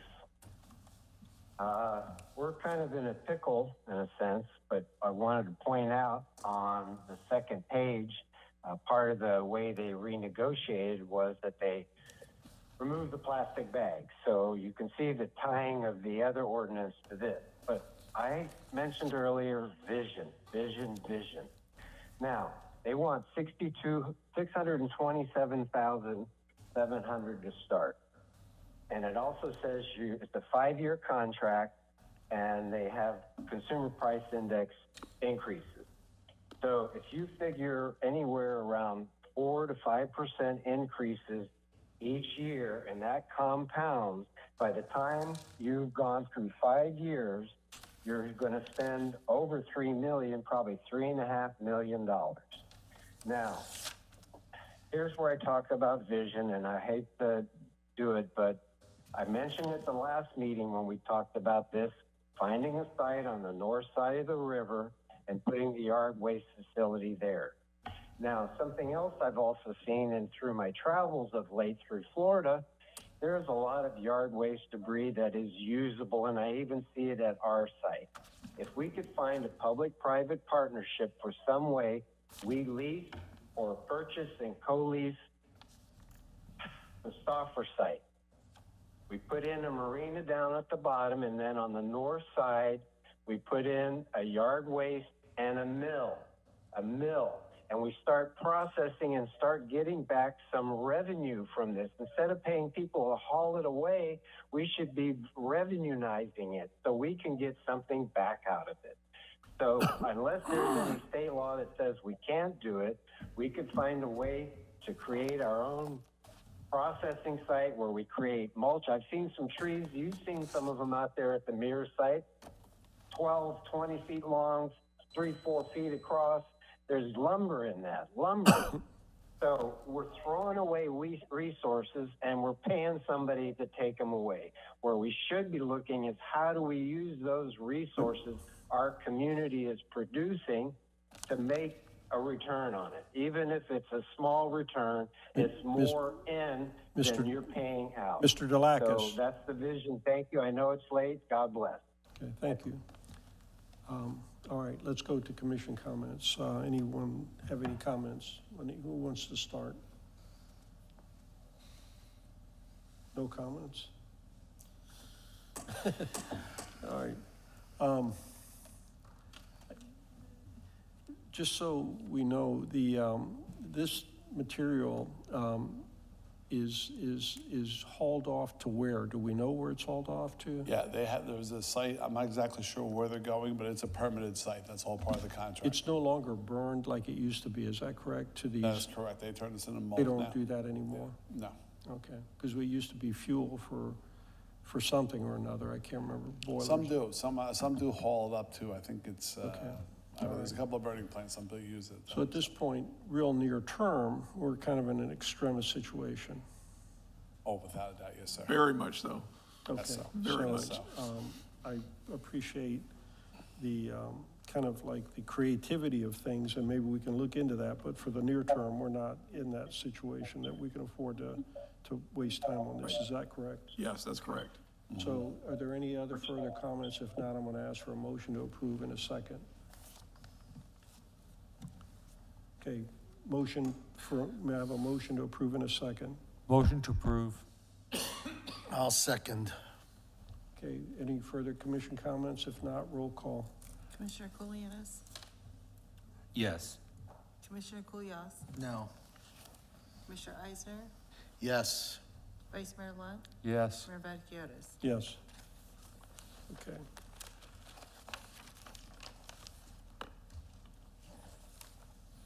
That ends the agenda for this evening.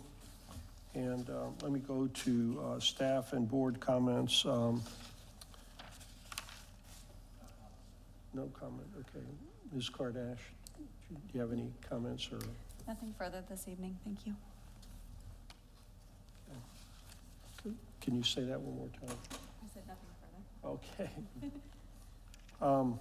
City Manager LaCourse. No comments. Just real quickly, I just wanted to let the public know, if anyone's still watching, that we still have a lot of positions open for the Citizens Academy starting next week. Usually, we have a list because we have so many apply. So we put press releases and things out. We'll see how it goes as far as recruiting more individuals. Okay. Vice Mayor Lunt, do you have anything? Yeah, I just want to reiterate our thanks to the police and fire department and staff that stood by through the hurricane. It was a long stint for them. It turned out really well. You know, some people lost their homes because of the fire, but we did what we could to mitigate that, which I thought was great. So anyway, thank you all again. Okay. Commissioner Eisner. Thank you, Mayor. I also want to thank both Youngs, both Chief, all the staff. Everybody did a great job. And a special thank you to our Chief of Police.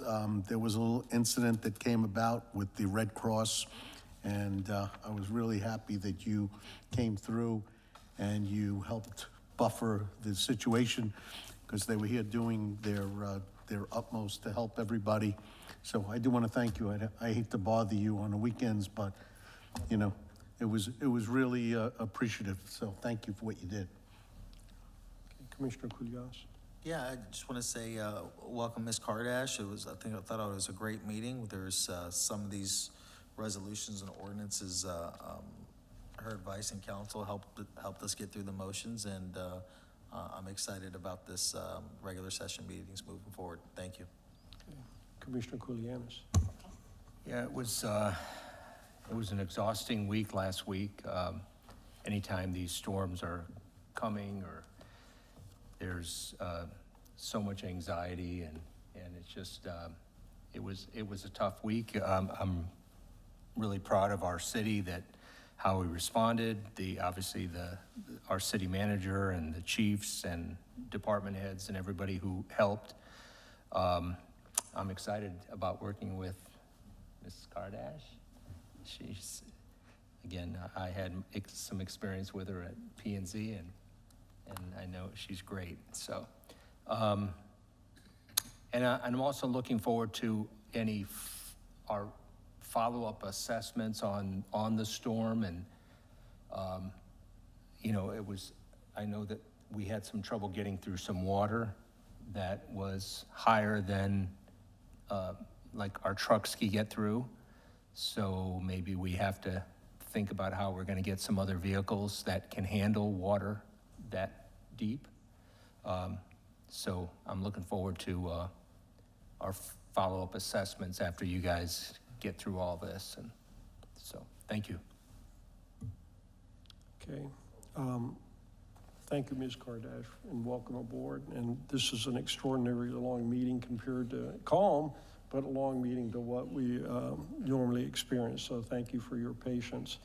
I have no further, but I want to remind everybody, don't pack up yet. We've got a very brief Community Redevelopment Agency meeting right after this, real quick. So meeting adjourned at 11:51. Regina, your first 8-hour day. Maybe my first with you. I said, maybe my first with you all. Okay. Is Dan going to come up here? Okay. Right up here.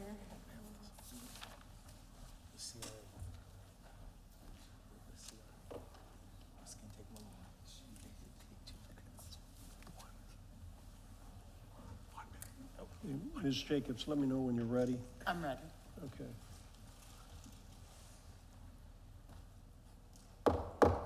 I call to order the meeting of the Board of the Downtown Community Redevelopment Agency of the City of Tarpon Springs on Tuesday, September 5th, 2023 at 11:52.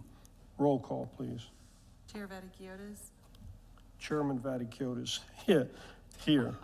Vice Chair Lunt, Here. Commissioner Eisner, Here. Commissioner Kulyas, Here. Commissioner Kulianis. Here. Okay, this evening, it's just a real brief meeting. I want to introduce Mr. Dan Lewis.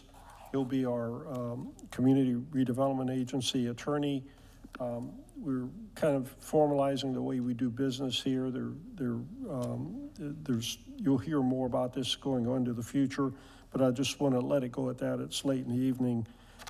We did have one agenda item, which was the parking study for consultant services. That's been kind of taken care of. So the only thing I wanted to do, since we had actually, and you can't make a call in the city commission meeting about what you're going to do with the CRA. We're completely independent of each other. So the purpose of this meeting was just to follow through and convene the meeting and adjourn the meeting. So there is no business this evening. Unless any CRA board members have any comments, I'm going to adjourn the meeting.